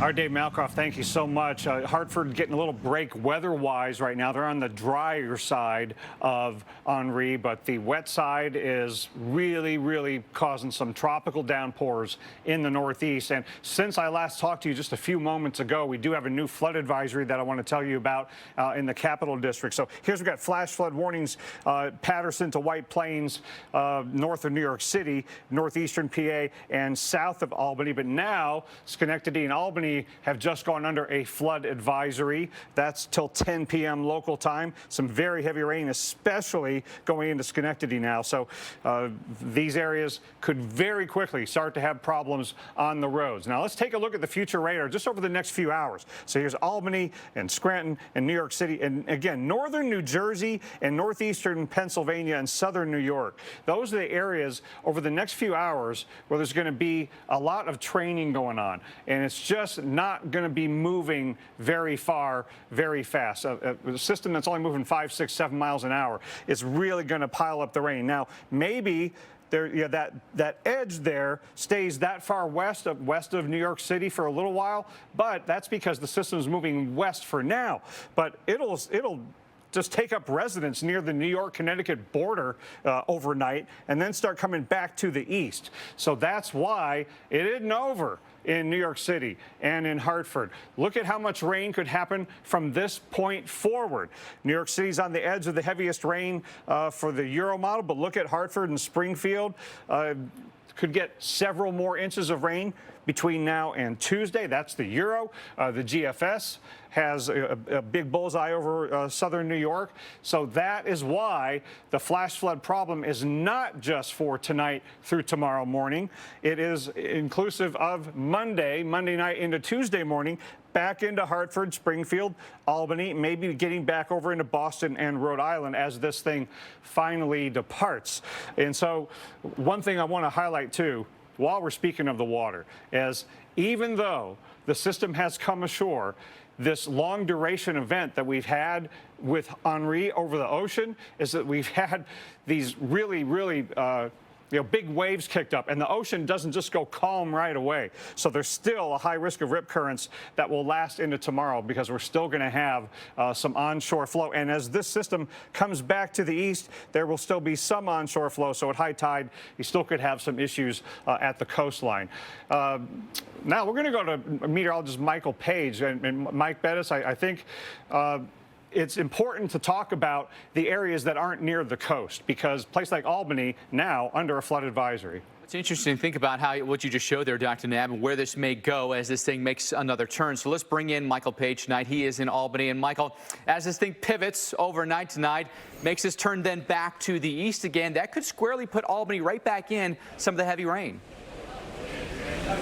That's right, Mike. It really is one of these pivot points, and it kind of reminds me of a winter nor'easter here in the Northeast, where you get those northwesterly bands that kind of come, they sit, and then they rotate back out, and that's sometimes where you get your highest snowfall totals. It's actually working very similar, where you're going to have the center of the storm sit and spin here with the heaviest rain likely just to the south of Albany. Right now, that band is just to the west of 87, south of here for the most part. You can see behind me, we're into light rain right now. We had moderate rain here on State Street in Albany not long ago, but a little lighter as that band pivots back to the west. We'll have more of this overnight. This is so unusual for a tropical system. When you look at the radar, the rain is actually going south. Usually when a storm comes into the Northeast, it kind of picks up steam and it goes north. A lot of people in upstate New York think about Irene in terms of flooding. All of that rain was working quickly north. This is sitting and spinning almost backwards, like you're stuck in a washing machine before, as you said, it pivots back out. We followed this band all the way along the Mass Pike from Boston this morning, and it will do the same thing just in the other direction tomorrow. We'll be watching it all for you, and the flood threat, especially in those hill communities down to the south, the Catskills as well. Basically, where you get the water running down the hillside at a great pace, you can wash out some roadways. So those are the spots we'll watch with a little more elevation just down to our south. Not necessarily a city like Albany, where the water's running down the hill, yes, but it's going right into the Hudson River just a short distance away. So we'll be tracking the conditions for you all night, Mike, from right here in Albany. Hey, Michael, I wanted to ask you, because we've seen the winds back off a little bit. What have the winds been like there, and how susceptible will we be to trees coming down as a result of all the rain that came along with the wind? So far, the wind really hasn't been bad. You can see the trees aren't moving a whole lot right here in downtown. We've had some occasional gusts to 15 miles per hour where the trees will sway and the flags will be fully extended. But so far, it seems like the wind isn't the biggest threat, at least right here. It's more the water issue. We're going to keep our fingers crossed that it stays that way for sure, but certainly we've got our hands full when it comes to the flooding that could happen for us there in the Capital District. That is a meteorologist, Michael Page, joining us tonight from Albany. Michael, thank you very much. And we know that the high winds and the rain taking aim at the Northeast today. We have you covered throughout the evening. Throughout the day tomorrow, our live team coverage in cities across the Northeast. 13 crews out in the field covering it all for you. You're going to see continuous coverage. When we come back, more from our meteorologist in the field, more from our hurricane expert, Dr. Rick Knabb, former Hurricane Center director, going to give us some perspective on what this storm has done in the Northeast.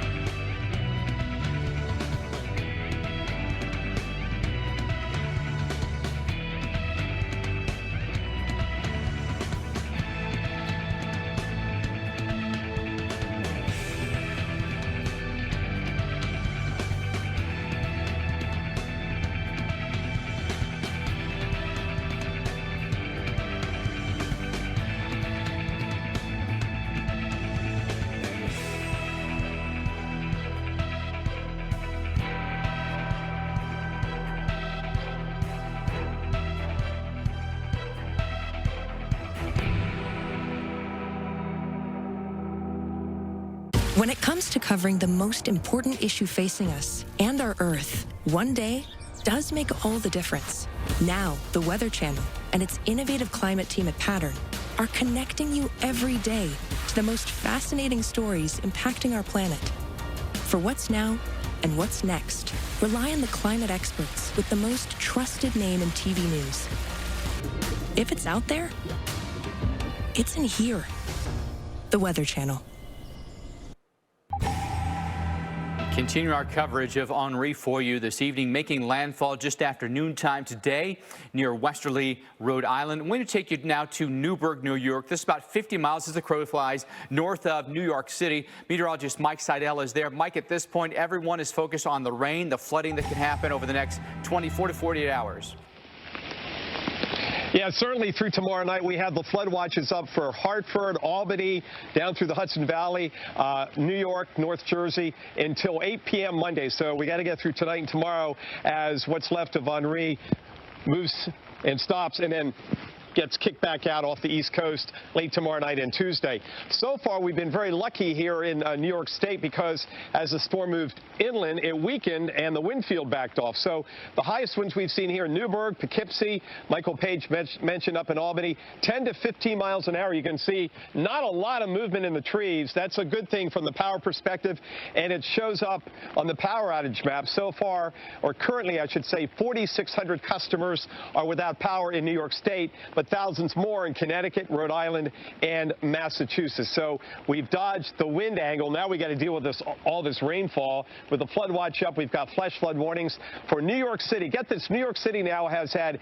6.95 inches of rain since yesterday, and that is their wettest two-day August period on record, Dr. Knabb. So it has been very wet there in the tri-state, and more rain tonight and tomorrow before we kick this thing out.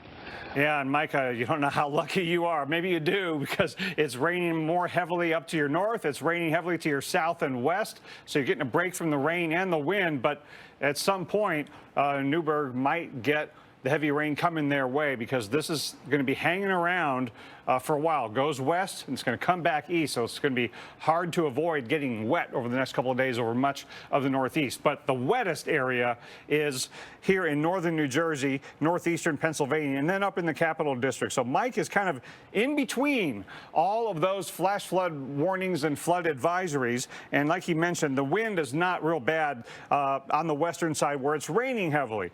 the winds are stronger on the eastern side where you've got the onshore flow, but it's not real wet. We're still gusting over 30 miles an hour here on the coast of Connecticut and Rhode Island. It's a little gusty inland there up in Springfield. But the wet end of the storm here is where the biggest problems are in terms of you not wanting to be out and about. It's just a terrible night to be out on the roads here. New York City right now not under a flash flood warning, but this heavy rain that's still plaguing northern New Jersey and eastern Pennsylvania could slide back in. So let's take a look at how much rain has fallen just in the last 6 hours. It has been mostly extreme northern New Jersey and over to White Plains, New York. That corridor is where the heaviest rains have fallen on land. But it's still raining heavily up in Schenectady, west of Albany. A flood advisory there till 10 o'clock.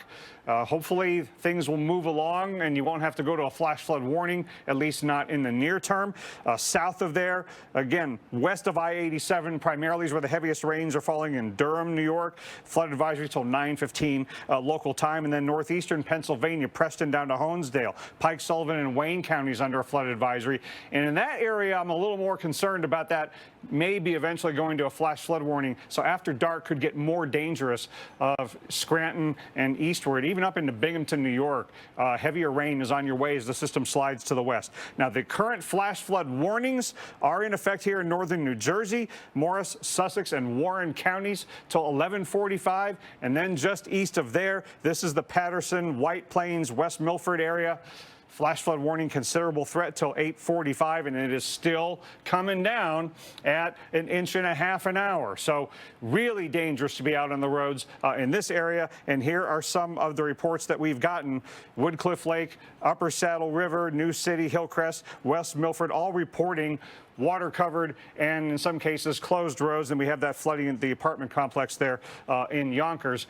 And Mike, if we back out, we can see that this is a slow mover. So the places where it's raining now, the flood risk is just going to get worse as the night goes on. And that's the problem. And a lot of people might wake up to flooding they didn't have when they went to bed. Dr. Knabb, thank you.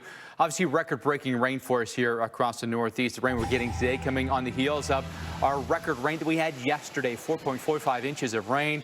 A lot more from Henri, unfortunately. The National Weather Service warning that several more inches of rain are fall for us tonight. We just saw the forecast there from Dr. Knabb, and it could lead to more images like this. What's been interesting is it's been an incredibly wet summer for us in the Northeast. A lot of our cities across the Northeast coming off a top 1, 2, or 3 wettish July on record. Where New York, we had 11 inches in July, and now here we go to August, and we're getting record-setting rain at this point. And truly, bad timing. In comes Henri on the heels of the remnants of Fred that came through and produced a ton of rain across the Northeast and caused flooding. So more rain on top of that is leading to the images that we're seeing here this evening. Stay with us. We'll be right back. With Voltaren Arthritis Pain Gel.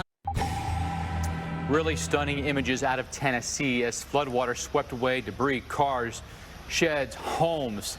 Catastrophic rain just taking a massive toll. The number of people now confirmed dead stands at 22. Another 40 missing after as much as 17 inches of rain fell in Middle Tennessee. This would be just a couple of counties west of Nashville. I mean, just absolutely tragic what we've seen. Look at the mountains of debris here. Shelters for people that have been forced from their homes by the floodwaters are open tonight in Waverly and in Dixon. Search and rescue crews continue to comb through the damage and through the water, searching for missing. We are going to stay on top of this major developing story, but we also want to get back to another major story today, the landfall of Tropical Storm Henri. At this moment, we have roughly 100,000 customers that are without power across the Northeast as we speak. We have issues in Rhode Island. We have issues in Connecticut, in New York for us right now. Over the past 7 days, we've had a lot of rain. A lot more rain is going to be rolling in as well. So we want to get to our teams that are out there. We want to get to our hurricane expert, Dr. Rick Knabb, as well. The Weather Channel's Chris Warren joins us live from Bridgeport, Connecticut. We've had issues in Connecticut, Chris. We've seen a power that's been knocked out. It's the state that's seeing the numbers tick up a little bit here. But how concerned are you now about this kind of pause and pivot and then return motion back to the east that Henri's going to do, and what that could mean for places like Connecticut?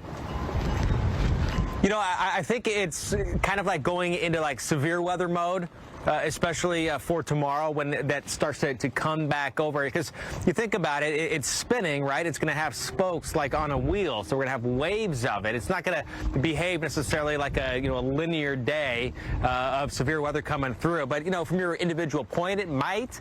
But I just think it's one of those things you have to be ready for the weather to go downhill and for conditions to change in a hurry. And we could see some more warnings, whether they're severe or more flash flood warnings. And there has been some changes. While the past couple of hours we've had some light rain here in Bridgeport, but now it's pretty quiet. We've come up a little bit for a bit higher vantage point, so the wind's got a little bit better access to us and to this flag.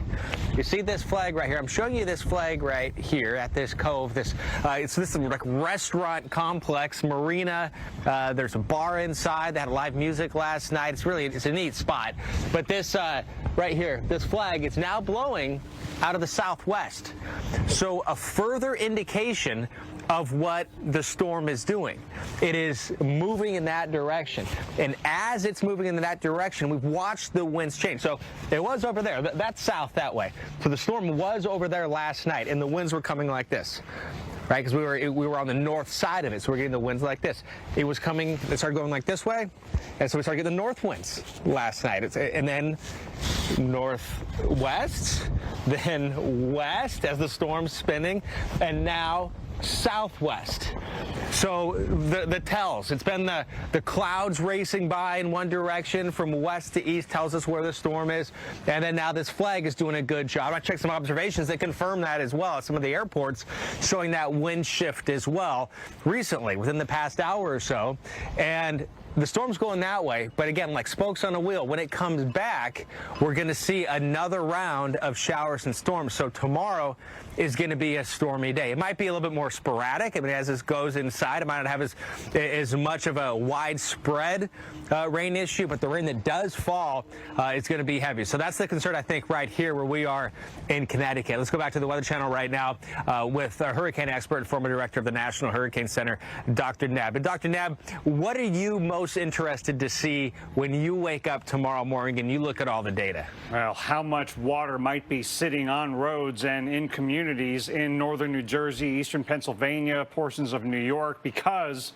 as you go to bed tonight, as you're hopefully staying off the roads in those areas, it's going to rain a lot overnight tonight. So if you have plans to get up and go outside tomorrow morning in these areas, you want to maybe set the alarm a little earlier to check on the condition of roads, because we have a lot of rain that is yet to fall with slow moving Henri on its wet western side. Now, it's still windy on the coast of Rhode Island and Connecticut. You're gusting 20 to 30 miles an hour, but it's not raining there. So maybe a few tree branches could still come down, especially if a tree is teetering because of the wet soil or other conditions. But the main problem is going to be here with this heavy rain on the western side. We've got flood advisories in the Albany area, south and west of there, northeastern Pennsylvania, northern New Jersey, just north of New York City. Those are the areas where we've got the heaviest rain. And we've had the heaviest rain over the last several hours there in northern New Jersey. Got a lot of flood advisories here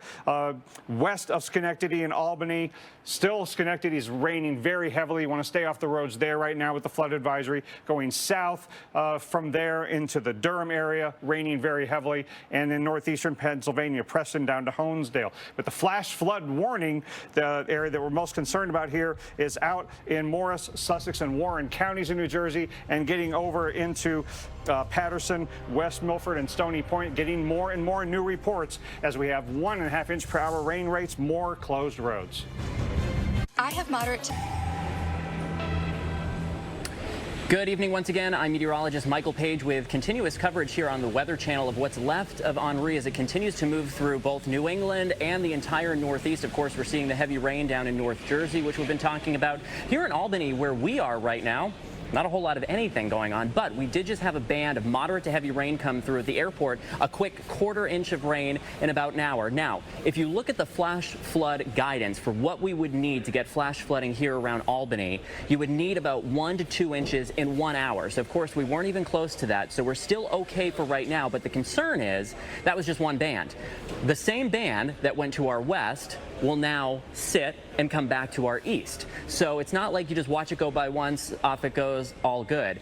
It will start to come back in the other direction as the remnants of the storm sits, spins, and also moves back to the east. So that's why it's a little bit tricky. It's not like a usual tropical system where once it goes through, you get the all clear. Now, in terms of the flood threat, it is higher down to our south as you ride down on 87 into some of the hillier communities, the Catskills. These are the spots where the water, when it comes down very heavily, rushes down the hillside and can wash out roadways or create problems because of the force of the water, unlike somewhere like this, where it's on a city street and it goes right into the Hudson, right down at the bottom of the hill. So it's really those back roads that will be especially concerning. And Dr. Knabb has been talking so much about this, how at night, when it's dark, it can be harder to see any of those issues that do develop on the roadways, on the back roads, without the street lights to illuminate things. So that's why we're so concerned about the flood threat, really Albany points south and especially into parts of North Jersey. It's this whole corridor that's dealing with the pivot of the remnants, and then it will come back through New England. So the same places that actually have a pretty decent evening right now will have to deal with more rain over the coming days. Dr. Knabb, a lot going on here, and it's really fascinating to watch a storm come into the Northeast and basically stall like this. Usually they're fast movers when they come through New England. Yeah, and this is exactly the opposite. And that slow motion and that southwestern and western side is causing some flood problems to continue to escalate in especially the flash flood warning areas. So I want to focus on what's going on in some of those areas. Yes, up in Albany, Schenectady, you've had that band go through. You got flood advisories in the region. That can get you into trouble if you get out in the car, go to a low spot, and don't use that turnaround, don't drown mantra if you run across a water-covered road. So be careful up in that area. Same thing with northeastern PA. Scranton and Binghamton, you're about to get some of your heaviest rain yet coming in from east to west. But this area in northern New Jersey is really taking the brunt of the heaviest rain. So here's the center of Henri, and as it moves in this direction and you stay on the southwestern side, the rain's just not going to stop. And so that's why it continues to add up in that area. Patterson, White Plains, you've had up to 4 or 5 inches in some of those spots. So let's check in on what's going on in some of these warning areas. Again, Newton, Mount Olive, Parsippany, Troy Hills under the flash flood warning until 11:45, and then right next door in Patterson, White Plains, and West Milford, your warning with a considerable threat goes till 8:45 for now, but I can't imagine they're not going to have to extend some kind of warning or advisory for that area. In the last 6 hours, West Milford's kind of been a bullseye. So has White Plains, several inches of rain. And let's zoom in here and look at some of the reports that we're getting from this area. In Ringwood, several feet of water in the basement of a home in the Hewitt area. And here in West Milford, look at these two reports. Marshall Hill Road in West Milford flooded. That road is closed between Coolidge Terrace and Agape Children's Center. And then in West Milford, police have been dispatched to a home in West Milford for water entering through windows and doors. Mike, this is the kind of thing I'm starting to get concerned about, that it's not just on the roads, that some structures could start to take on water. When you start to get reports like that of water coming in windows, then, you know, that just ratchets up the concern for sure. Dr. Knabb, thank you very much, and please be safe, everyone. We know that we've had issues with Henri today at the coast, inland, and we're going to continue with it here probably for at least the next day. How about the boats that are being tossed around here when Henri blasted on shore here? This happening in Rhode Island, where we had the landfall in Westerly. The power outages also a concern for us, as those numbers have been going up as the storm came in with some wind, and we've had very wet ground, so trees are coming down pretty easily and knocking down some power lines. Power crews from Kentucky, Pennsylvania arriving today to help out. Georgia, Oklahoma, you name it. They've got a big contingency on the ground helping out right now. We know that Tropical Storm Henri made landfall just after noon today. Westerly, Rhode Island, winds at 60 miles per hour at landfall, pressure 989 millibars. And this comes after, you know, several hits here in the last couple of years, from Irene to Sandy to Faye to Isaias. And by the way, oh yeah, it was just last month that Elsa came right through here and went where? Right past Westerly, Rhode Island. I mean, it's just been storm after storm of late, it appears. But look at some of the wind gusts that we've had today. We had gusts as high as 70 at Point Judith here, Block Island at 69, Newport at 68 mile per hour winds. And The winds, in combination with a really wet ground, have knocked out power. We have just under 100,000 customers currently without power here. Rhode Island, Connecticut, high on that list. Massachusetts and New York, we have a lower number of people without power at this point. But ultimately, the last 12 hours have been really heavy rain. Most of it down here in the tri-state area. We think it stays very wet there through the night, adding to the totals that we see until eventually Henri comes back in this direction, hitting us once again through Connecticut and Massachusetts.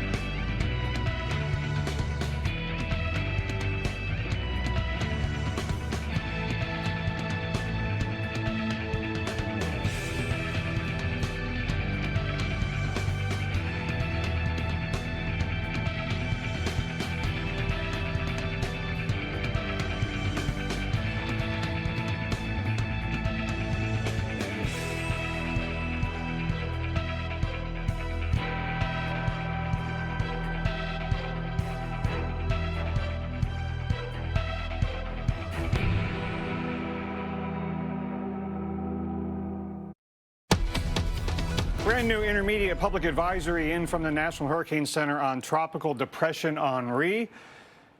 Yes, I said tropical depression. It's no longer a tropical storm. That's because the maximum winds have come down from 40 miles an hour to 35.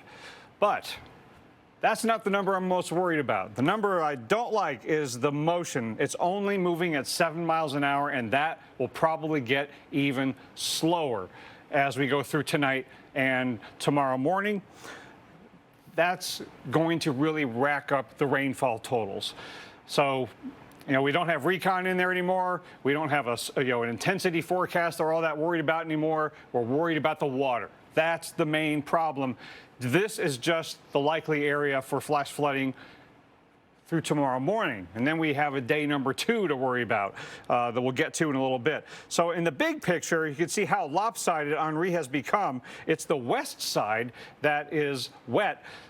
In large part because now it's gotten really involved with that upper level low that steered it north. And so we've got the maximum of the upward motion happening up in New York, southern New York and northern New Jersey and eastern Pennsylvania. Now, if I were to ask you so far, which state has taken the brunt of the heaviest rain from Henri? You might think Connecticut or Rhode Island, or maybe now if you look at this, New York. But look at the 24-hour rainfall. New Jersey, central and northern New Jersey has taken the brunt of the heaviest rain, and a lot of spots getting a half a foot or more. So we had the precursor rains, and now we've got the bona fide southwestern side of Henri that's causing some really big problems here in northern New Jersey. That's where the flash flood warnings are. And just the last 6 hours, that's where the rain has really been coming down 1, 2, 2.5 inches per hour. So that's the areas we're concerned about. Mount Olive, Newton, Parsippany under flash flood warning till 11:45, and right next door in West Milford, Patterson, White Plains.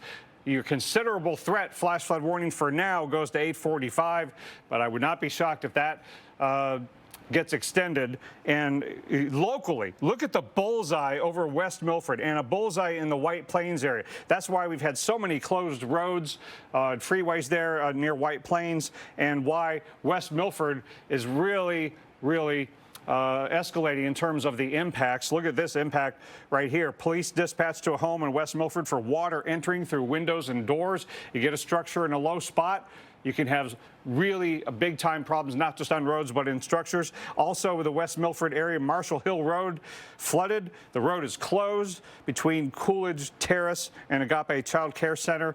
So closed roads.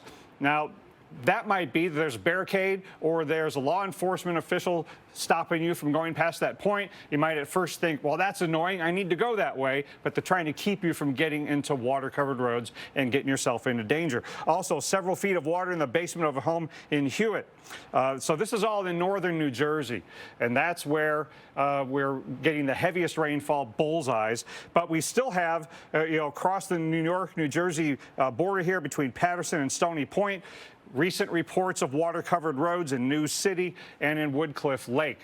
Also, that Yonkers report, flooding at the Crestwood Lake apartments. So getting out and about on the roads tonight in this area is definitely problematic. Now, to think about what light at the end of the tunnel there might be, it's going to rain potentially all night long in New Jersey.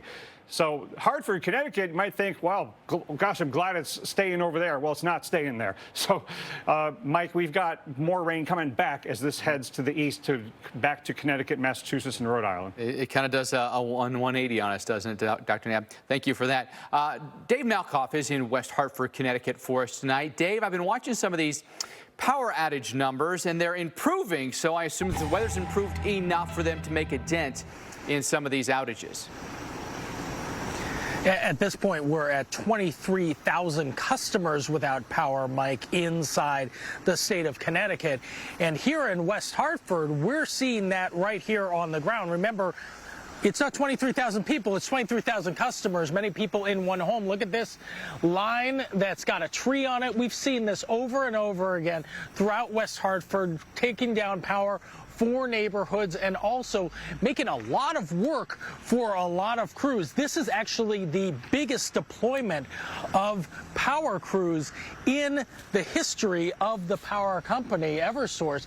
They say that they've brought in 4,000 crews from around the country, and they've rented 5,000 hotel rooms for those crews just in the state of Connecticut. So they have people coming from Texas, they have people coming from Oklahoma, and they have crews coming from Canada. So actually, Texas is much further away than the crews who are coming from Canada. But we talked to some crews from South Georgia, and they were saying that they had to actually brace one of these power lines while they took the tree off of another one so it would stop it from snapping back. They couldn't do their power work during the rain because they didn't want the water to fill up in their gloves, but they could do it during the nighttime hours, and that's what's going to happen here in Connecticut. Live coverage of Henri continues after this, right here on the Weather Channel.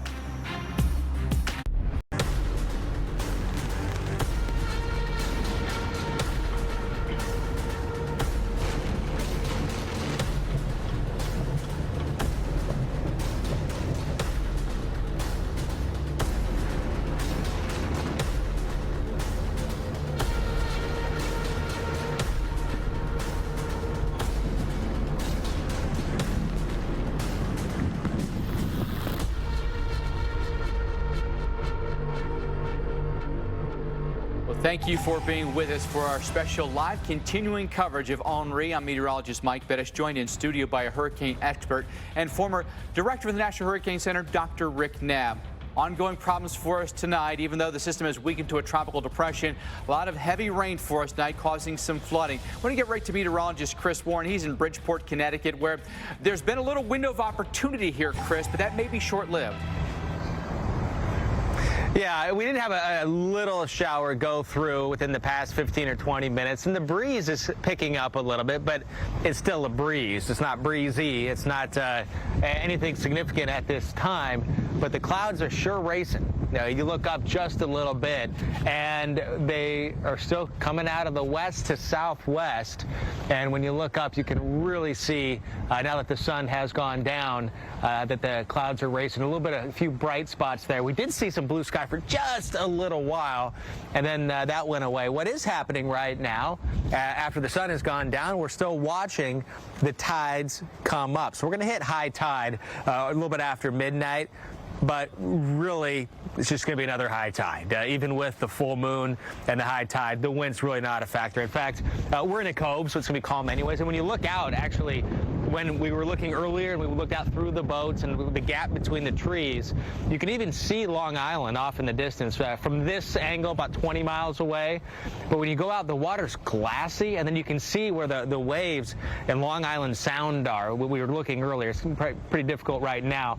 And also, actually, you can kind of see that there's a little bit of brightness as the sun has gone down off in the distance, maybe a little thin layer of orange there, looking off in the direction of course, Long Island. The New York's just off to the right in the distance.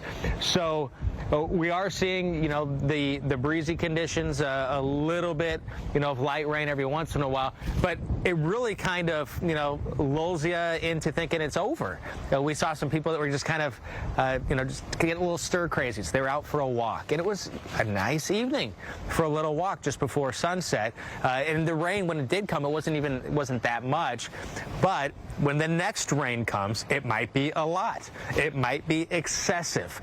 And that's what we don't know for sure. We don't know how it's going to play out. But what we are seeing play out in New York and New Jersey and Pennsylvania is a wet and dangerous mess right now, while the wind threat now with the depression is going down as we get through the day tomorrow and showers and thunderstorms start firing up again. We could have some wind associated with these individual storms. So again, looking at a storm, the same, it's a depression now, but the same system as, it's still going that way. But once it starts going that way, heading off to the east, we could see another round of storms here. So with that, let's go to our hurricane expert and storm specialist, of course, and the former director of the National Hurricane Center, Dr. Rick Knabb. And Dr. Knabb, as we're looking at what we have going forward, when do you think we'll be able to, Henri, we're done? In New England, that's going to be Tuesday, because tomorrow is not the day that we're completely done with it, not by any stretch. And tonight, I'm really concerned about a place like northern New Jersey, where the rainfall-induced flooding could really get even worse than it already is. So when you talk about something going from tropical storm to depression, sometimes we use that other D word, downgrade, but got to be careful using that word, because in some places, the danger is going up because of the water. And the depression storm threshold does not account for that at all. And one number that's in this latest advisory, 7 miles an hour, that's the forward motion. That might be fast compared to how much it's moving later tonight and early tomorrow morning, because it's going to kind of hit the brakes and then eventually start going the other way. And by this time tomorrow, it might not be all that far from where it is now. It is going to be a slow mover, and a category slow depression can dump a lot of life-threatening rainfall-induced flooding. So this is the area of likely flooding, and I'm going to focus in here on northern New Jersey, although a lot of the rest of you, especially in the western half of this yellow area, at risk tonight into tomorrow morning. Here is Henri itself, but there is an upper level low. That's the upper low that brought it northward, but now they're kind of merging into one big mess. And you see the orange there? That's the dry air coming in with that upper level low. So that's a big reason why it's so west loaded. The east side is dry, the west side not so much. And we've got a tremendous amount of rainfall coming down here. And look at New Jersey taking the brunt. Yes, New York City has a bullseye there, but New Jersey getting the flash flood warnings. The roads and some structures might be taking on water. Speaking of taking on water, terrifying images from Tennessee as floodwaters swept away debris, cars, even sheds on Saturday. This weekend's catastrophic rains taking a massive toll on property and, most of all, lives. At this hour, law enforcement officials confirmed 22 people have perished and another 40 missing after as many as 17 inches of rain fell in the northwest and middle parts of that state. And shelters for people forced from their homes by floodwaters are open tonight in cities like Waverly and Dixon as search and rescue crews continue to comb through the damage, searching for the missing. And earlier we spoke with a woman who was trapped in her own home as the floodwaters were rising. Listen now to her incredible story as she describes the harrowing hours when she wasn't sure she would survive. Can you kind of tell us how the day unfolded yesterday and what happened in your neighborhood and to your home? Yesterday morning, I woke up and it was raining. So we called a friend and we just kind of got up and it's never flooded where my home is. And so we just thought it was going to be just a regular rain. And then probably within 30 minutes of that, I saw more rain. It was coming up into my yard, down kind of by the road, but it was coming closer. So my daughter and I decided to pack a bag and go ahead and leave. And probably by the time we packed our bag and went out, her car was floating on the water. I had my son on the phone, and we just didn't feel like that we could leave the house safely. Within another 10 minutes, both of our cars were floating. There was water coming in under my front door, so we just ran upstairs with our bag, and we were FaceTiming our loved ones, and we really didn't know if we would live, honestly, because the water was just moving so fast. It was like a raging river outside of my home. Tammy, how high did the water get in your home? It probably outside my home, it was probably about 7 feet, 8 feet deep. On the inside of my house, it came up probably about 4 feet. It came to the landing on my stairwell. All of my furniture was floating downstairs, and I was just watching the front door, afraid that if it busted down, it would flood the whole house, and then we wouldn't be safe upstairs either. So I was trying to bust through the attic door, pull dressers in the hallway to get up higher. We were terrified. We did not think we were going to live. Then we lost all service on our cell phones, and we were upstairs for 3.5 hours. How did you get out, Tammy? Hoping we got out. We had some people come about 3.5 hours after that and yell my name, and they said we're waiting for the water to go down, and they had life rafts, and they came when they could and took us when it went down a little bit where we could get off of our front porch. It was still up to our waist. We walked through waist-deep water, through dressers, through all kinds of stuff floating in the water, and we just held on to them until we got to the other end of the street safely. Absolutely horrifying day for so many people here in Middle Tennessee. How fast did all of this unfold, and was there any opportunity for you to be rescued, or were you truly on your own? No, we were truly on our own. All of this happened within 30 minutes once the water started raging.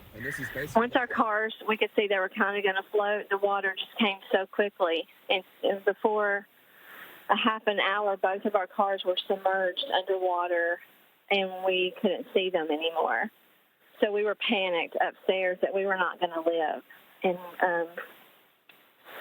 so it happened really, really quickly. I mean, it was the scariest thing I've ever been through in my life, honestly. Tammy, after you got out of your home, were you able to reconnect with anyone? I imagine what you ended up seeing afterwards was unlike anything you'd ever been through before. We had no idea because we were up there yelling for help for 3.5 hours, and we did have one boat come by and say there's be somebody back to get you. But we were, we didn't see anybody. We didn't know if people were alive on our street, if they were dead on our street. So we were in a panic mode, not knowing if we would be up there overnight or what was going to happen when we heard someone coming back to get us. It was a very scary moment. And across our town, people were, babies were in the raging water. Children have lost their life that were floating in these currents. Husbands and wives were separated, and we had no idea. We had cars that were passing through our front yard. We just, we've seen these things on TV before, but we never, ever thought we would experience them here. It was devastating destruction that we saw. Houses on top of gas stations. My neighbor 2 doors down has the National Guard semi-truck in their house. My neighbor right across the street, their house is off the foundation and turned sideways. It is, it's unreal. And at the other end of our street, there's no destruction. And then, half a block away, there's total destruction. Yeah, Tammy, I was wondering if you could expand upon some of the stories you've heard from some of your neighbors. What other similar sorts of harrowing experiences did some of your friends and neighbors go through, and how did they get out of the flooding? Well, I now have a dear older friend. She's 85, and her daughter and son-in-law came to her front porch. They lived down the road, not expecting anything to happen, and then it suddenly started coming so hard, and they had to drag her. She couldn't walk through the water. They had to drag her to a car and, get away quickly. I know another house, it caught on fire and burned down. My son's house, that's not very far from mine, it's off of the foundation. And on his street, people were at the ceiling. I've heard of another person who called 911 from the ceiling of the Dollar General that's, a few blocks from my home. I have a car beside my house that came from miles away. It's devastating. People are devastated. They're in shock that this could happen to our town. Tammy, where do you go from here? You've lost a lot of your possessions. You're okay. Do you have any idea where you start? Well, today, all day, there have been strangers. It's amazing. Strangers have shown up at my house to help. I had a huge white building in my front yard that was humongous, and they have ripped it all apart, torn it down. They have helped take all of my appliances out to the front yard. We've lost 2 vehicles. So, in the morning we start with trying to get rentals, calling insurance, figuring it out. But we are thankful that we have our lives. Not everyone here can say that, so I'm thankful that God spared us. And tomorrow we just figured out day by day. That's all I can tell you. It's been overwhelming and humbling today to have strangers come and help us all day, and I've seen this happen in every yard. Groups of strangers coming to help from all across, and they're just coming far to help us. Well, Tammy, that is the best of humanity. And let's recap certainly what has happened here in Middle Tennessee. This is just west of Nashville.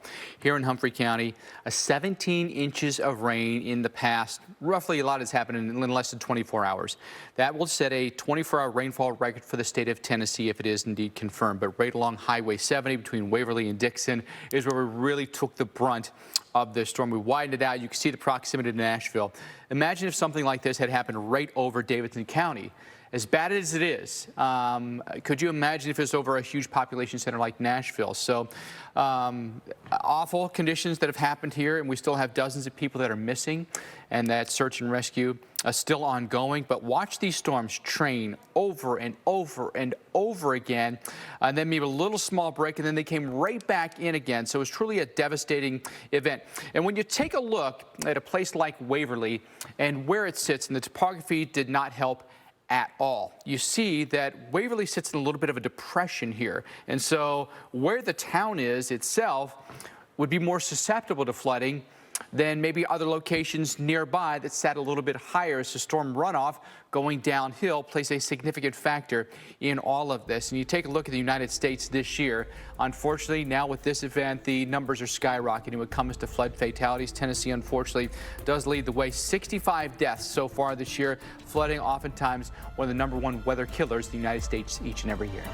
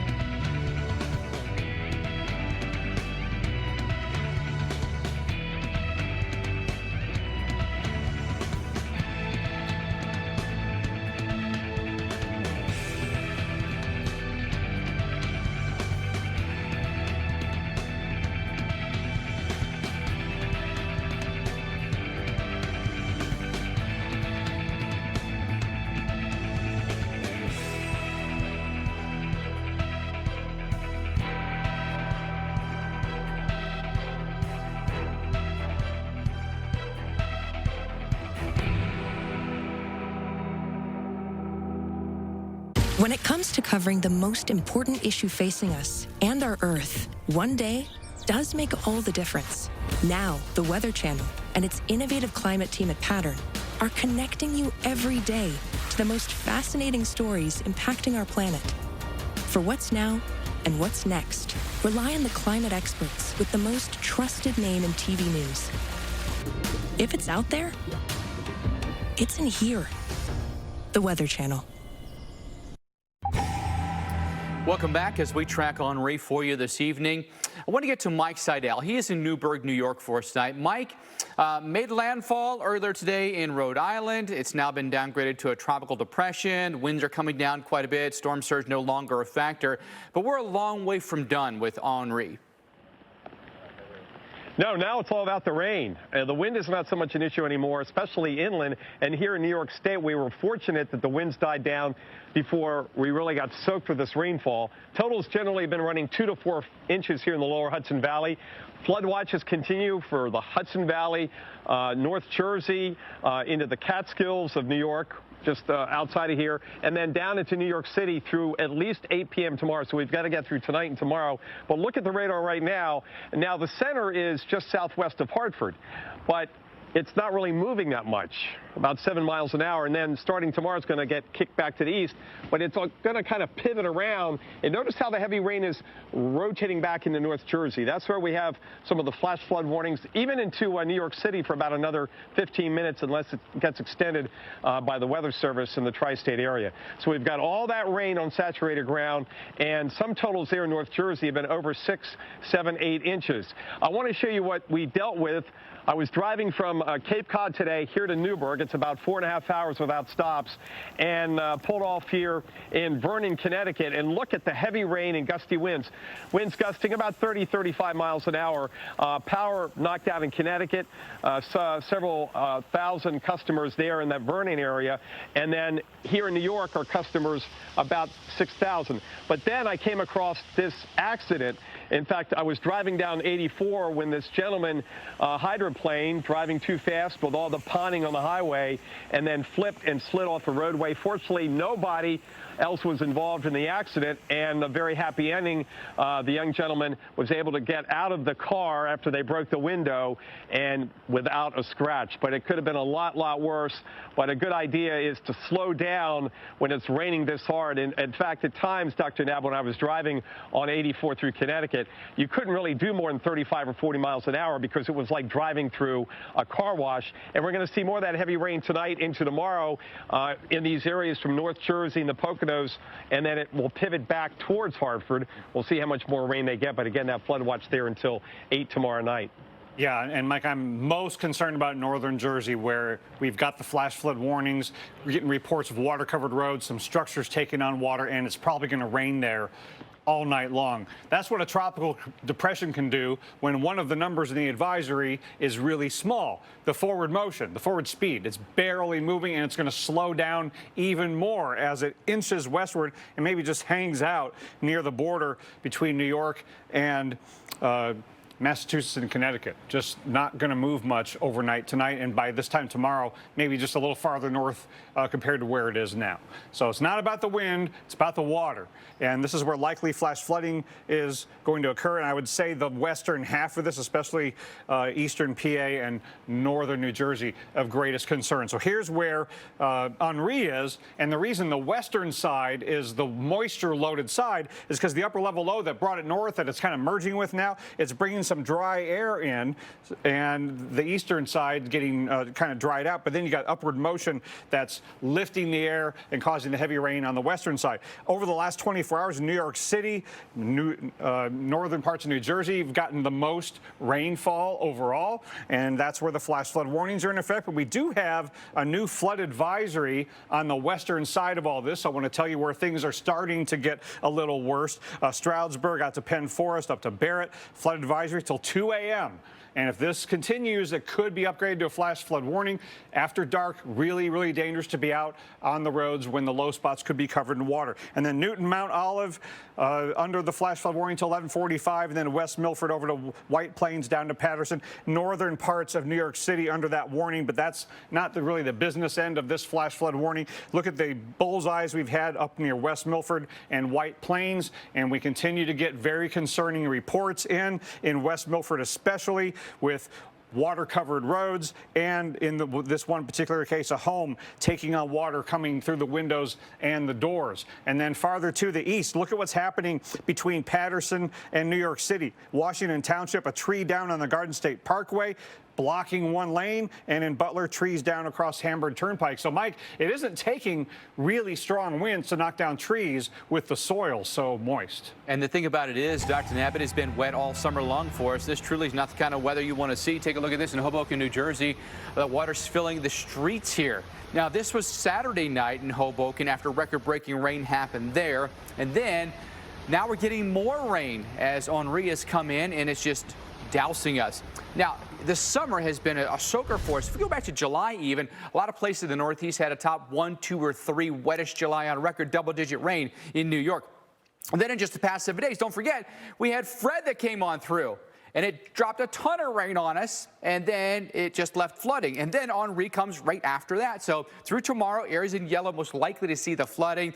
That extends a little bit farther east as we go through Tuesday. Unfortunately, a lot of rain still to come our way here, several more inches. The biggest hot spots will likely be Lehigh Valley, northern Jersey, through the Hudson River Valley over towards Springfield and Hartford. We're back right after this.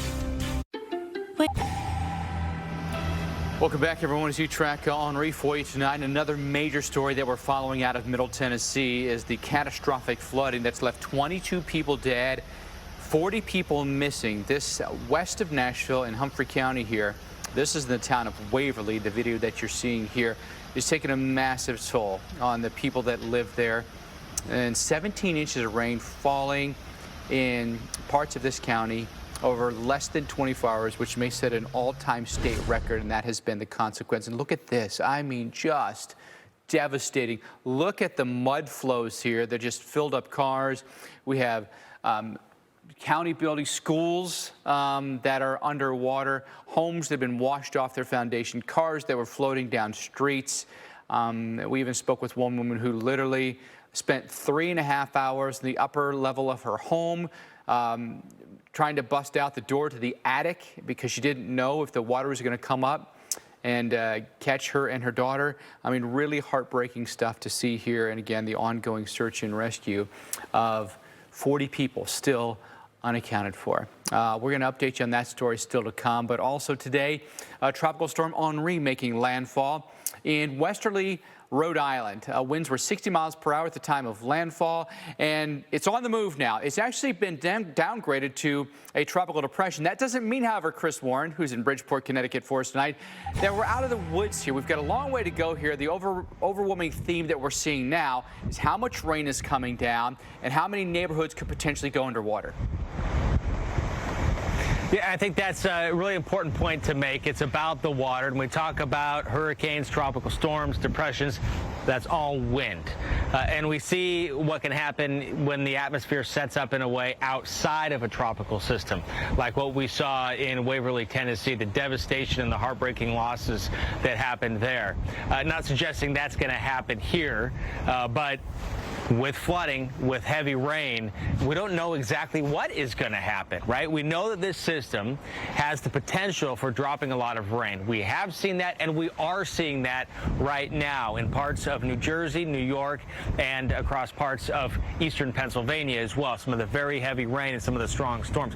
We're fortunate right here in Bridgeport, Connecticut, to be getting a bit of a break. We were the calm before the storm, and then throughout the day today, it was raining, and it really didn't get that heavy. A couple times it got a little heavy, but it wasn't that heavy. Now it's really calm and it's rather pleasant, frankly, but we're not done yet.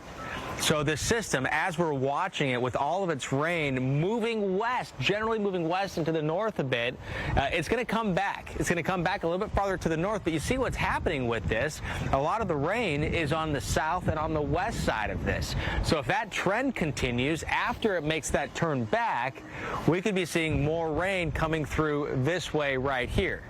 So as we watch the next few hours unfold, we might get a few rain showers here and there where we are in Bridgeport. It's going to be tomorrow, I think, when we have an increased chance to see some of the heavier showers and some of the stronger storms here.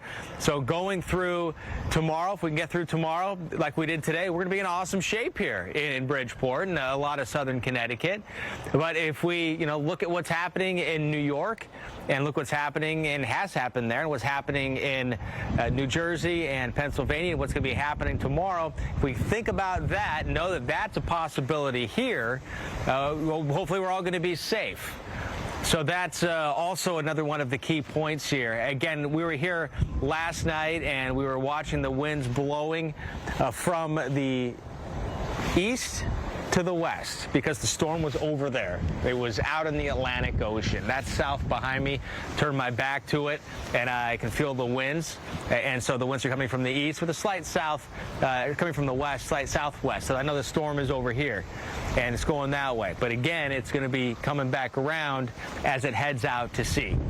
So I guess when, the bottom line is don't be lulled into thinking that we're done, because this storm still does. Again, it's not a tropical storm, it's a depression, but this system still has the potential for bringing a whole lot of rain. So that's the latest here in Bridgeport. I want to go back now to our hurricane expert and former director of the National Hurricane Center, Dr. Rick Knabb. Dr. Knabb, has anything surprised you with the system, the way it has evolved throughout its course after it's made landfall? Well, I don't think a couple days ago that I would, or anybody would have been accurately able to predict that New Jersey would have gotten the heaviest rainfall totals up to this point. My goodness, this is moving really slowly, and the heavy rain is going to continue in New Jersey all night long because you're going to stay on the southern side of a system that's barely going to move. Likely flash flooding in this area, and especially northern Jersey and eastern PA. We'll detail where the flash flood warnings are and where you need to stay off the roads tonight and tomorrow morning when we come back.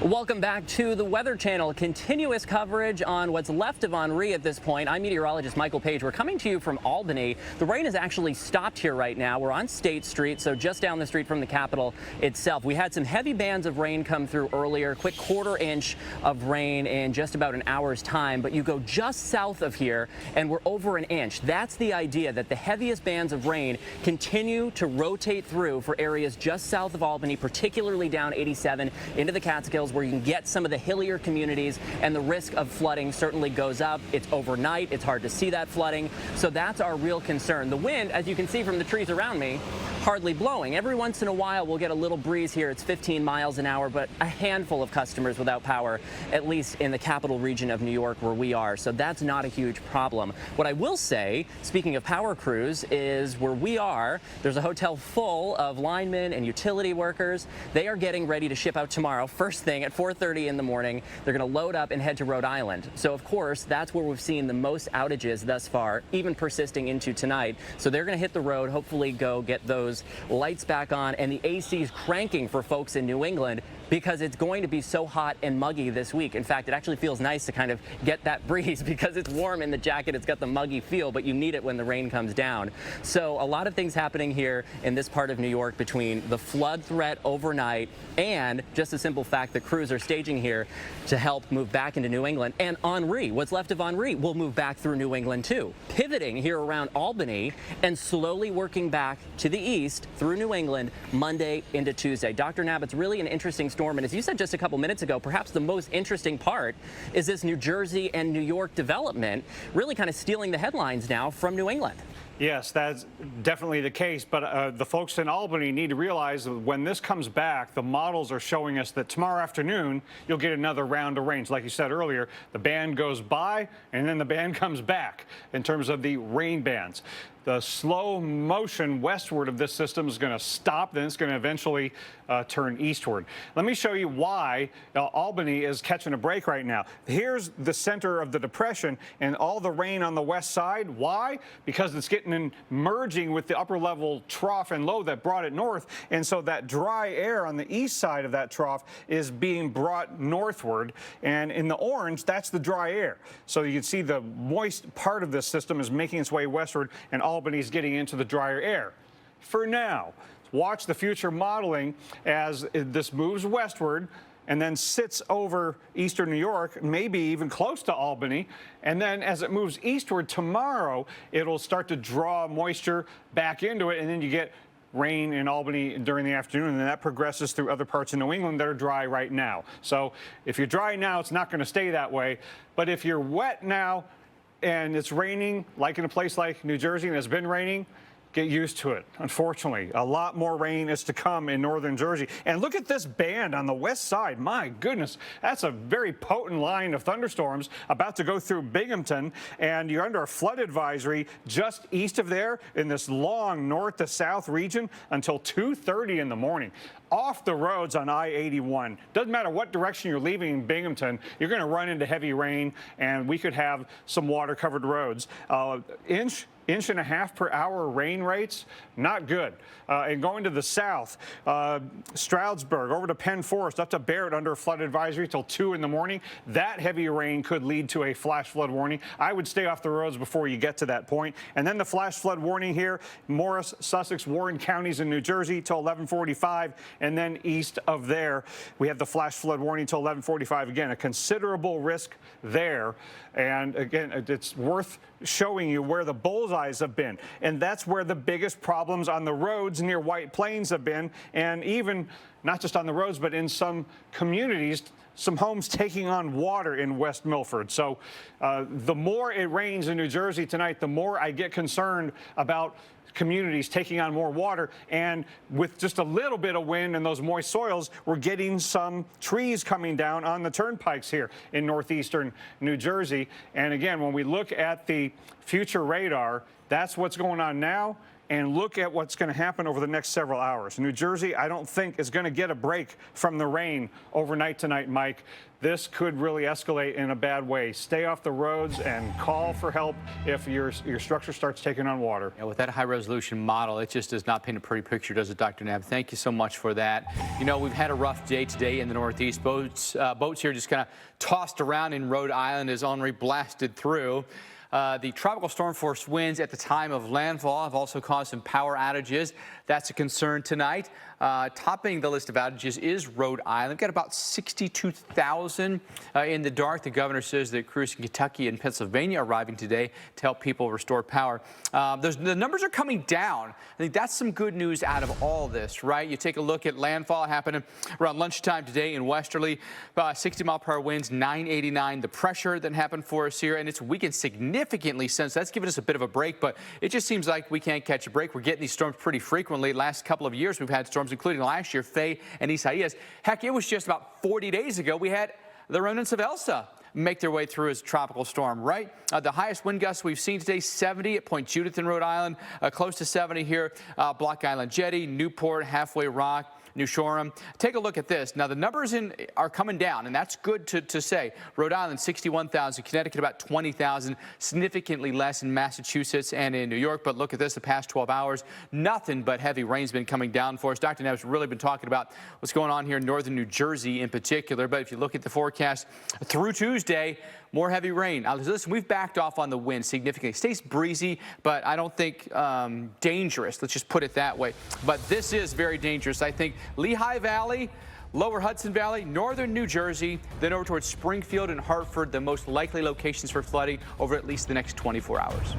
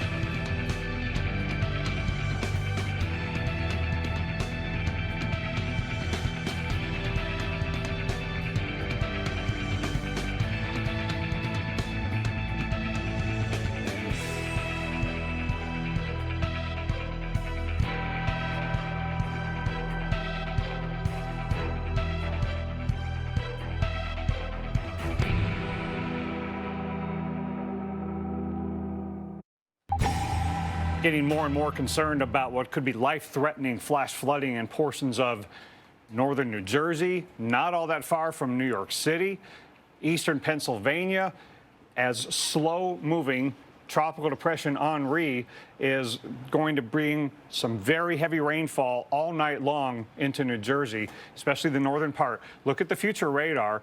This is what a category slow depression looks like. It doesn't look all that impressive on satellite and radar. It's not going to generate a lot of wind, but my goodness, could the water become a big, big problem? And then it's coming back to the east to cause more problems for southern New England. Over the last 24 hours, central and northern New Jersey have gotten the most rain, and I'm sorry to say, they're going to get the most rain over the next several hours, overnight tonight. Just can't catch a break because of where the center of circulation is, where the greatest upward motion is, and where the rain just keeps falling. It's on the western side here. Now, we have a lot of flood advisories to the north and northwest of where the flash flood warnings are. Schenectady and south and west from that area, the Capital District under advisories. And then we got this nasty band going through Binghamton down to Scranton, and that's got a flood advisory in effect. And now I want to bring you up to date on a new flash flood warning that just got issued for Scranton. So that has just been issued. Scranton, Pennsylvania, under a flash flood warning until midnight. And this is part of that same band that's extending up to Binghamton, going down I-81. It is coming down in buckets. We're getting 1 2-inch-per-hour rain rates there. Please stay off the roads there. Missed the bullseye there, but there's a spot just east of there getting more than 2 inches in an hour, and it could rain for multiple hours.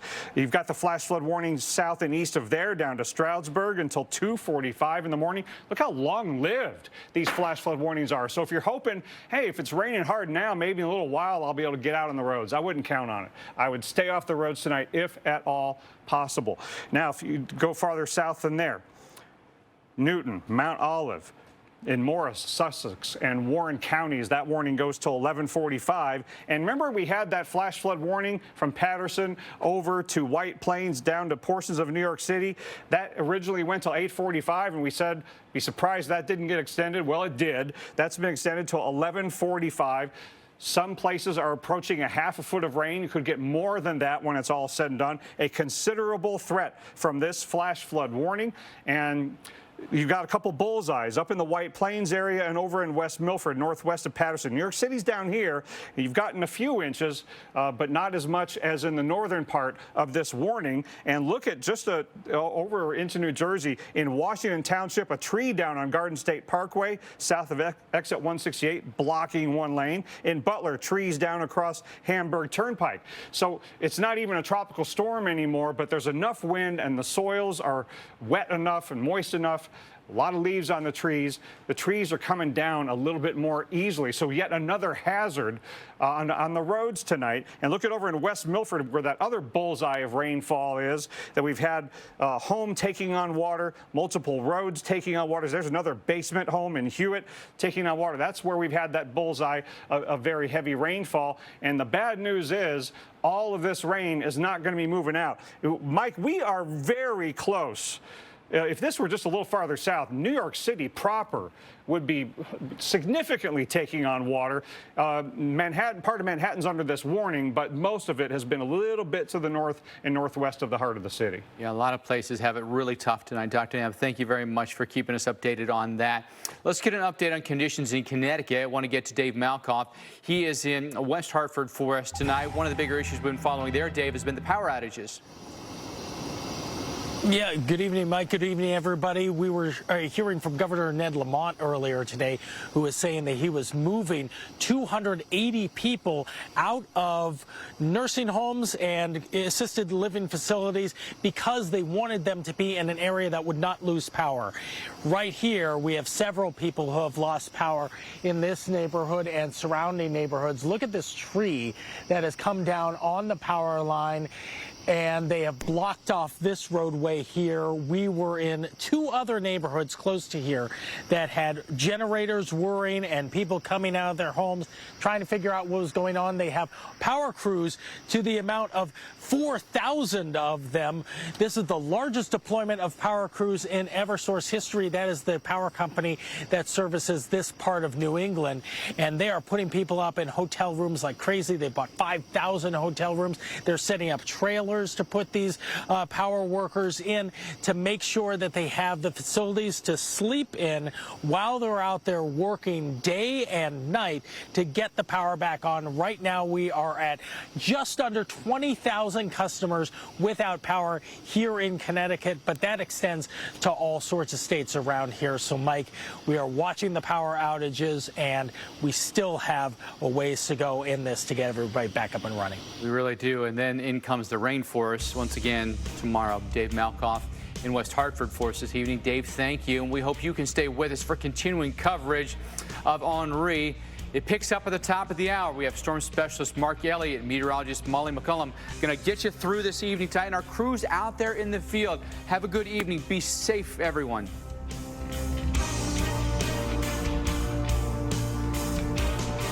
Think of what... Tracking Henri here on the Weather Channel. I'm meteorologist Chris Warren here in Bridgeport, Connecticut, where it is calm. But that can change, and it could change tomorrow. The worst possibly is yet to come. And what's left of Henri also bringing some bands of rain to eastern New York. I'm meteorologist Michael Page, live in Albany right now, tracking the flood threat overnight and right into the next couple of days. While the winds have come down to tropical depression status, the rain is not done yet. It is going to be a long, wet night in southern New York, northern Jersey, and eastern Pennsylvania as tropical depression Henri only slowly makes this turn, this eventual turn north and northeast, and ends the rain that we've been dealing with. Until then, flood watches continue through the beginning of your work week.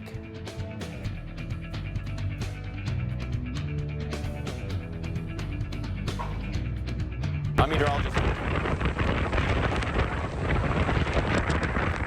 Those are the sounds of Henri coming across the coastline earlier today. This is Rhode Island, where landfall occurred just after noon. Storm-packed 60-mile-an-hour sustained winds destroyed some power lines. More than 70,000 customers were without power. It's going to be a long, tough night for this storm as it continues to work its way very slowly through New England.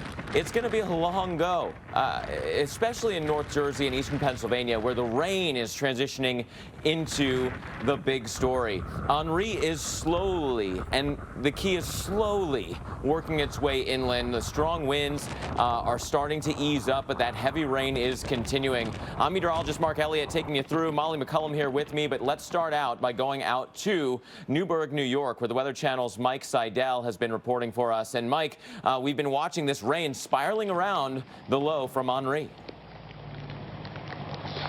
Yes, indeed. We've had rain here, but we haven't had the wind. We've been fortunate here in upstate New York. We're about an hour or so north of New York City that we haven't had the wind. 15-mile-an-hour gusts, that's it. You can see behind me there's not a lot of action in the trees. There's a little movement there, but certainly not enough to really cause a lot of power outages. In fact, here in New York State, the lower Hudson Valley is where they are, and so far about 6,500. That's currently on the docket.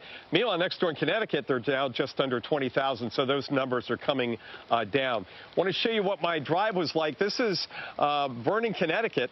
This is a town off I-84, off to the north and east of Hartford, and you can see how hard it was raining. The wind was blowing at 30 to 35 miles an hour, but the rainfall rates at 1 to 2 inches an hour, a lot of ponding on the highways and on the interstate. And I'm driving down the interstate, and all of a sudden this car, hydroplane, flips and slides off to the side of the road, and look at that vehicle. And I saw a lot of accidents, a lot of people driving too fast for the conditions. When it's pouring rain and the speed limit 65, I saw cars doing at least 70 or 75 miles an hour. Fortunately, a happy ending for the driver of this car.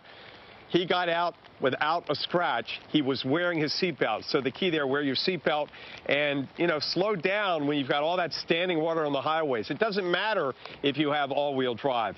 Now, Sarah Dillingham, let's go to the radar, and you can see the rain where we're standing in Newburgh up to Albany, up and down the Hudson Valley. Now, we do have a reissue of that flash flood warning that included North Jersey, Bergen County, the Passaic County area, West Milford, up there in the hills there as you get out towards Vernon, New Jersey, and then down through Rockland County, Passaic, and also into Manhattan and the Bronx, so 2 boroughs in New York City. That warning has now been extended until 11:45. Some of these areas have had over 4 inches of rain. Get this, New York City now has had over 3 inches of rain today, a record for today. Yesterday, when the concert last night got rained out with the lightning and thunder, that moisture getting sucked in from Henri off the coast, they had 4.5. So right now, they're just over 7 inches of rain in Central Park in 2 days. This is their wettest 2 days in August on record, and their records go back to the late 1800s. Puts it all in perspective. So we've got the flood watches up overnight through Monday at 8 p.m. That includes Hartford, Connecticut, Waterbury, Newburgh, Albany, New York City, and then over into North Jersey, the Poconos. All these areas are prone to flash flooding, and we can see it pinwheeling on the radar around the center of Henri, which is now not far from Hartford, and it's not moving very fast. We can only hope that the heavy rain kind of swings down away from where it's been pummeling those areas in northern New Jersey. But it's going to be tomorrow afternoon before we get to push this out and we start to dry out in these areas, but then we run the risk of the rain picking up again around the Boston area, Mark, where they haven't had much rain. I can tell you out on the Cape this morning, we had 1 shower, and that was about it. It's all been on the north and west and south side of the storm as it came in. Yeah, a very classic mode for that to occur, Mike, as we are transitioning away from a fully tropical system and into a regular old area of low pressure. As it gets the way out of here, we see that precipitation kind of switch sides, where the east side was originally the bad side of the storm. Now it's the west side, and that is a problem because that west side continues to be where the rain, the precursor rain, was flooding last night, North Jersey into New York City, and now East PA into North Jersey. Just some gnarly bands will set up shop here, and they're effectively going to have to rain themselves out. So the depression status is here. Winds are only at 35 miles per hour now. The movement very slow, northwest at 7, but it's this west and southwest side of the center of our depression that's going to continue to have the worst of the rain. So that's not going to change, and it's going to take a while. By Monday afternoon, this barely goes a few miles north, and so we're still going to have rain on that southwest side. Wind is probably not as much of a factor anymore, but there are still some gusts. New Haven in the relatively quiet precipitation side of the storm, gusting to 31, and so we still could have some tree damage tonight. We could still have some power problems, and it's breezy enough that some of those big buckets that go up from the power crews are a little bit less than cozy tonight. So depending on where exactly the power has gone out, there might be some delays getting it back on because of the winds still tonight that will still be strong. But the rain is taking over as the big deal. Let me go through some of the flood warnings for you. That includes southern New York into northeast Jersey, Bergen, Passaic, then into the Rockland area. Continuing into the rest of North Jersey, you've got portions of Morris, Sussex, and Warren, clipping parts of Jersey into eastern Pennsylvania now, including Stroudsburg, getting into Monroe and Northampton, and a new warning over the Scranton area. These are all flash flood warnings. Very dangerous, potentially life-threatening amounts of water. These are the storm reports for the past 12 hours. Here's the more recent ones. I want to show you just a couple of these. Now, one of them has dropped off in the most recent, so this rain around the Parkside Ave area and Coney Island Ave is starting to come down. That is good news, but bad around the West Milford area. Police were actually dispatched to homes there where they were taking on water. It is still pouring across those areas. Also wanted to show you this, the Capital District, flood advisories. If the rain continues here, we may see these transition over to some warnings also. Connecticut has been seeing a good bit of rain. Want to go over to meteorologist Chris Warren, who's in Bridgeport, Connecticut. Chris, last night we were talking about the rain ending, but the wind shifting around and coming out of that other direction as the low was moving by. How are the winds treating you tonight? Just about a full 360, Mark, to tell you the truth here. We were talking, about this time last night, and the winds were coming from that direction. They were coming from the Atlantic Ocean down Long Island Sound and hitting us right here.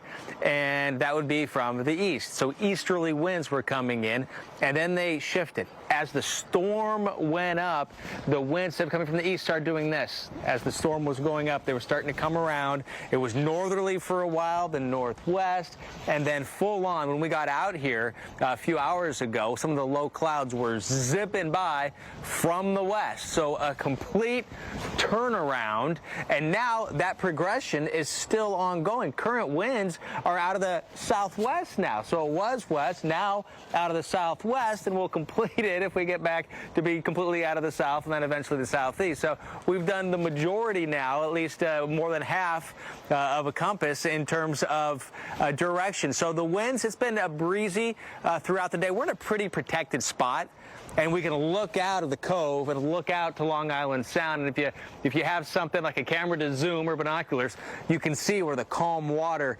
turns rough into the sound.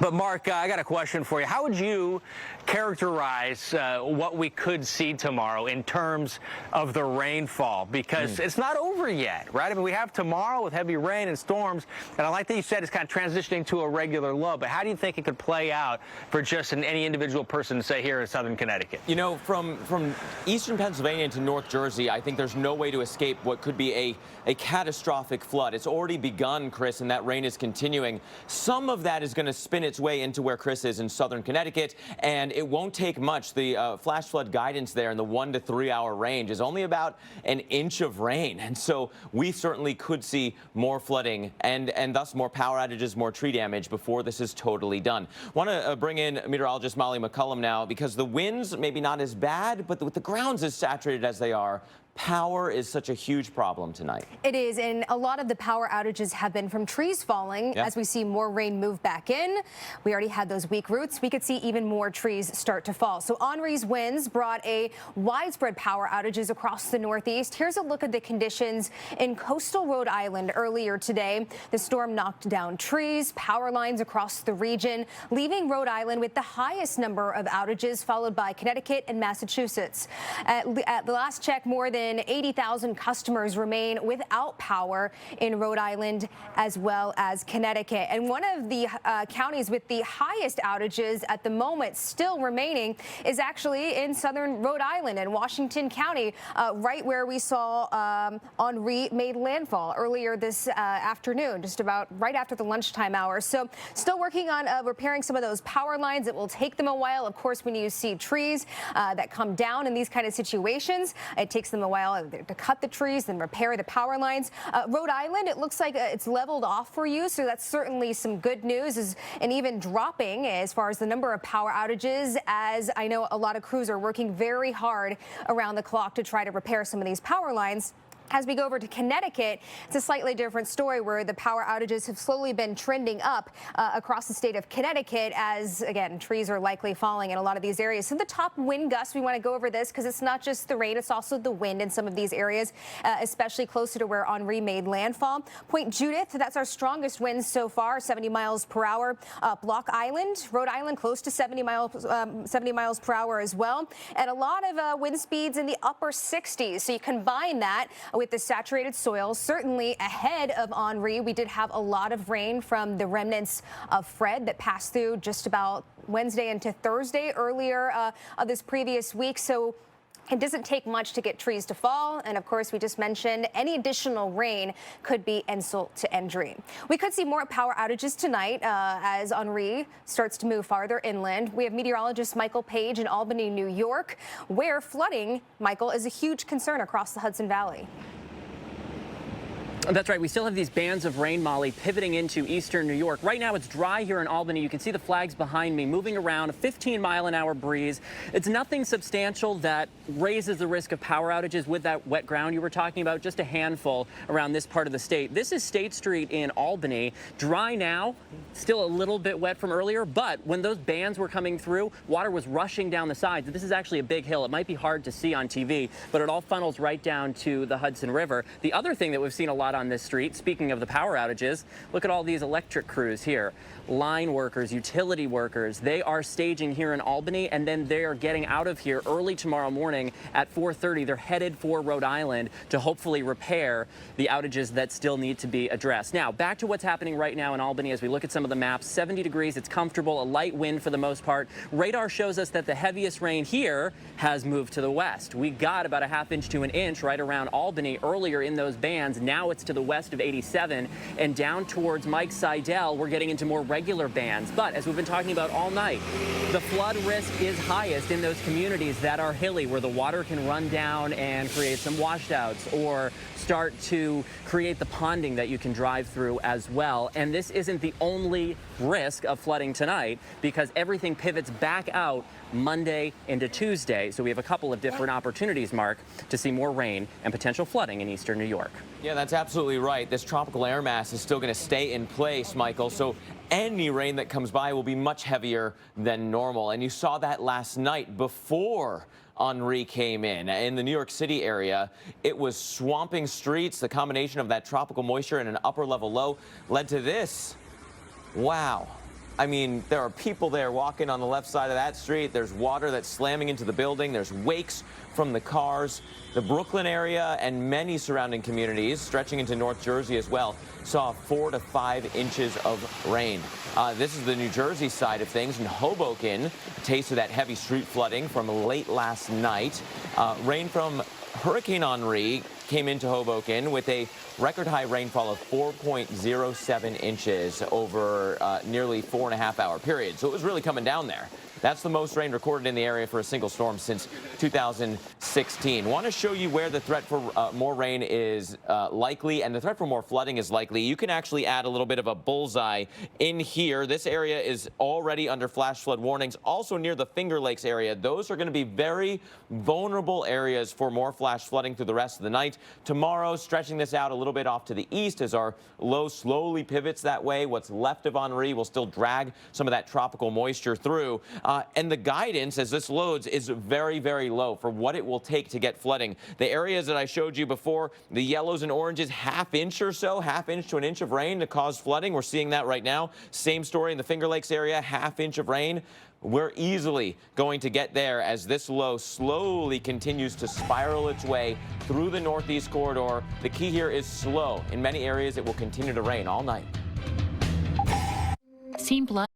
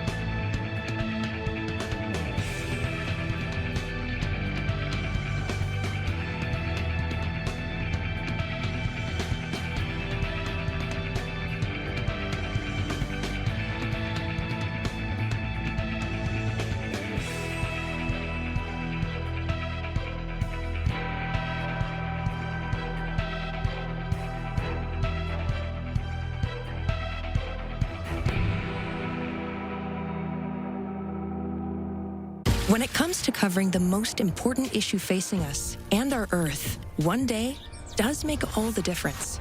Now, the Weather Channel and its innovative climate team at Pattern are connecting you every day to the most fascinating stories impacting our planet. For what's now and what's next, rely on the climate experts with the most trusted name in TV news. If it's out there, it's in here. The Weather Channel. Catastrophic flooding occurred in Middle Tennessee. A staggering 17 inches of rain fell in less than 24 hours, leaving behind a trail of destruction. At least 22 people are dead, including 2 toddlers who were ripped from their father's arms. Emergency crews are stepping up efforts with 51 people still missing, and officials shocked at how fast this situation turned deadly. I talked to a family today about how fast this happened. because I heard it so many times today in talking to people. Within minutes, they would see water in their yard, and within minutes it was coming in their home. And then they would move to a neighbor who had a second floor, because literally within about a 5 or 10 minute period of time, they went from seeing floodwaters rise to not being able to escape their homes. So scary. That flash flood can indeed happen in a flash. And Molly, you have to try to picture what that may have been like for people in the area to see the rain that's falling, see some water, then all of a sudden it's in their house. I mean, what a situation. I think it's hard to imagine, unless you've gone through a flooding experience, just to realize how quickly it rises and just the kind of destruction the power of water can do. So we do want to take a moment and speak to a flooding survivor from Waverly, Tennessee. Joining us on the phone is Tammy Daniel. Tammy, we want to thank you so much for joining us to talk about your experience. I know it's been a really tough 36 hours for you. We want to know what happened and how you and your 16-year-old daughter managed to get to safety. My daughter and I were at home, and we did not think the flooding would get all the way to our porch, that would stay really low out on the ground. And then suddenly, within just a few minutes, we decided we should leave. And then probably within 5 minutes of us packing a bag, our cars were floating. And we realized we could not get out of our house. We were trapped in our house. And then just within another few minutes, it was like a river raging in our yard, and water was seeping under our front door. And so we knew that we were in trouble at that point. And so when the water started to come into your house, what did you do from there? Where did you go to try to stay dry? We have a second floor, and so my daughter and I ran up the stairs. We got our 2 animals and took them upstairs. And we pretty much panicked. I honestly panicked more than she did for a little while, because I was fearful. It was rising so quickly. It was to our landing of our stairs, and I didn't know that if our front door were to break down and so much water would come in, that it would come upstairs as well. So we went up there, and I moved a dresser into the hallway in case we needed to go higher. We got one window open, and we had my daughter-in-law and someone else on the phone, and we were crying. We were fearful that we would not live. And all of this happened within just a few short minutes. We watched our cars go underwater completely. Then we started seeing other cars float through our front yard, and we lost all contact on the phone. The last thing we had told my daughter and Dixon was, we are scared, and then we were cut off, and so they didn't know what had happened to us. We lost all coverage. It was very, very scary. So with how fast that the water rose around you, was there any opportunity for you to be rescued, or did you just feel like you were completely on your own? It was like a raging river within minutes, and so there was no way anyone could rescue us. If we had walked out the door, it would have swept us away. And that happened just within minutes. When we packed our bag, I was running to get stuff, and within 1 minute, our cars were floating. So we had no way to get out. We had no way to escape. I was panicked that if the water came up the stairs, we had nowhere else to go. My daughter and I were trying to figure out, could we stand on the windowsill? Could we jump out the window? But I knew that we wouldn't live. I told her we would drown. So we just started screaming out the window, we need help, we need help. And we were in a panic, and we saw a boat come by at one point, and they said, we'll be back. And so, but then we never saw anyone else. We didn't know if our neighbors were alive. We didn't know anything that was happening. We didn't know across our county all the people that were drowning, all the people that were losing their lives. It was horrible for us upstairs, praying that we would live, asking God to spare our lives. So, Tammy, we've got about 30 seconds before commercial break, and we do want you to hold on through commercial break with us, because we want to continue to get your experience of what happened in Waverly. But real quick, what is some of the damage that you've seen in the Waverly area? There's houses. My son's house is off of its foundation. I've seen a house that pushed into a gas station.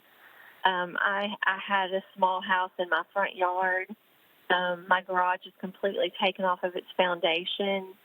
I've seen boats and trees. It's devastating what has happened. So many homes. Well, Tammy, please hold on for us here at the commercial break, and we'll continue to talk to you and your experience that you had, just a horrible experience in Waverly. If you have a typical... We want to thank you for sticking with us here on the Weather Channel. Before the break, we were speaking with a flooding survivor from Waverly, Tennessee. Her name is Tammy Daniel. She's been giving us her story, her experience of what it was like as the catastrophic and devastating flooding happened in Waverly. So, Tammy, we really appreciate you sticking with us here as you continue to tell us your story. Have you been able to reconnect with any of your neighbors and your friends in the area, and what were their experiences? Yes, I have my neighbor across the street. When we saw each other yesterday afternoon, we just hugged because their house is sitting sideways. It's off of its foundation. The neighbor on the other side of me, he and his wife are in their house, and they're an older couple, and they were terrified. Someone took them out. They've lost so much. Another friend across town, her children the water was so deep when they were leaving her house, they had to physically drag her out. She couldn't walk. And, they've lost everything, just as myself, all of our vehicles. So it's been devastating, but yet, honestly, it was so good to see them, just to reconnect and know that they were okay, meant the world. Hey, Tammy, Mark Elliott here. So sorry that you and your town are going through this. What struck me from your story was talking about the kids that were in it. Your child, your neighbors with kids. I have kids, and just thinking about how you talk to them about this event after this. Every time it rains, there's going to have to be some sort of weather PTSD that kicks in. Have you had any time to kind of digest that and think about how you're going to talk to the young people in your community? I have not. I know that after today, even though, some kids that have been helping at my house, I know that one of them was already scared of storms and asking when is it going to rain again. And so I think we just assured them that God protected us this time. He will protect us again. And that we don't have to be afraid. We're going to all get through this together. And, I haven't really gotten that far to think about what I would say to them, to be honest with you. Yeah. And then, how is the recovery's early, but how is it going? How is it with the community then rallying around and showing up and helping now that the rain has finally stopped? Oh, my goodness. Today I've had strangers in my front yard that tore down a big, huge shed that ended up in my front yard. They worked so hard for hours to rip this apart. They've never met me. There were people coming by all day from, outside of our town, all across the state, to bring us water, to bring us food, supplies. It's just been amazing to see all the people that were willing to help. We had some people from out of town come and help us take pictures out of my home today, wipe off things that were covered in mud. And so it's all across town. You see this happening. You see people helping other people. I know there was a group of teenagers today that helped in my yard and helped in one of my friend's yards. And so it's just been amazing and how people are unified and how people are helping us. We couldn't do it without them. And then, Tammy, kind of a two-part question. Short term, where are you and some of your affected neighbors staying now? And then long term, do you think that everyone's going to be able to rebuild and come back and make this community as amazing as it was before? Well, short term, we're all staying with family members. I'm staying about 30 minutes away from my house with family. My other friends are staying with their families as well, some outside of town mostly. I'm going to work on my house. I know one of my other friends is going to rebuild. The people across the street from me don't think that they are. The people on the other side of me don't think that they are. I know that a lot of people do not have flood insurance. They are concerned about what they will do. So I know there are many people that are just really in a state of shock and and they don't know, what tomorrow holds, where they're going to go. I have no idea. Well, Tammy, we are so thankful that you and your family are okay tonight. And I know this has been really tough to tell this story over and over again. So we really appreciate you joining us here on the Weather Channel this evening. We want to bring in Mark Elliott now just to talk about how this unfolded and what exactly happened here in Waverly. Yeah, gosh, I mean, we had 17 inches of rain or so in a 24-hour period. And so you're seeing the aftermath of that. It was unbelievable how fast this rain came down. Potentially, this is going to have to be verified, that 17-inch stat, but that would be a new state record for rain in the state. And so when you're seeing this amount of water flooding all kinds of areas where the water shouldn't be, it's understandable with that kind of rainfall rate. Dozens are still missing tonight after catastrophic flooding inundated parts of Middle Tennessee this weekend. Search efforts are underway as families frantically search for their loved ones. The hardest hit area, about 40 miles west of Nashville. The Humphreys County Sheriff's Office has advised people to avoid travel unless absolutely necessary. Tennessee Emergency Management Agency has activated a level 3 state of emergency as a result of the flooding. And earlier today, President Joe Biden spoke about the deadly flooding, vowing to give Tennessee any assistance that they need. I just was briefed by the FEMA administrator who's here with me today, Ms. Chris Wall, about the flash flooding in Waverly, Tennessee and surrounding areas in Tennessee. I want to begin by expressing my deepest condolences for the sudden and tragic loss of life due to this flash flood. I know we've reached out to the community and we stand ready to offer them support. I've asked the administrator to speak to Governor Lee of Tennessee right away, and we'll offer any assistance they need for this terrible moment. So we want to take a look at some of the rainfall totals that we saw in this area because they are truly just astounding. In fact, the highest one, this needs to be verified and checked by the National Weather Service. This is just preliminary, but 17 inches of rain in McEwen, Tennessee. That's near the Waverly area. You can see Waverly just off to the west. This is between Waverly and Tennessee City. And again, this is just outside, just west of the Nashville area. And you can see just how much real estate saw amounts that were in the pink. So we're talking about amounts 12 inches of rain. And a lot of this fell in a very short amount of time. And you just heard from the flooding survivor, Tammy Daniel, talking about how this happened in a matter of minutes. The water was coming into their yard, and then all of a sudden it was in their house. And then it was almost up to the second story of their house. So we're talking about a lot of water in a short amount of time. And you can see this from the radar recap. It did what was called training, where you get a thunderstorm that back builds and it moves over the same area again and again and again. And it wasn't just this. There was actually a second round of rain that came through later in the evening time frame that just dumped more water on top of areas that couldn't hold any more water. As we look closer into Waverly, Tennessee, of course, the National Weather Service is going to go out and look at some of this damage, and some of the hydrologists are going to go out and look at what happened in Waverly. But some preliminary just thoughts on this is that potentially some elevation played a part in this, where you've got a very hilly region of Tennessee, and some of these nearby hills are above 700 feet. So you potentially had some of the water running down into this area, and you actually got a creek, Trace Creek, that runs through Waverly. So potentially all of this just added up to cause, honestly, the worst case scenario that could have happened for Waverly in this portion of Middle Tennessee.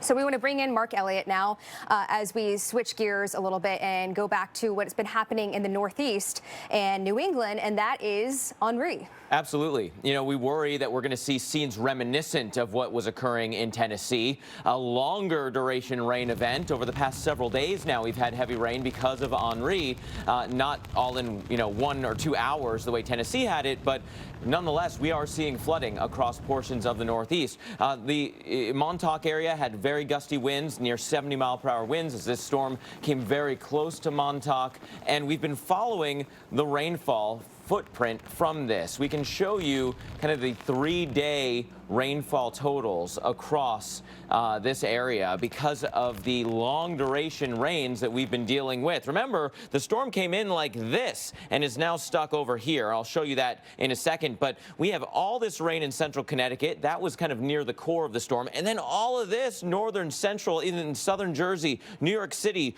western Long Island, bullseye footprint of very heavy rain there. And unfortunately, that rain is not done yet. We continue to have wraparound rains on the west side of our low. 35-mile-per-hour winds from our tropical depression, which will only slowly be making its way off towards the north and east at this point. So quickly want to show you where that rain is right now. We're still following at least some gusty winds across this area, gusting to 30 there in New Haven, but the rain is taking over as the big story. Widespread flood warnings at this point. Bergen, Passaic, Rockland, brand new warning, considerable threat across this area. That then goes down I-80 into Morris, Sussex, and Warren as well, crossing over into Pennsylvania near Stroudsburg. We're seeing flooding near Scranton as well.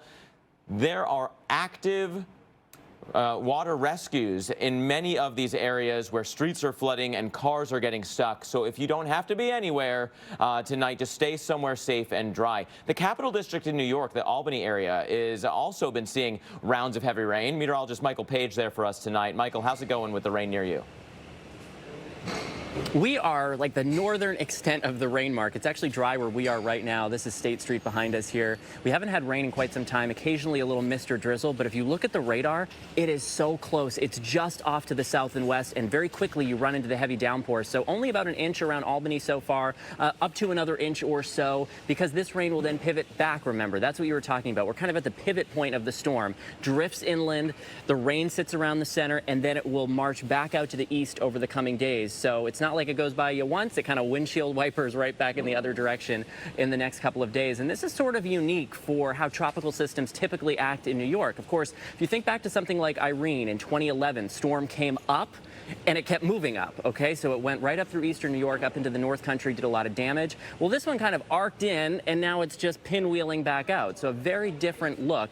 But again, here in Albany, as we look at temperatures right around 70 tonight, most of the rain is down to our south along 87 and even farther south into northern New Jersey, as you just said there. And then we'll start watching the rain pivot back over the next couple of days. And there will be some downpours tomorrow as well, but they'll just come in and out. It won't be raining all day. More coverage on what's left of Henri here on the Weather Channel all night long. Home advice.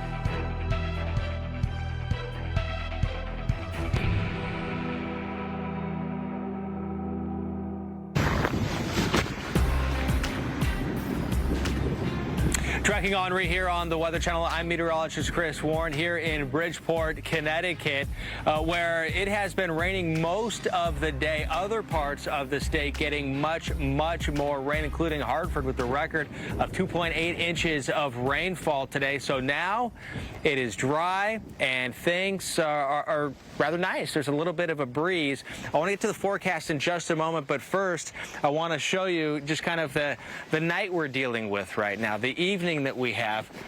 The light on the water, that is the moonlight, the blue moon. Here we are at the end of August, or getting towards the end of August here. Still got a little ways to go yet. Don't want to get ahead of ourselves too much, but nonetheless, we've got a full moon getting closer and closer to high tide. But surge is no longer really a big concern here, especially as calm as it is. Now, on the other side of those trees right here, you look at the beautiful moon, but the other side of the trees, a little ways out, is Long Island Sound. And I guarantee you the waters don't look like the waters we have right here. So a beautiful moon here on a Sunday when we still have our concerns here with Henri, as it is still moving inland. So let's remember this as well. The system is still on its way in, and it's going to have to go back out across land. So instead of just going up and out, it is now going in, and then it's going to come back. So that is a reason why we're not done yet. So as nice as it would be to say, well, it's the calm after the storm. Last night we were with you right here, and it was the calm before the storm. And really now it's the calm towards the end of the storm, but it's not over yet. Still have tomorrow to get through. In that direction is New York. We're in the county next to New York, and about a couple-hour drive, about 50 to 60 miles, so it's not that far, but the drive is going to be a long time, is New York City.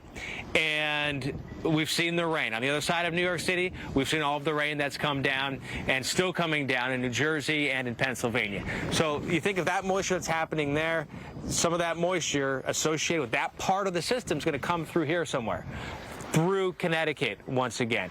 So as we go through tomorrow, as we wake up and see that it's going to be raining again. And here's the thing that I think, at least where I am in Bridgeport, that might catch people off guard a little bit tomorrow, is the fact that some of the rain showers, well, maybe it won't rain like all day like it did today, and it was pretty mist. It was light rain, this part of Connecticut, the southwest portion of Connecticut.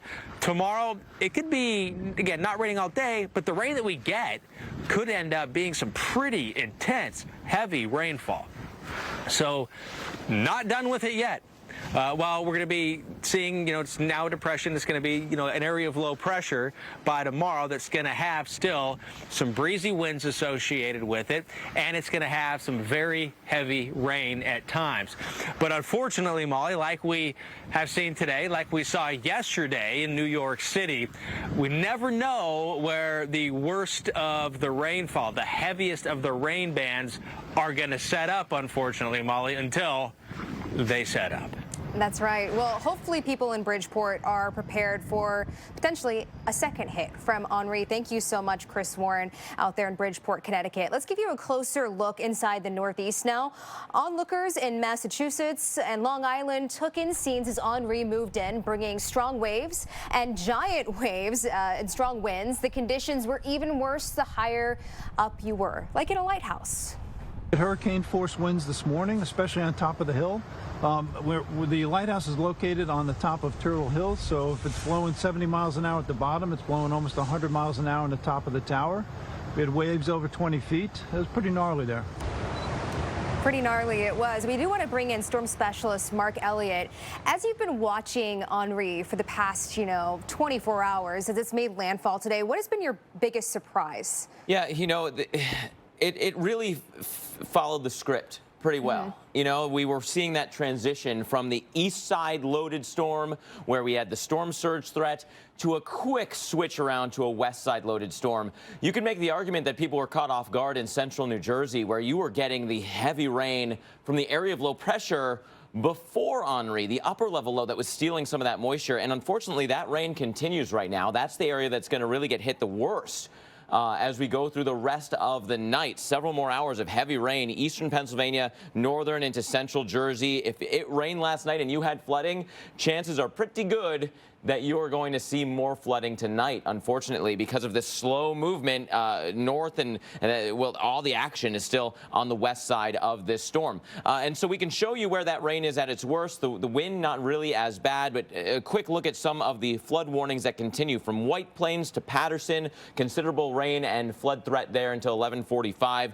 Chester to Newton, Morris, Sussex, and Warren, flooding continues there. And then that corridor, Stroudsburg through Scranton, also seeing flash flood warnings. But here's the thing. not the only area that we're watching. We've got an area of thunderstorm development all the way across the eastern Atlantic near the coast of Africa. That one's going to swing north pretty quickly and will have a hard time developing, certainly not in the short term.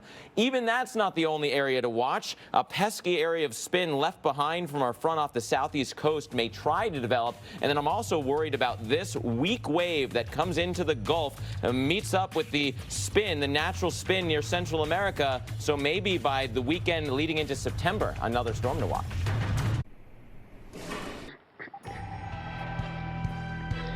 Flash flood warnings continue overnight in parts of New Jersey and New York.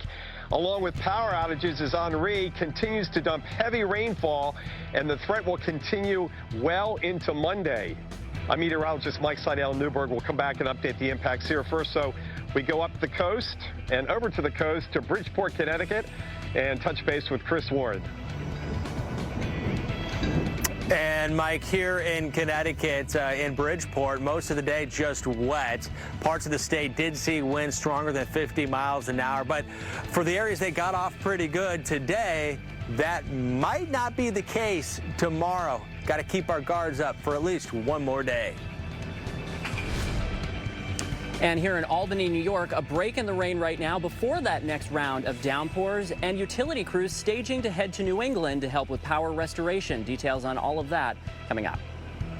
And I'm meteorologist Mark Elliott, watching what's left from Hurricane Henri, now Tropical Depression Henri, 35-mile-per-hour top wind speeds. But the wind is no longer the threat. The west side of this circulation and all of this rain that's still remaining will be with us tonight through tomorrow and then start dragging east again as our low heads in that direction Monday into Tuesday.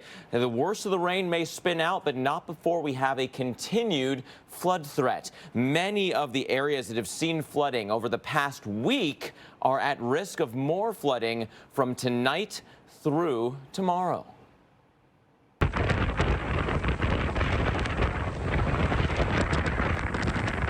You know, Henri made landfall in Rhode Island today, just after noon. The storm packed 60-mile-an-hour sustained winds at the time. There were some gusts that were a little bit higher than that. Destroyed power lines, brought down trees. The power crews are out working hard tonight where the winds allow them to. At its peak, 70,000 customers without power. And that is going to take some time to rebuild, especially considering why the power went out. If it was one line, that can go up pretty quickly. If it was an entire system, entire span, that takes much longer to repair. And we know that Henri is working its way inland right now. There's some strong winds, there's some heavy rain along with it. The Weather Channel's Mike Seidel is in Newburgh, New York tonight. And Mike, rain is the big story tonight. A little bit near you, certainly a lot North Jersey and eastern Pennsylvania. Yeah, we're kind of in a lull right now here in Newburgh. We're at about an hour north of New York City, raining harder up the thruway towards Albany and certainly south and west of us as you get back into New Jersey, now into the Poconos, Mount Pocono, Tobiana, Stroudsburg, and then into Scranton. We've got a flash flood warning, plus flash flood warnings up for a couple of hours across many areas in North Jersey, even into Midtown Manhattan.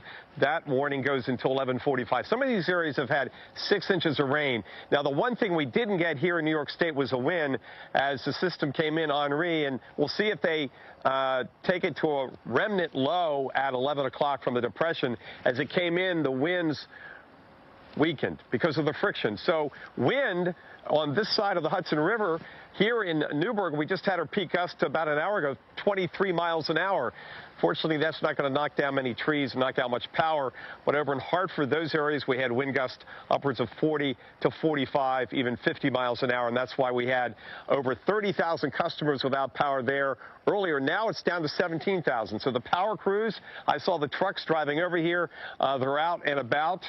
And here in New York State, they have creeped up now just to about 8,000 customers. Let me take you back to Connecticut. I drove from Cape Cod over to Newburgh. It's about a 4.5-hour drive without stops. A lot of it on I-84. This is Vernon, Connecticut, off the interstate, northeast of Hartford, and you can see the heavy rainfall. This is really the core of Henri as it came up into central Connecticut after it made landfall. These rainfall rates of 1 to 2 inches an hour, prompting flash flood warnings right in that central quarter of Connecticut. What I also saw were a lot of folks driving too fast for the conditions, a lot of ponding, and this car ahead of us, it hydroplaned, it flipped, it slid off the roadway. Fortunately, no other vehicles involved.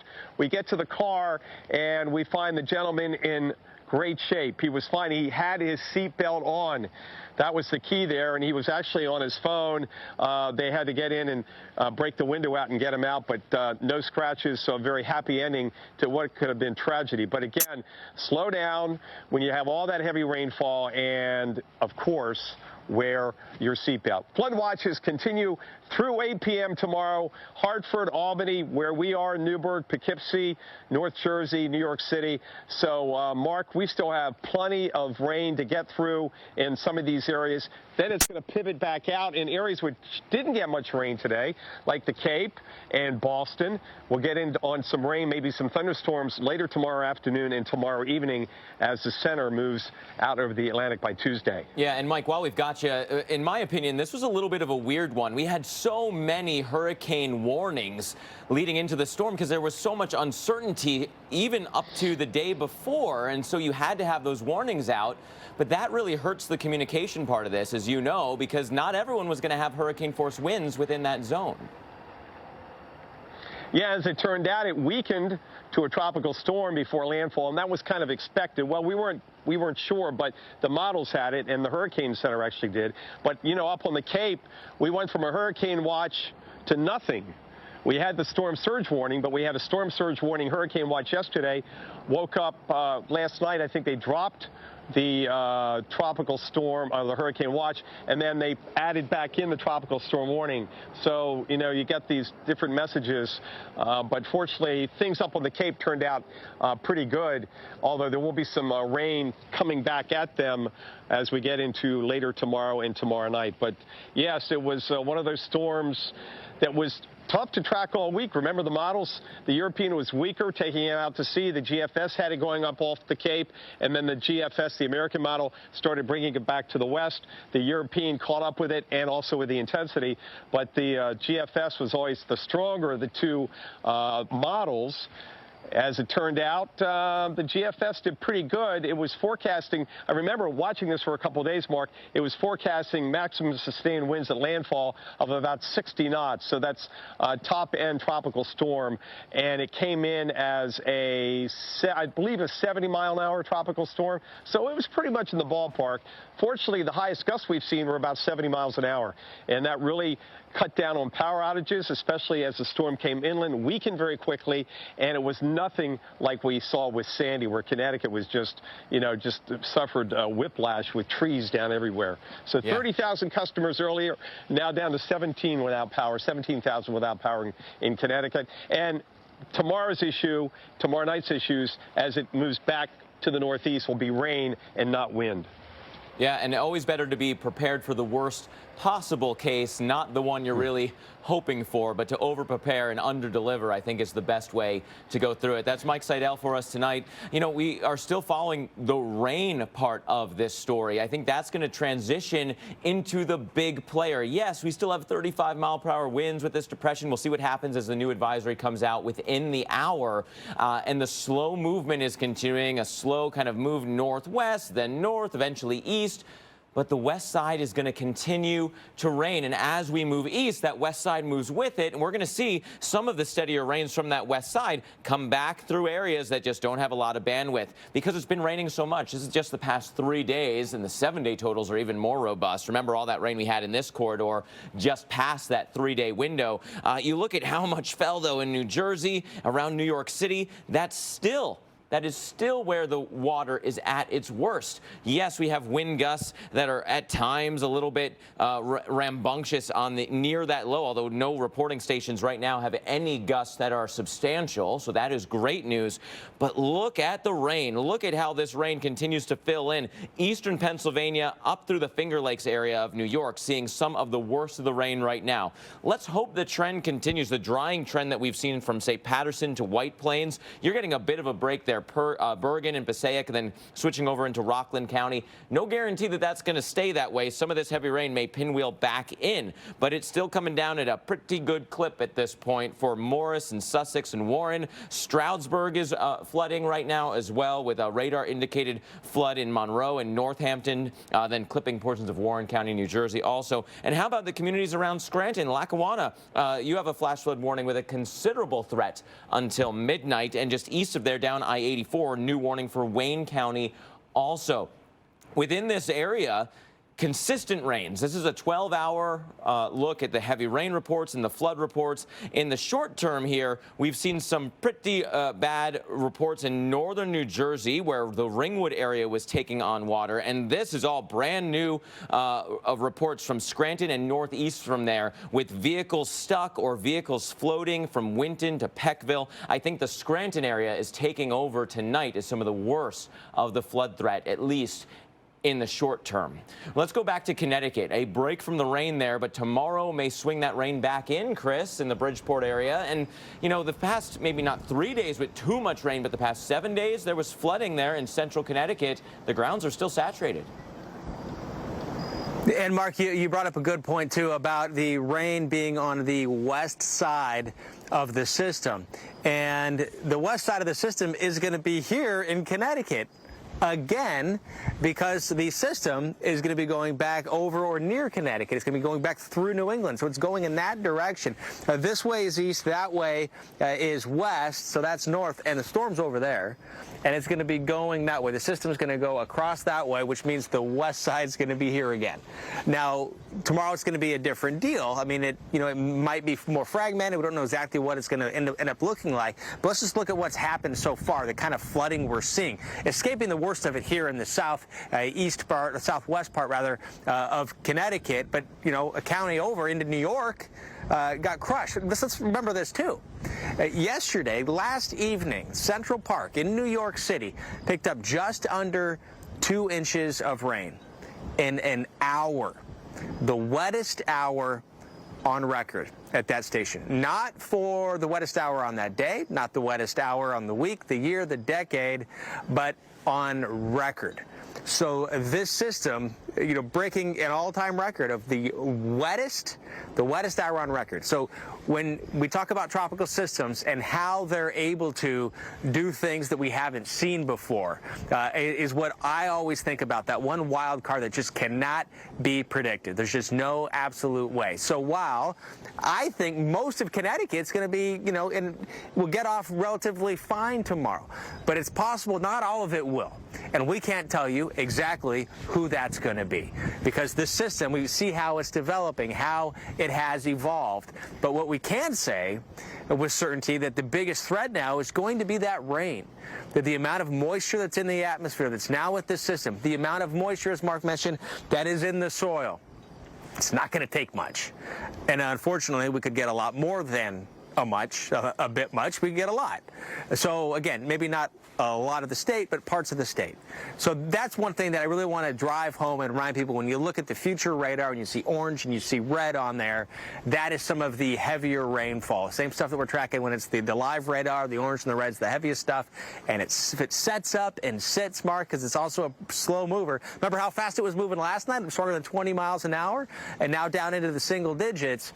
So, there's just a lot we still don't know. I think it's the bottom line about how tomorrow's going to play out. So just stay on top of your games. You're trying to get back to work, get back to a new week. Yeah. Still could see some stuff we haven't thought of yet. Hey, Chris, were you maybe pleasantly surprised in the Connecticut area where you are that the power outage numbers weren't as high as they could have been? I mean, Rhode Island has some huge outages still. We were worried about the amount of rain, the saturated grounds, the tree canopy there in Connecticut. A little bit shocking that there's not more power problems near you. Well, where the power problems were was closer to where the center came on shore, right, with some of those heaviest rain bands. Another thing with that, and to answer your question shortly, yes, pleasantly surprised, indeed. It wasn't here in the southwest part of the state. It wasn't that bad of a day. It was wet most of the time, and it was occasionally breezy, but it felt like, okay, we might be all right here. I think we might get along all right. However, the water, again, the soil's primed, you know, getting about an inch of rain is still a decent amount, even though it's spread out throughout the day. But the fact that the power outages, as good as they are now, under 20,000, got up, even in the region, into the tens of thousands. And because of that, with all the crews here, likely to be able to get all of those back online a lot sooner, right? Not as much to do, but more people to do it. This easily, Mark, could have been a story of hundreds of thousands of people without power. So I think we really did, at least for today, got off pretty good. And I think we'd be very thankful for what we see. Now, it's not a lot of consolation for the people that are in the dark right now, but looking at the big picture, we know that it certainly could have been much, much worse. Yeah, and let's hope those crews can start heading towards Rhode Island, because that's where the bulk of the outages are. Chris, thanks so much for that report tonight, and hopefully Connecticut continues to stay as good as it did in that side of the state. But again, power is still a problem for so many tonight. And you heard Chris mention that a lot of the power outages were centered around where this made landfall, and that certainly still is the case for a lot of Rhode Island. In fact, the southern county of Rhode Island, Washington County, has the most outages right now. And you can see, I'm going to mark this on the map, where this made landfall. And we're going to actually take a look at potentially some of the largest power outages that we've seen, up to about 60,000, close to 60,000 in Rhode Island right now. So we want to take a look at the trend that we've been seeing. And thankfully for you in Rhode Island, it's dropped off just a little bit, but it has stayed fairly high once this made landfall. Connecticut, a different story, where we've seen kind of an upward trend of these outages continuing. In Connecticut, we know one of the big problems is likely the trees falling on top of power lines. The strongest winds all across Rhode Island, but we did see some of the highest rainfall totals, New Jersey and also Harrison, Connecticut.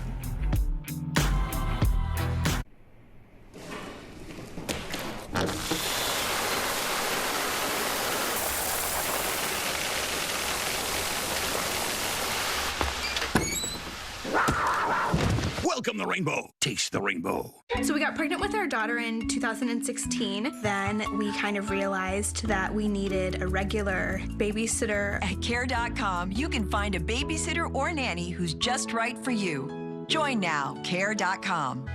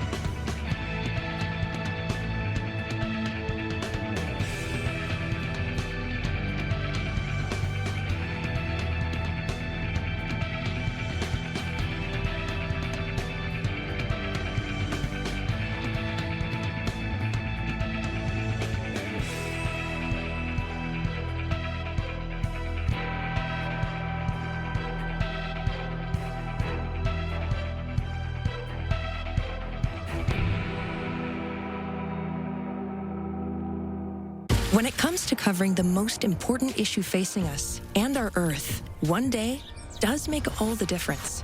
Now, the Weather Channel and its innovative climate team at Pattern are connecting you every day to the most fascinating stories impacting our planet. For what's now and what's next, rely on the climate experts with the most trusted name in TV news. If it's out there, it's in here. The Weather Channel.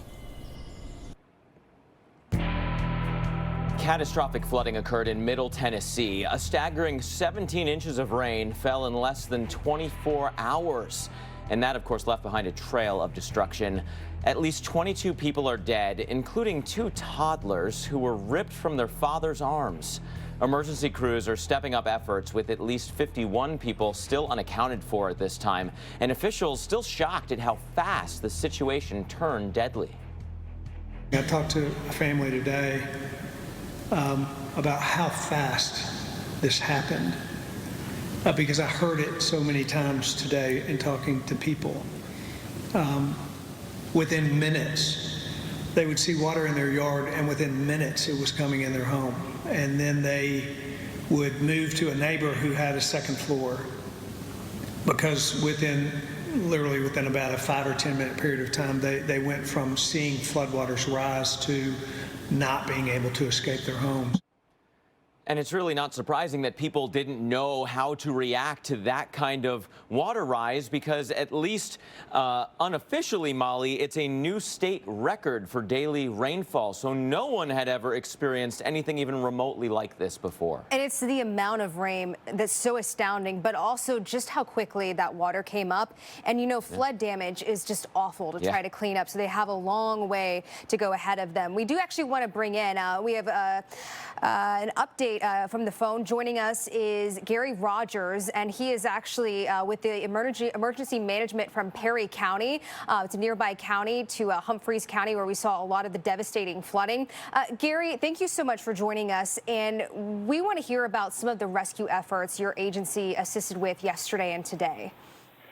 Well, yesterday there were several rescues that we assisted with, several counties there that were on scene that come from several different miles across the state of Tennessee, and this was after the water had already lowered and we were still making rescues. Today has been more of a recovery and search, okay?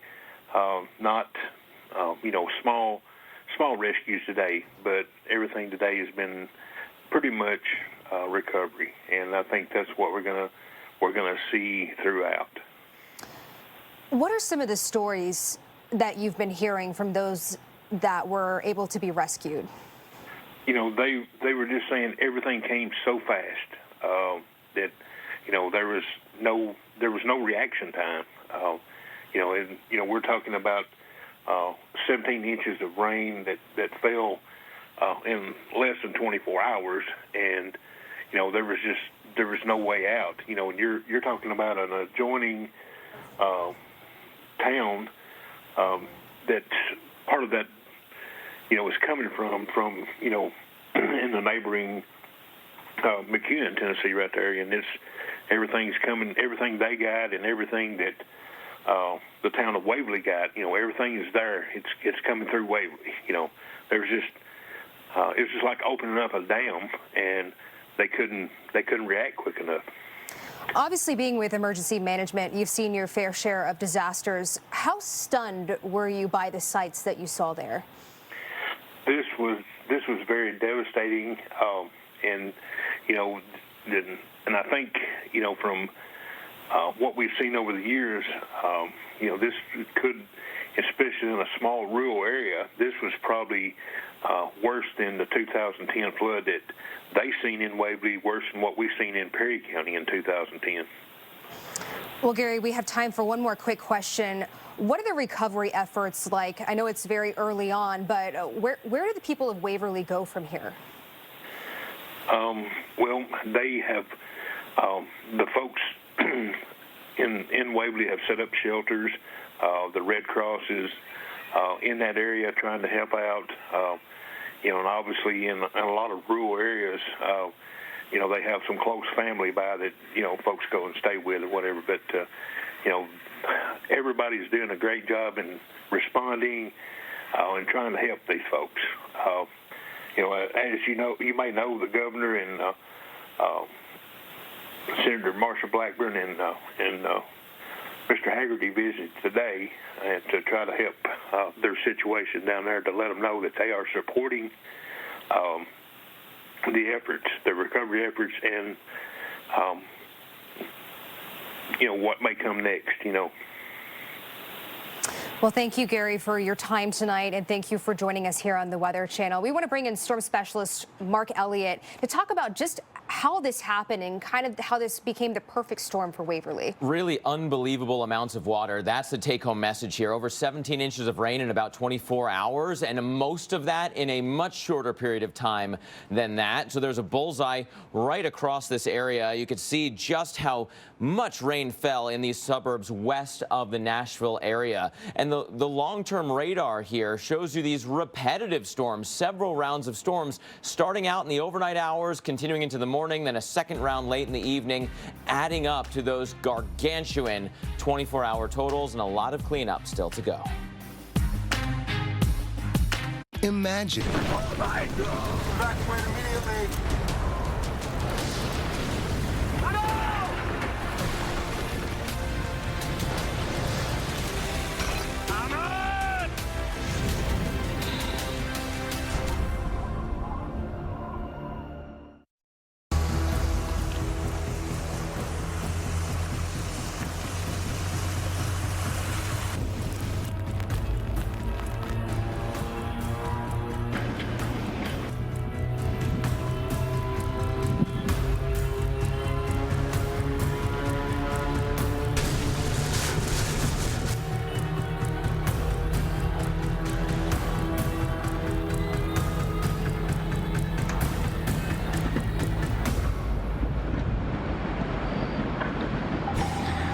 Good evening. Welcome back to the Weather Channel, continuing coverage of Henri. We'll have another update from the Hurricane Center in about another 20 minutes. We'll see if they downgrade it from a depression to a remnant low. It really doesn't matter as far as impacts tonight and tomorrow. Tonight, first things first, look at the radar. Look at that heavy rain now.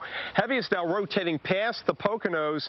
Wilkes-Barre, Scranton getting 1.6 inches of rain last hour. So they got pummeled. They didn't have the wind, though. That's the good thing now. The storm has pretty much lost its extensive and gusty wind field. Here, we've only gusted to 23 miles an hour this evening. So that's rotating down towards Allentown, Bethlehem, Easton, and that rain's going to get all the way into Philadelphia in the next couple of hours. Meanwhile, we have the flood watches continuing overnight through Monday at 8 p.m. That's the ending time right now from the Weather Service offices locally. Albany, Hartford, New York City, Poconos, North Jersey, that whole area under a flood watch. And then we look at the warnings. I mentioned the warning, well, I will mention the warning that continues around Scranton, Wilkes-Barre, those areas through the Poconos for about another hour and a half. Also, other warnings continuing across North Jersey. Some of these last for about another hour and a half also, and there will likely be additional flash flood warnings overnight.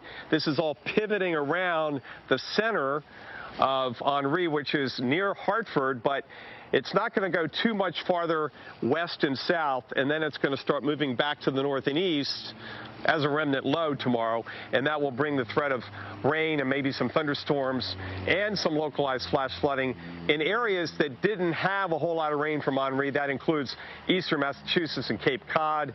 Even you get to Bridgeport, Connecticut, some of those areas, a lot of those areas didn't even have an inch of rain, whereas you get into North Jersey, and some of the Doppler radar estimates now are over 6 inches. So, Mark, long night ahead of us. It's down to the rainfall and trying to get the power back on, which is doing a great job of in Connecticut. They're going to work on it in Rhode Island. Here in New York State now, power outages have creeped up just above about 8,000 customers at last check. And you're right, Mike, that rain is going to take over as the big story as we go through the rest of the night. Brooklyn has already seen over 8 inches. There's some parts of New Jersey near Cranberry that are just shy of 9 inches now. It's still raining there. So we're kind of nickel and diming our way to some pretty big totals. And I think that's going to be the calling card for what's still to come. And we'll check back in with Mike in just a little bit. Let's get everybody up to speed on where this storm is now. As you heard from Mike, waiting a new advisory from the National Hurricane Center. Questionable whether this is still a depression status or maybe it'll just be transitioned fully to an extratropical low, a regular area of low pressure moving through. But no matter what it's called at that point, this west and southwest side of the storm has a lot of tropical moisture left in it, and it is going to continue to give us a flood threat because the slow motion for tonight will continue before eventually going east again and dragging some of that tropical moisture back through. areas that already had a round or 2 or 3 or 7. As you look at the numbers here, again, 2 bullseyes, one near the Brooklyn area, one near Cranberry Township in New Jersey. 8 to 9 inches of rain there and still coming down. As for tonight's rain, we're going to have a problem with this band. This is the band that came through the Scranton area with almost 2 inches of rain in an hour. Somewhere in here, this is going to stall out. There's going to be a farthest southwest extent of this band. And unfortunately, I think it may be pointing its way back towards that Cranberry area in central Jersey. It may be very similar scenes tonight to what you had last night. I know that's a scary proposition because many of you woke up to flooded homes, flooded roadways. This is a nasty line that is still setting up shop and may require more flood warnings south of where they are now in New Jersey. Still watching Bergen and Passaic in northeast Jersey, switching over to northwest Jersey. Getting into Morris and Sussex, High Point, New Jersey, now under a flash flood warning also. Actually, I take that back. It is not yet in High Point. Stroudsburg is flooding, however, as is Wilkes-Barre and Scranton. New flash flood warnings being issued there for that line that has come through with those very heavy rainfall rates. And when you look at the 12-hour footprint of alerts and storm reports that have come through, you can feel where the flooding was bad. But recently, these are the past 3 hours. Look at this area of eastern Pennsylvania, many new reports specifically with floating vehicles, a problem across this area. Seen blood when you brush your floss? Eastern Long Island was in the line of fire today as Henri roared ashore. Boat captains and fishermen battened down the hatches, hoping that their vessels would come out unscathed when all was said and done. And, we continue to follow what's left from Henri at this point with all kinds of mess left behind, specifically the flooding, the flood risks that are still in play across much of New England into the mid-Atlantic tonight. The winds are spinning out, but the rain is still there. Want to check in now with meteorologist Michael Page. He's in the Albany area of New York, the Capital District. And Michael, the rain has come to a close in the Capital District, but just south and west, there's been much more rain. And if you continue in that direction, the flood risk is still the big story tonight. Absolutely, and of course, Mark, it's even riskier overnight when it's hard to see everything. But as you said, the wind here in Albany is pretty much calm, just a gentle breeze blowing through some of the trees here. We've had a nice break in the rain after getting about a ½ inch to an inch. The higher totals just south of here, and then you go farther south on 87, and that's where it's a totally different story, and the flood risk is higher overnight in some of those hillier communities. Now, we're not totally done with the wet weather yet. We still have to watch all this pivot back out to the east, especially tomorrow, and then it moves back through New England. But when we get these breaks, it's actually really good news because it gives the lawns, it gives the soil, it gives even the streets a chance to just sort of recover from the heavy rain. So if we then get into one of those heavy batches of rain, we're sort of resetting, if you will. So the flash flood guidance around here shows that we would need 1 to 3 inches of rain per hour to have real issues around Albany. And we have not seen that so far. Earlier, it was more like a 1/4 inch an hour when those bands were pivoting through. So that's some good news. In addition here, we're watching power crews. They are stationed right here in Albany, and they're shipping out to New England tomorrow. They will be helping Rhode Island as well as Massachusetts recover with the outages there. We heard from crews going both to Rhode Island and to Sturbridge, Massachusetts. So as they head east, so too will these last remaining bands, and that's why we're still on guard for some of those very slow-moving bands of heavy rain that could get stuck and still cause some localized flooding, even though the highest risk right now, Mark, appears to be in northern New Jersey, northeastern PA, as you said, and even over into parts of New York City. Yeah, absolutely, and that is the area we are carefully monitoring tonight because they had so much rain yesterday. There's just no bandwidth for any more rain. Unfortunately, that's what they've got. Michael, thanks so much for that report. Of course, we're not following just the tropical weather. We also have new and devastating information about the deadly flooding that came in through western Tennessee. Molly, this is just a catastrophic event that took place in Middle Tennessee. It is, and I think what's more astounding is just how fast it happened. Yes. Of course, flash floods, they do happen very quickly, but this one was really on another level. So dozens are still missing tonight after the catastrophic flooding in a inundated parts of Middle Tennessee this weekend. Search efforts are underway as families frantically search for their loved ones. The hardest hit area is about 40 miles west of Nashville. The Humphreys County Sheriff's Office has advised people to avoid travel unless absolutely necessary. Tennessee Emergency Management Agency has activated a level 3 state of emergency as a result of the flooding. Earlier today, President Joe Biden spoke about the deadly flooding, vowing to give Tennessee any assistance that they need. I just was briefed by the FEMA administrator who's here with me today, Ms. Chris Wall, about the flash flooding in Waverly, Tennessee and surrounding areas in Tennessee. I want to begin by expressing my deepest condolences for the sudden and tragic loss of life due to this flash flood. I know we've reached out to the community and we stand ready to offer them support. I've asked the administrator to speak to Governor Lee of Tennessee right away, and we'll offer any assistance they need for this terrible moment. Well, we want to take a look at some of the rainfall totals that led to the kind of flooding that we saw in Middle Tennessee. So the highest rainfall amount, 17 inches of rain in 24 hours. That is a rainfall record for the state of Tennessee. This is a preliminary amount. Well, this will be eventually verified by the National Weather Service, but just an unbelievable amount of rain. And there you see the town of Waverly right there. That's where we've seen a lot of these images and videos and pictures and stories out of just the catastrophic flooding that happened in Waverly. The highest rainfall amount just happened just to the east of that in McEwen, Tennessee, again, where we saw that state record 24-hour rainfall amount. Just look at the amount of real estate. I think this is just unbelievable. Just the amount of areas that saw up to 12 inches of rain or potentially even more. That's more than enough to flood. And the stories that we've heard from survivors is that it happened so quickly that they saw it in their yard. They saw the water creeping up in their yard. And then just in a matter of minutes, it was in their house. And they just barely had any time to get up to another level, if they even had one, before the water started coming in their house and potentially up into the second stories in some areas. So if you look at the radar, you can kind of get the idea of how this happened and in the way that it did. The thunderstorms were doing something that we call training, where they form and they are like train tracks, where they just go over the same areas again and again and again. And unfortunately, these were very heavy showers. There was a lot of lightning in these storms, and anytime that you see lightning, you can expect those elevated rainfall amounts.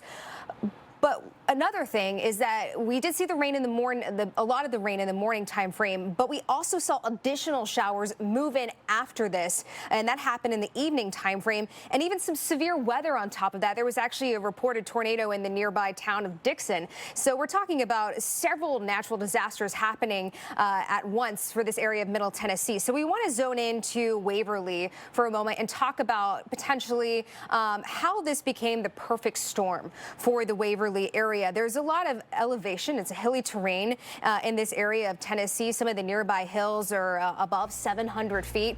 And there's actually a creek that runs right through this area too. So potentially you had elevation in play. You had some of the creeks and rivers nearby that were bursting out of their banks, and unfortunately just created the perfect storm for Waverly, Tennessee.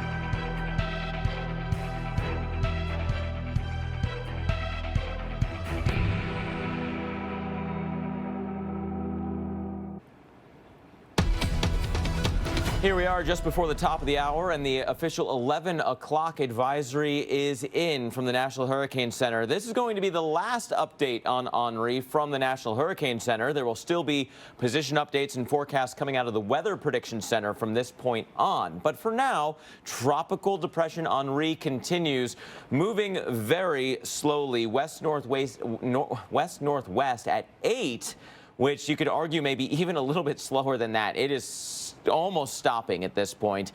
The precipitation shield continues to race on off towards the west, and eventually this kind of southwest extent of this very heavy rain band is going to stop.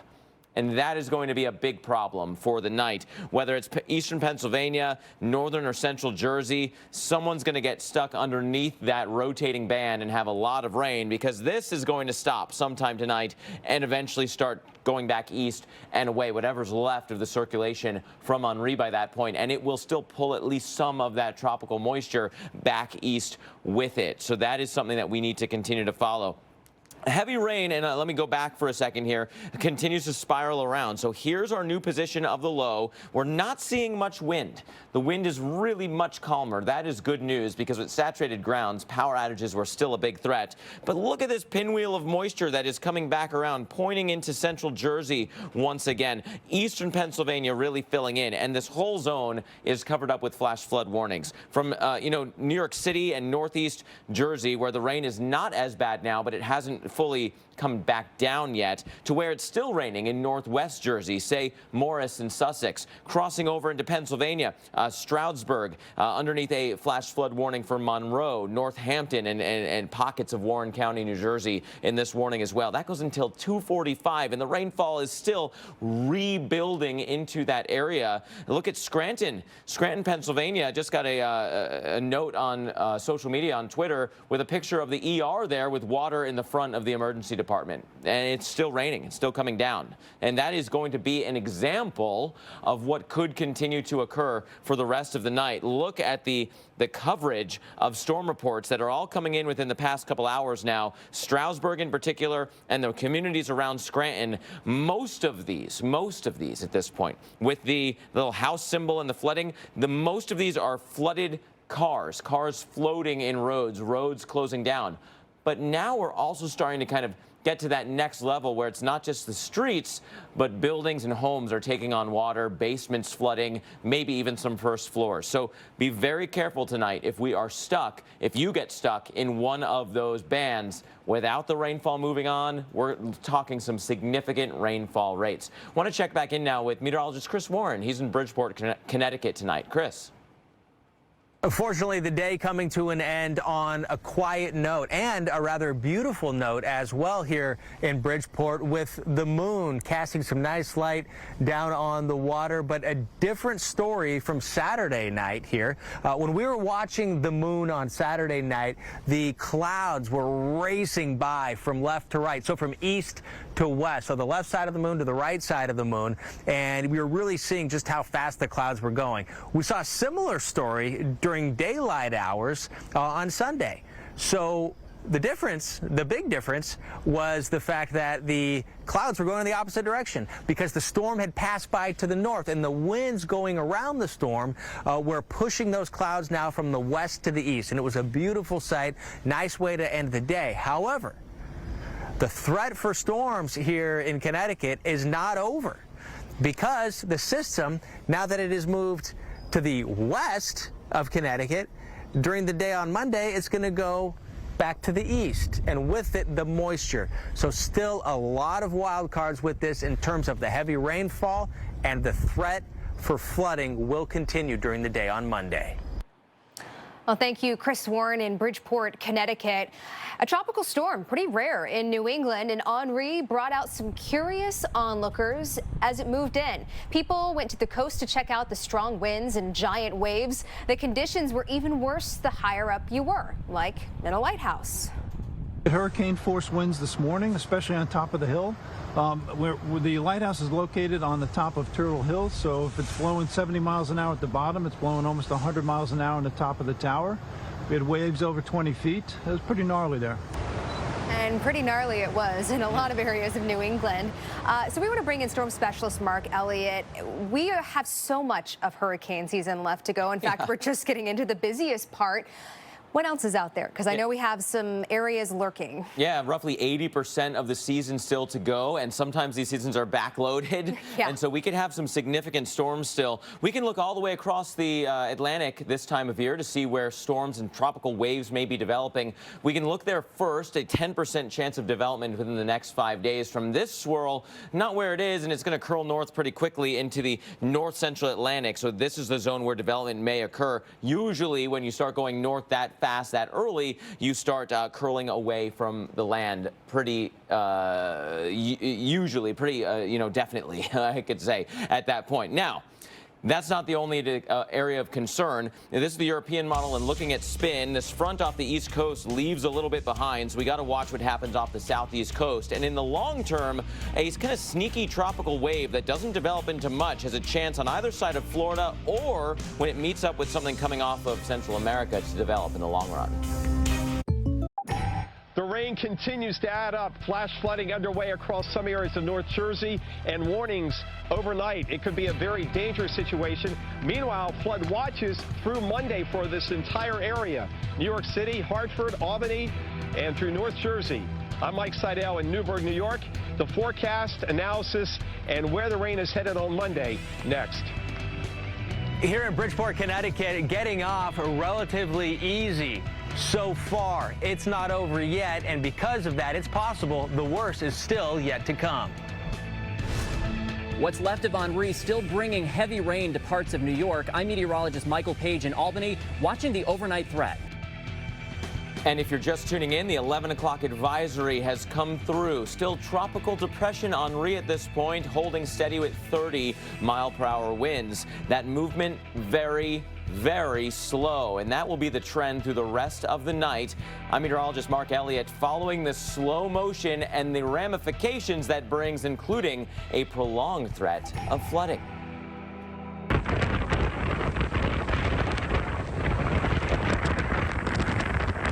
Henri officially made landfall earlier today, clipping Rhode Island, then coming ashore, through the rest of Connecticut as well. Storm-packed 60-mile-per-hour winds at landfall took out a lot of power, leaving more than 70,000 customers without power out at its peak. Now that has started to come down at this point, but there are still new trees falling, and some areas where, believe it or not, the past hour or two have featured more power outages and not less. So this is an evolving situation, and we want to make sure that you stay ahead of the game tonight. That's why we're staying live with you right on through 1 a.m. Eastern. Henri working its way inland, bringing strong winds and heavy rain with it. The Weather Channel's Mike Seidel has a look at what folks in Newburgh, New York had to deal with today.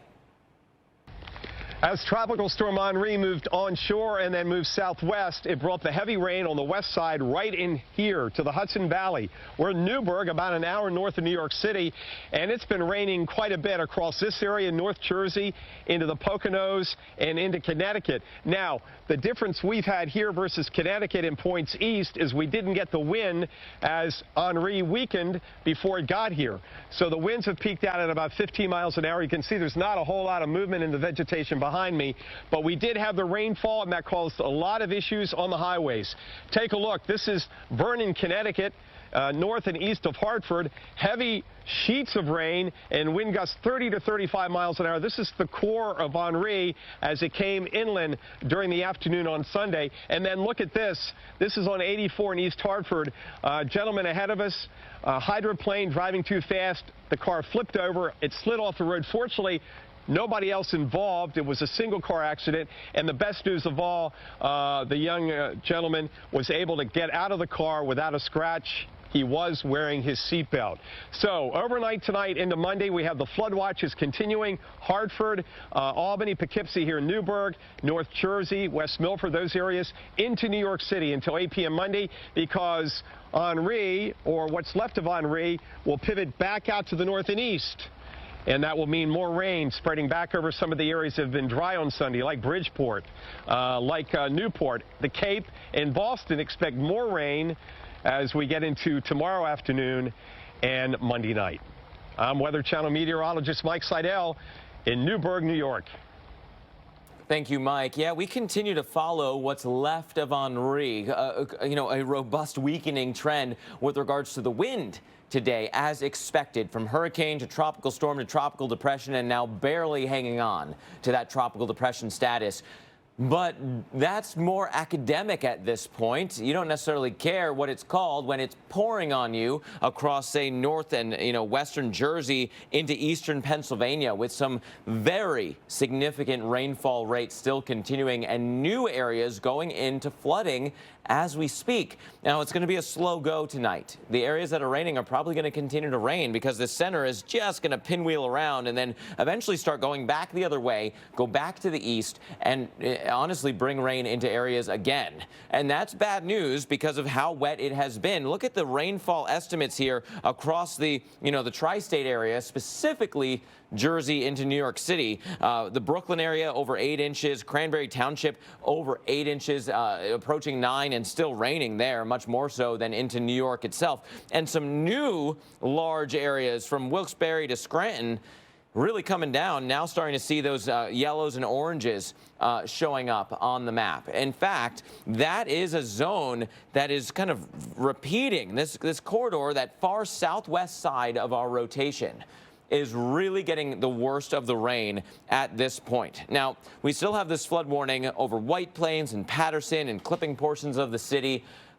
This area is probably going to be allowed to be dropped if the water can come down fast enough. It goes until 11:45 officially, but that's not because of a lot of new rain in this area. It's because of how much rain has already come down and water covering the roads. Considerable flooding in that area, so please don't go out driving if you don't have to. You might drive right into something that you don't want to tonight with water covering the roads.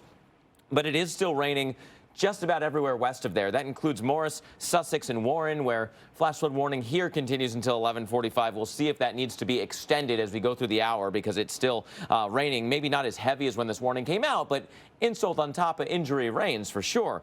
Then we get into the real heavy stuff. Here's Stroudsburg, where it is pouring on you. Chestnut Hill, the Monroe, Northampton, Warren County intersection coming down at a very fast clip. Luzerne County, including Wilkes-Barre, flash flood warning until 2 a.m. Scranton, heavy rain continues. I mentioned this before, but images now from the hospital there, where the ER, doorways have water in front of them, and so a considerable threat ongoing here. Flash flooding warning until midnight. And so when you look at the huge extent of warnings here over the past several hours, this has been pretty impressive. The 12-hour total, the 3-hour total, though, you really see this zone from the Finger Lakes into eastern Pennsylvania seeing some of the worst of it. And let me give you a couple of examples of that. Here's Smithfield Township, vehicles submerged in rising waters near Stroudsburg.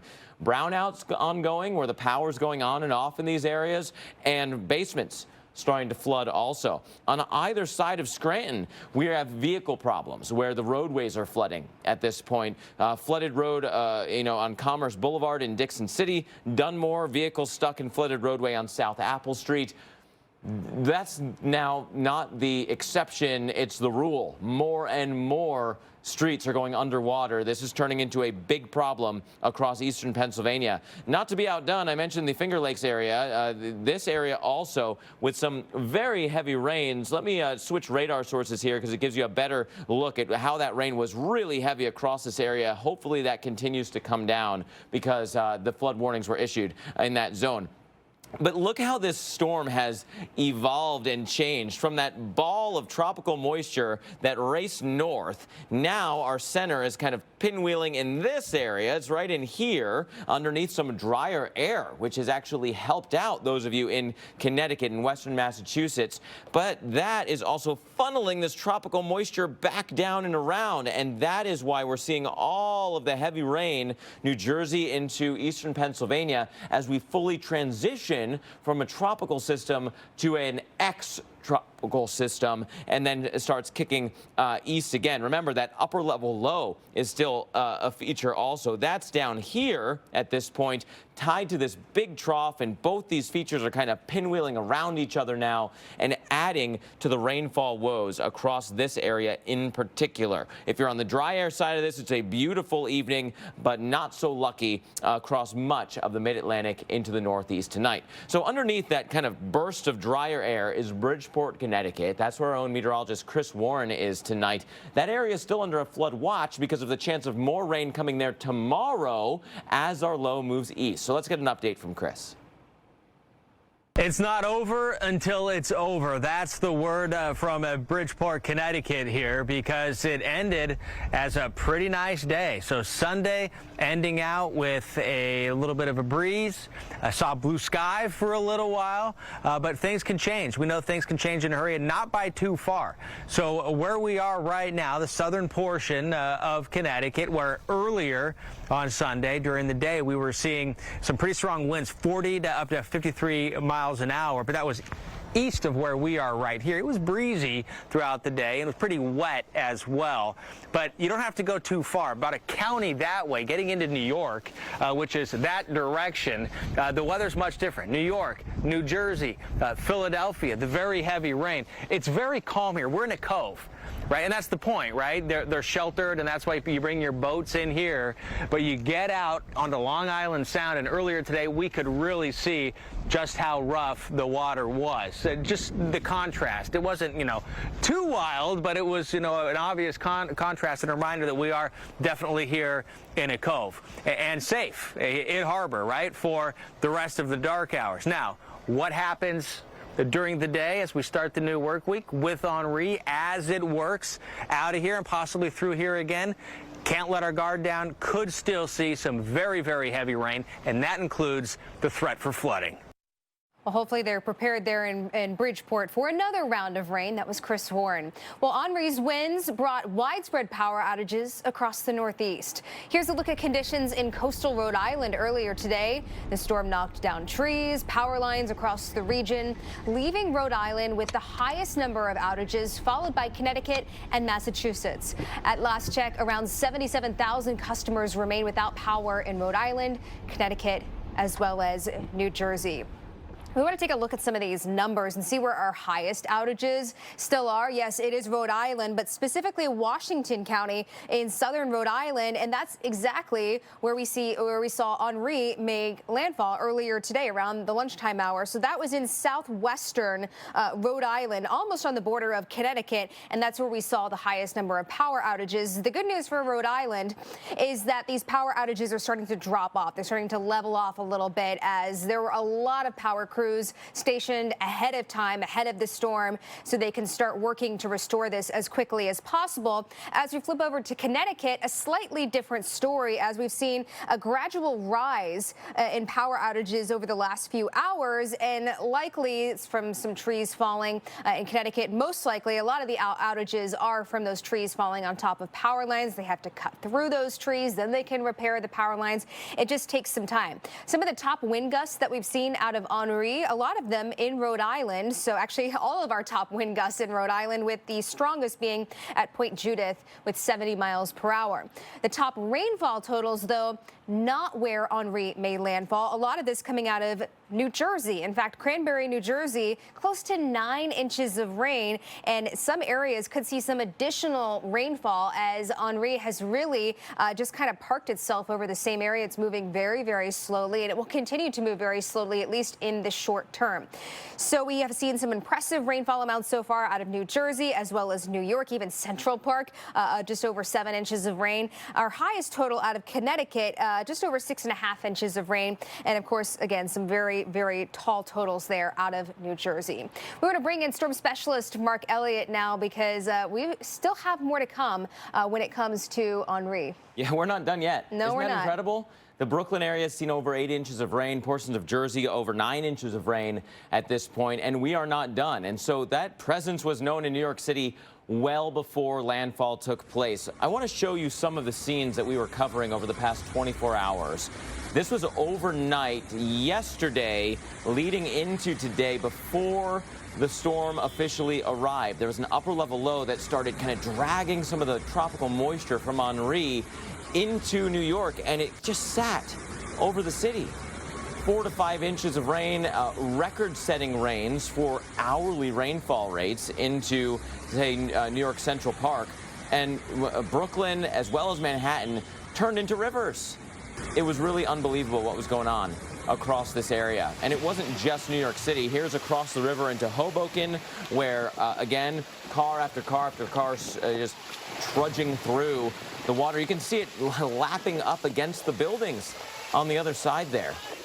That is a record high rainfall of 4.07 inches. It took place in only about 4 hours. And so an inch per hour rainfall for 4 hours straight, that's going to overwhelm any storm drain system anywhere.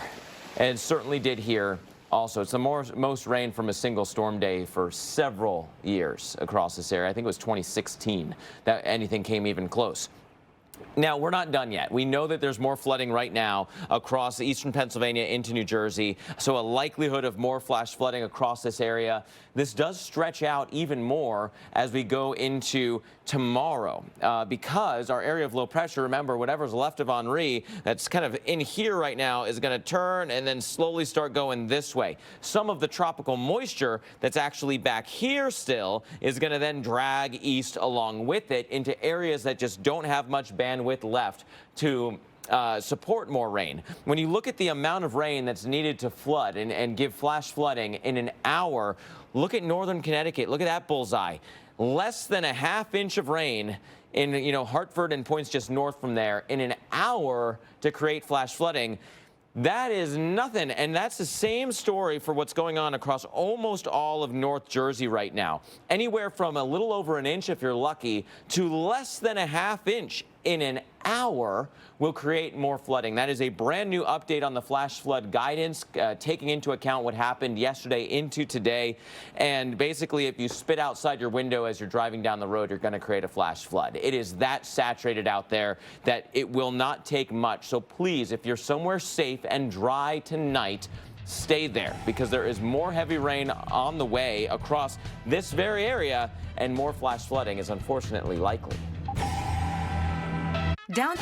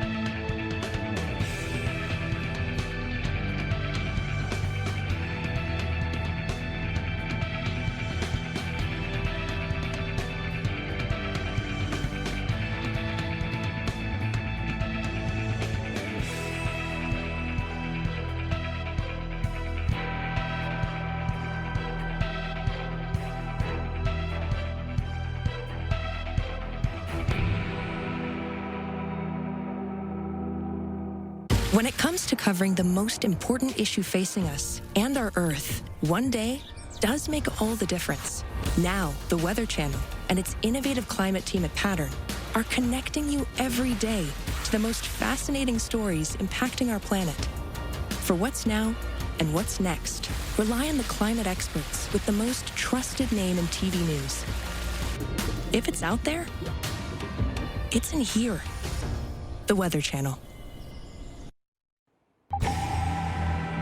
Catastrophic flooding occurred in Middle Tennessee. A staggering 17 inches of rain fell in less than 24 hours, leaving behind a trail of destruction. At least 22 people are dead, including 2 toddlers who were ripped from their father's arms. Emergency crews are stepping up efforts with 51 people still missing, and officials shocked at how fast this situation turned deadly. I talked to a family today about how fast this happened, because I heard it so many times today in talking to people. Within minutes, they would see water in their yard, and within minutes it was coming in their home. And then they would move to a neighbor who had a second floor, because literally within about a 5 or 10 minute period of time, they went from seeing floodwaters rise to not being able to escape their homes. So scary. That flash flood can indeed happen in a flash. And Molly, you have to try to picture what that may have been like for people in the area to see the rain that's falling, see some water, then all of a sudden it's in their house. I mean, what a situation. I think it's hard to imagine, unless you've gone through a flooding experience, just to realize how quickly it rises and just the kind of destruction the power of water can do. So we do want to take a moment and speak to a flooding survivor from Waverly, Tennessee. Joining us on the phone is Tammy Daniel. Tammy, we want to thank you so much for joining us to talk about your experience. I know it's been a really tough 36 hours for you. We want to know what happened and how you and your 16-year-old daughter managed to get to safety. My daughter and I were at home, and we did not think the flooding would get all the way to our porch, that would stay really low out on the ground. And then suddenly, within just a few minutes, we decided we should leave. And then probably within 5 minutes of us packing a bag, our cars were floating. And we realized we could not get out of our house. We were trapped in our house. And then just within another few minutes, it was like a river raging in our yard, and water was seeping under our front door. And so we knew that we were in trouble at that point. And so when the water started to come into your house, what did you do from there? Where did you go to try to stay dry? We have a second floor, and so my daughter and I ran up the stairs. We got our 2 animals and took them upstairs. And we pretty much panicked. I honestly panicked more than she did for a little while because I was fearful. It was rising so quickly. It was to our landing of our stairs, and I didn't know that if our front door were to break down and so much water would come in, that it would come upstairs as well. So we went up there, and I moved a dresser into the hallway in case we needed to go higher. We got one window open, and we had my daughter-in-law and someone else on the phone, and we were crying. We were fearful that we would not live. And all of this happened within just a few short minutes. We watched our cars go underwater completely. Then we started seeing other cars float through our front yard, and we lost all contact on the phone. The last thing we had told my daughter and Dixon was, "We are scared," and then we were cut off, and so they didn't know what had happened to us. We lost all coverage. It was very, very scary. So with how fast that the water rose around you, was there any opportunity for you to be rescued, or did you just feel like you were completely on your own? It was like a raging river within minutes, and so there was no way anyone could rescue us. If we had walked out the door, it would have swept us away. And that happened just within minutes. When we packed our bag, I was running to get stuff, and within 1 minute, our cars were floating. So we had no way to get out. We had no way to escape. I was panicked that if the water came up the stairs, we had nowhere else to go. My daughter and I were trying to figure out, could we stand on the windowsill? Could we jump out the window? But I knew that we wouldn't live. I told her we would drown. So we just started screaming out the window, "We need help, we need help." And we were in a panic, and we saw a boat come by at one point, and they said, "We'll be back." And so, but then we never saw anyone else. We didn't know if our neighbors were alive. We didn't know anything that was happening. We didn't know across our county all the people that were drowning, all the people that were losing their lives. It was horrible for us upstairs, praying that we would live, asking God to spare our lives. So, Tammy, we've got about 30 seconds before commercial break, and we do want you to hold on through commercial break with us because we want to continue to get your experience of what happened in Waverly. But real quick, what is some of the damage that you've seen in the Waverly area? I mean, there's houses. My son's house is off of its foundation. I've seen a house that pushed into a gas station. I had a small house in my front yard. My garage is completely taken off of its foundation. I've seen boats and trees. It's devastating what has happened. So many homes. Well, Tammy, please hold on for us here through commercial break, and we'll continue to talk to you and your experience that you had, just a horrible experience in Waverly.